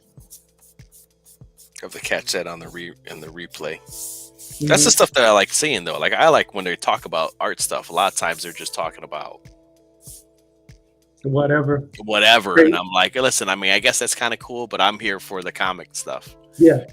You know? So something like that would be right up my alley. But stuff like where it kind of starts turning into talking about whatever, or I don't know. Like sometimes I'm like, okay. Yeah, especially like the Cecil stuff. I get it. Cecil's funny, but like I think I was in the chat of what is it? The Jack Show. And I just had no idea what was going on. I was like, oh, well, this isn't really much about comics. So I'll go ahead and bow out gracefully. Yeah, Jack Show's really just them shooting the shit. It's not even it's not much about comics. Yeah. But even then it's like, that kind of stuff is not for me. Yeah. And then occasionally just to see Dale Keown, I watched, the Mandy Summer. Was that the Baller Show? Yeah.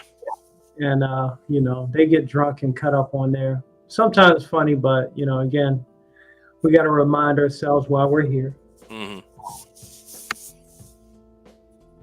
But most of the EBS stuff and some of John De La Rosa's, I mean, and Nine Lives, especially when they do like the 10-minute videos, him and Yanzi Lin. I think those are great resources of material keeping up with what's going on in the comic book industry, both indie and anime, because honestly, that's competition. That's American competition for the indie comic book artists, which competition is healthy. Absolutely. It's inspiring.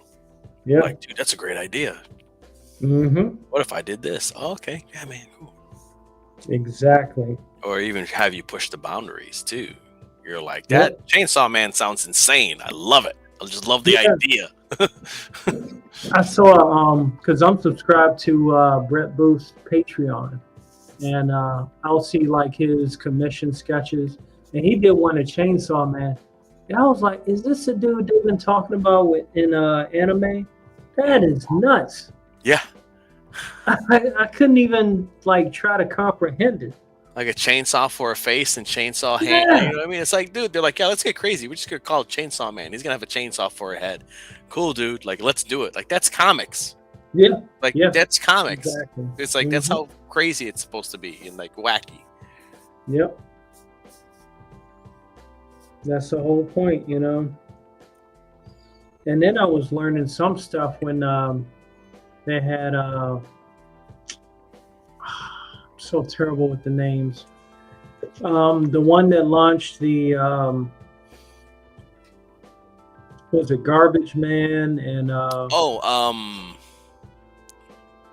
Aaron Lepresti. Yeah. Like him and I think Mike Barron and a couple others, they would talk about like the origins of like the Mad comics, where that came from and stuff. That's educational material because some of that I had no idea about.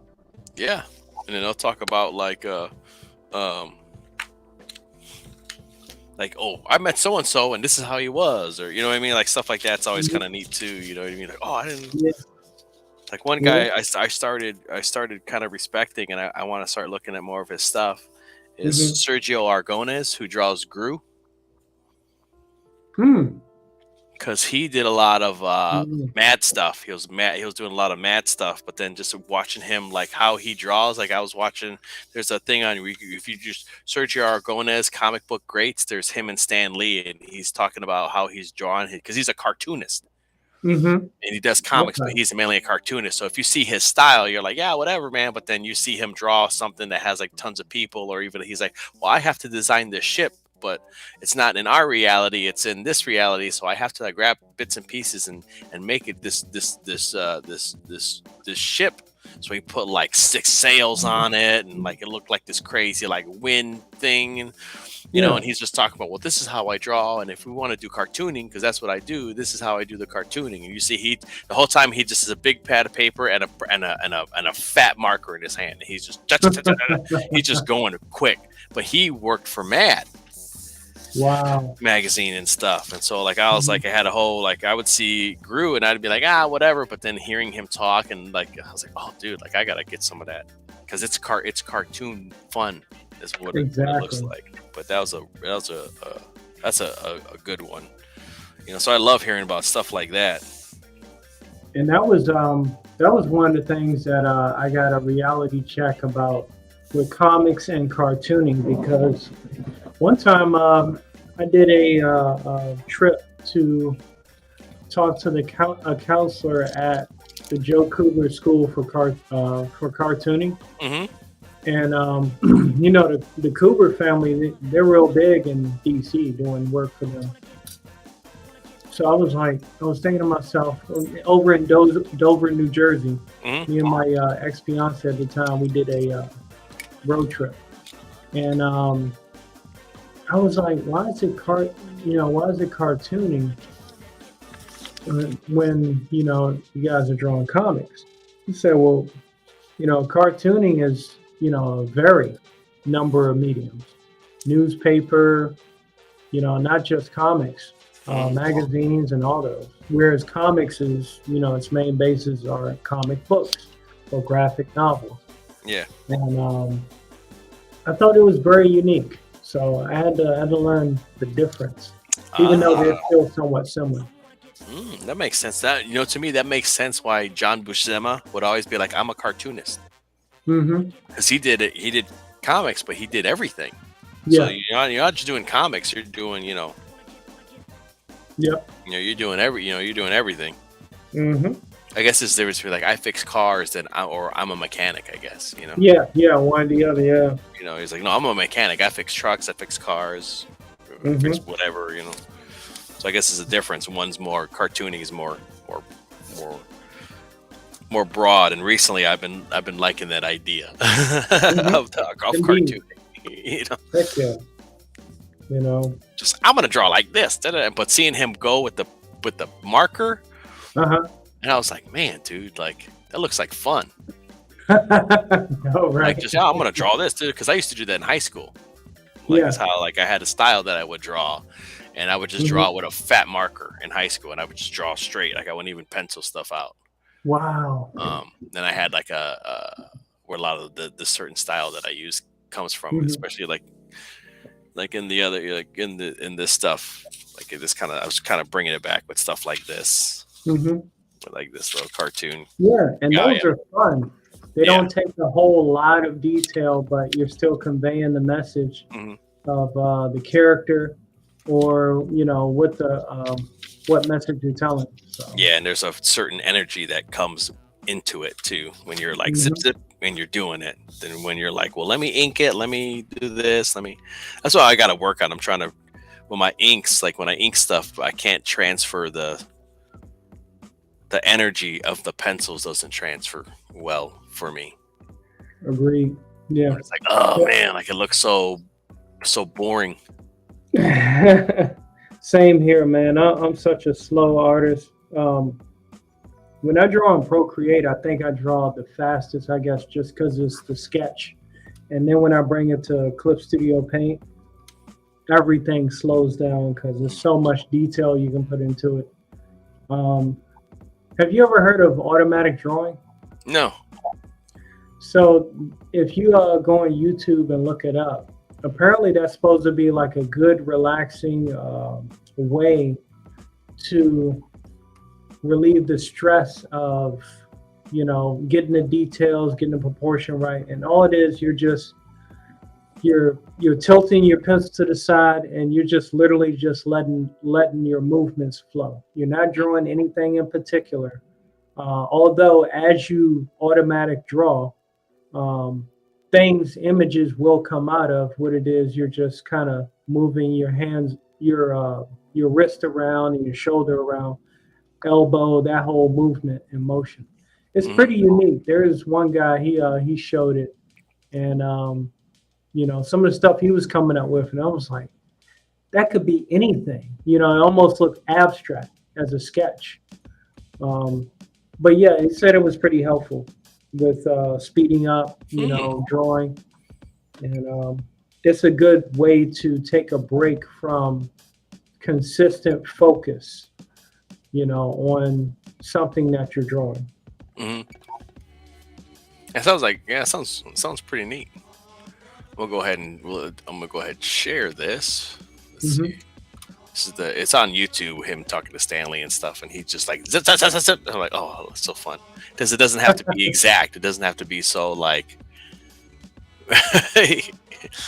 It's like whatever happens. That's kind of the fun with it, So that is art in its true form. Yeah. Letting it loose. And then we're gonna let me stop this music here.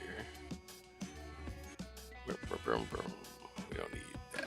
I gotta add some more music. I ran out of music. I know, that's how I am too with StreamYard. I'm gonna start messing with Mellow Yellow. I like it so far. It's about this comparable, but it has some neat things that are different, especially how you can change the layouts. Like here, this is pretty neat. Yeah. Wow. Yeah, this is Dan the man. I don't know when this originally aired. Oh, let me hit the restroom right quick. Sure, man. Right back.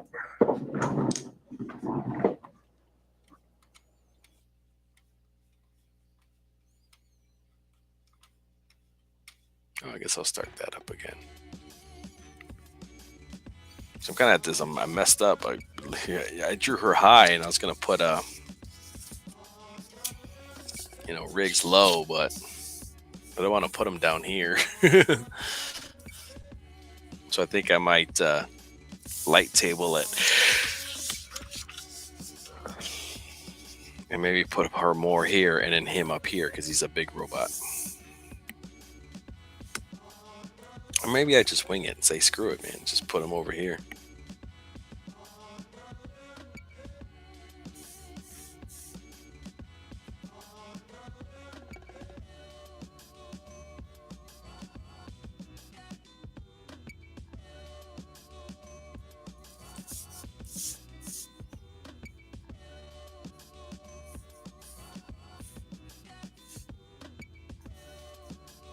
I think I gotta put some kind of like little thing coming out of it.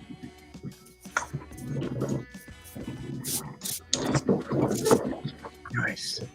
It looks like she's more skydiving than flying. I'm like, She's doing pretty good though. Yeah, she came up pretty good. I'm like, I'm gonna draw something fun. So here we go. I always draw her and the robots and stuff. It's my kind of like, let's draw some fun stuff. So let's see this guy go ahead and oh well, I gotta stop this music again. Let's stop that. We don't need that on. Oh yeah. And let me know if you could hear it too. When you're pulling from a rope, an invisible rope, and it goes suddenly like that. Great, that's great right there. And they're pulling you away from Yeah. it. Hey, You see, so we weren't kidding when he said he had been a meme. no, it's a lot of fun. It's difficult for television because you already have like a glass of it. That's why you never see pantomime on television. See, when you see it in person, you can fake everybody like they have a glass thing that they're moving around. Yeah. But the glass is there on the television, so I it see what you mean. breaks the whole Yeah, thing. I never thought of that. Yeah. Oh, yes. Well, anyway, we got a little bit of acting out of you. See, I didn't want people to think that what I say isn't the gospel. I've been acting also the whole time. I know it. Yeah. You've been trying to act as if you're interested also. Okay, on to the drawing board. What do you think? Hey, Maestro, now we've got the best part of the show coming up. At least it's the best for me, because you're going to do all the work, and I'll just stand and watch you. And what could be better than that, huh? Be fun. Listen, Sergio, for so many years, people have said what a fast artist you are. Are you really that fast? Give a demonstration of how fast you For draw. instance, if I had to draw... Oh, wow. Hey, oh, my. see, you have to Look draw like at that. See, that's how a serious guy have to draw, Sure. in a Now, cartoon- let's stop kidding around, huh? No, a serious artist would draw like this if I had to draw. See, this would... What's taking you so long? Well, because it's just generic cartoon, Son of a gun. Well, the difference is when an artist that draws the serious comics drawing, let's say a hand, well, the hand has to look like a hand.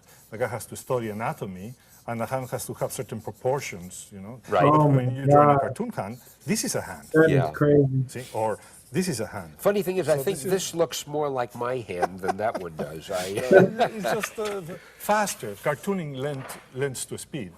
Now, you do mostly cartoons. How would you do, this ought to be fun, how would you do a superhero if you were doing one? Well, first I will start with a generic face, which is cartoon face, you know, confidence high. Then I will have to give him a cape because all superheroes have a cape, and then big muscles. Those are big muscles. I should have known. Cartoon form of big muscles. Then I've got to give him some ties. Just free flowing, no regret. And then very skinny legs, because all my cartoons have skinny legs, you know. And then he will be grabbing a villain, you know, like this, and the villain will look kind of like That this, is you know. nuts. Oh, that's terrific. Do you, when you work at Big home, smile. is this the way you draw? I mean, do you sit at a board like this with a magic marker? No, or no, do you- no. This is just for the show. Yeah, you have to draw much smaller. Yeah. You know, you draw Do you draw actual size? You don't draw it the size that it's in the book. double It's size. Double size. Double the size it is in the book. There's a cartoon on that side that I do for Mad Magazine. You know, at that I'd time. like to show this. This is one of the funniest things I have ever seen. Yeah, that's the size I draw the cartoon. Okay, so this is the actual size you draw. Yeah. But besides being an example of the actual size, I've just got to show this gag. Now here is obviously a woman who's been captured by cannibals, and they're gonna cook her in a pot, right? Okay. Now that's a very tragic rendering, and we're all worried as we look at that, and we wonder what's going to happen. Luckily, here's somebody like Tarzan who hears the call, and he's obviously coming to help. And here's the punchline. This is the gag. He's standing in line with the other natives holding his knife and fork. I think that's just great. That is Wow. a typical Aragonés.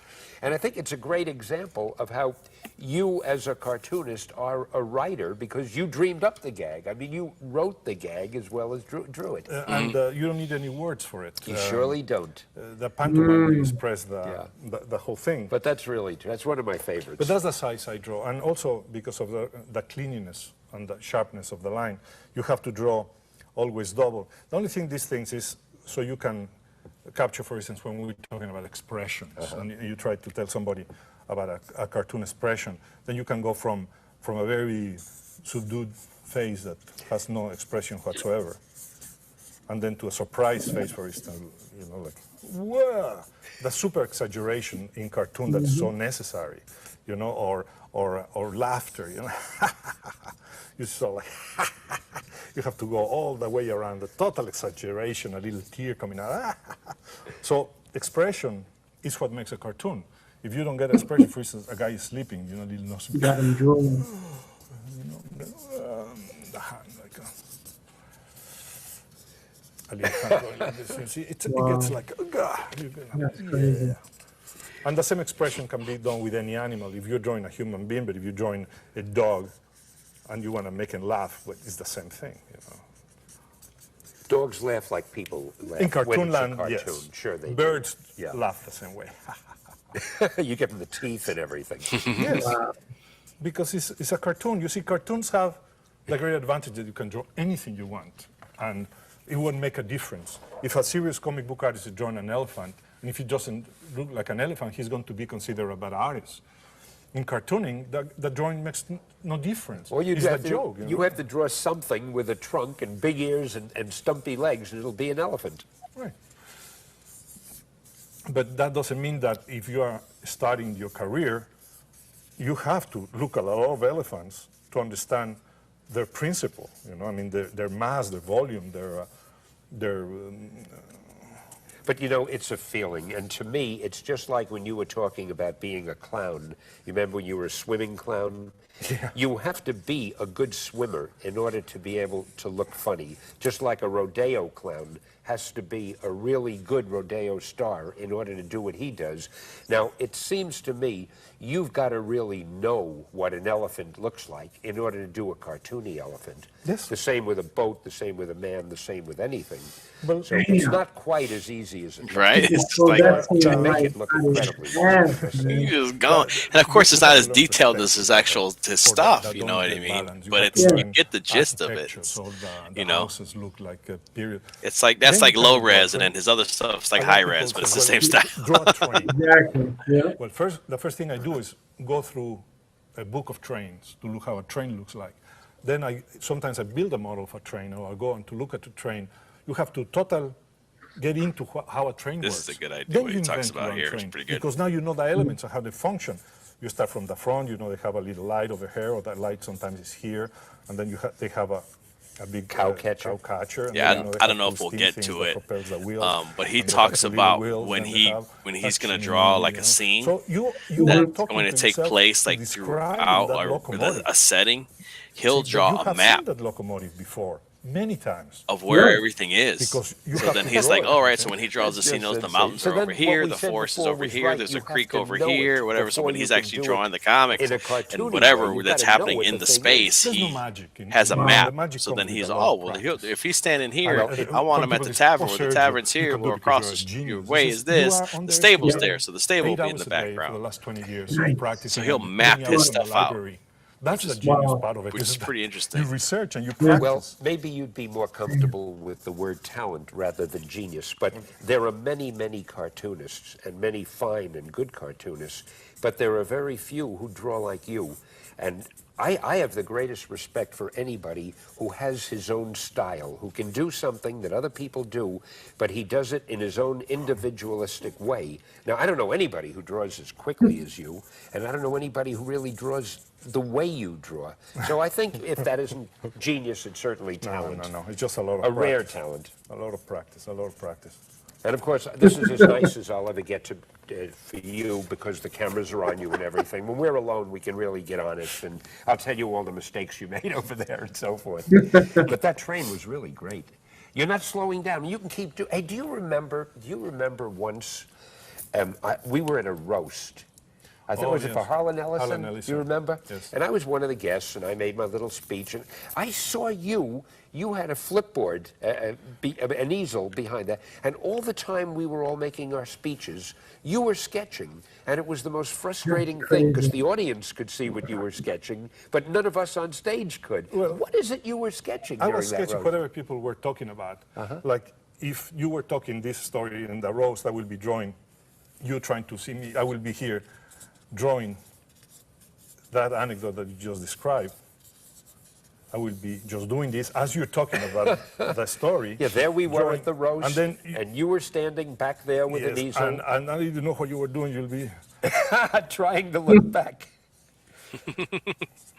Oh, you didn't get my strong macho chin in there, but that's okay. That is great. That and is then there'll be terrific. the other people that were science fiction. They were talking. You know, and there I was drawing. Now I'm going to show you. That was what I was doing over there. Just Don't throw it That's away great. yet. I want to show you how opportunistic I am.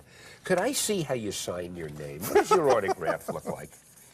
Okay, now instead of throwing it over Cartoon there, his own name. Stan, I think. yes. Yeah, Stan will do it. Yeah. We're Stan. going to put this one over here, and if anyone comes near it, they're dead. Thank you, Sergio. All right, the rest of the show is all downhill. I got what I wanted. Let's see now. There's got to be something else that we can...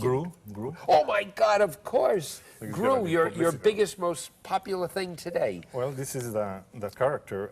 It's very simple to Spelled draw. G-R-O-O. Yeah, Gru. A Marvel comic book, written and drawn by you with copy by Mark Evanier, and it's been a great seller now. How long have you been doing Gru? We're in issue 84, so Right. that's one a month.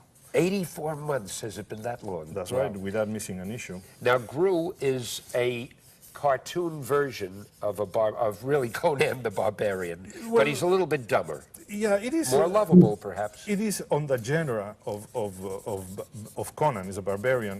Has nothing to do with Conan. No, I know. But it is on the same genre like any other people who live on the jungle. Is on the genre of Tarzan, even if it's not a. And what I've been trying to do with Gru is to show that violence doesn't pay.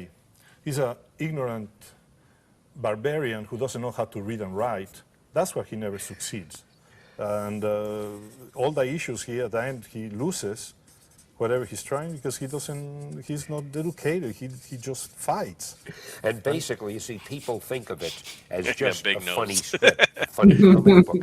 They don't realize the deep significance because you're also showing how important education is in the world in which we live. And they don't realize it's a great social document. I want to pick up some of a these, and then I want to get the on today's political situation bookstore and social has, mores like, and so Bone. forth. And they don't I realize don't know you're if more you of a social the scientist than a cartoonist. the It's a good comic vehicle Bone with the for three it. like I'm white doing an issue characters, right now like the three Mhm. white that- cartoon that characters and stuff. They criticize have like a whole television, like the whole the series. people It's like spend this too much thick time in on one it. book. But they were It's the like 50 television bucks. on It's the not Gru, bad at which So all how are either. you doing? Yeah. How are you getting Puppets. No, Oh, no, the no. puppet great. show. That's But great. that So art is puppet really show neat works too, because it's as kind of a- And you have Disney, couch potatoes, Lord of the what's in Rings the type puppet? stuff. It's like Everything, yes. Disney did a The people fantasy who comic. want- Yeah. instead of What it is, it's really neat. doing their own life, they Yeah, are watching yeah. puppets. So to do puppets, Not as you have to go cartoony into as research this, and how but the it's puppets kind are of like manipulated. it kind of Get a has book that from Bull Disney Raccoon feel and to the it. Indian, and by the time you're doing research, you get educated in another field, which is Yeah, wonderful. old Let's school see what the Disney I puppets look. Do you love, do a puppet? like Oh, of the, course. the Let me Let me hand, show you how it can get it right out of your own actual head. animation, This was a Disney traditional puppet here, you know, art it's a- that they had to do. Okay, who looks like Like- this, and then he would put a puppet. Yeah, on all the love references that. and stuff that they would do too help them as Mhm. well. You know I mean, what's they awful weren't about you? The fact that you're so they Like, didn't research before they doing did artwork is something, just you know. So difficult to get Behind the into. scenes of I'm so uh, lucky that Who you're Framed Roger Rabbit. If it Oh, came that's- on, yeah. I would Sorry, stop This is the puppeteer. everything This is and the watch it. puppet. Looks like one of the Punch and Judy. Yeah, that's a things. good Punch, one. right? In a Yeah. way, That type. And the problem with the cartooning is that there's no difference between a cartoon and a puppet. Both Yeah, are cartoons. Yeah. If we were doing a satire or something, this character should be very seriously drawn. But you see how Well, to simple. me, these are seriously drawn. These make a great Wow. statement. There you are. the That's puppet here. terrific. And then, of course, we have to do the puppet stage. It is a good one as a whole. He interviews them and stuff, and then they You know always start another drawing. It's beautiful called thing Comic Book about- Greats. Okay. There's a lot of them on YouTube. He even has like, I mean, he has one with I Todd think he has McFarlane. one with Jim Lee, right? Pretty sure Jim Lee, I'm on Todd. the team. There's one with Todd McFarlane and Rob Liefeld. Hmm. John Buscema. There's quite a few of them, and they're all on YouTube. You get to watch them. They're about an hour long. So very cool. Definitely check those out if you get a chance. Heck yeah. Oh, so that's what's going on. John Malin's streaming right now. That might be what Replicant was talking about earlier. You have to check that out. Oh no, he said the other night. Never mind. Oh. But he is streaming now. I ain't ready for that. Well, I think we're gonna call it a night, bud, because it's almost 3 a.m. here. Yeah, good call. And we almost powered through almost what, 5 hours? Yeah, Jesus Christ! Wow. I know. Okay, these things are turning long. Yeah, all kind of special guest stars, and Yeah, you know, comic book gripes and complaints, and, Mhm, and praises. absolutely. But you get us So- complaining, it just keeps going. That's the problem. Hey, JBot Art, I greatly appreciate you having me on, man. Oh, no problem. Anytime. Same time next week if you're down, man. I will be down for You guys sure. are always welcome. All right, man. All right, you have a good night. You too. Peace out. Let's do and.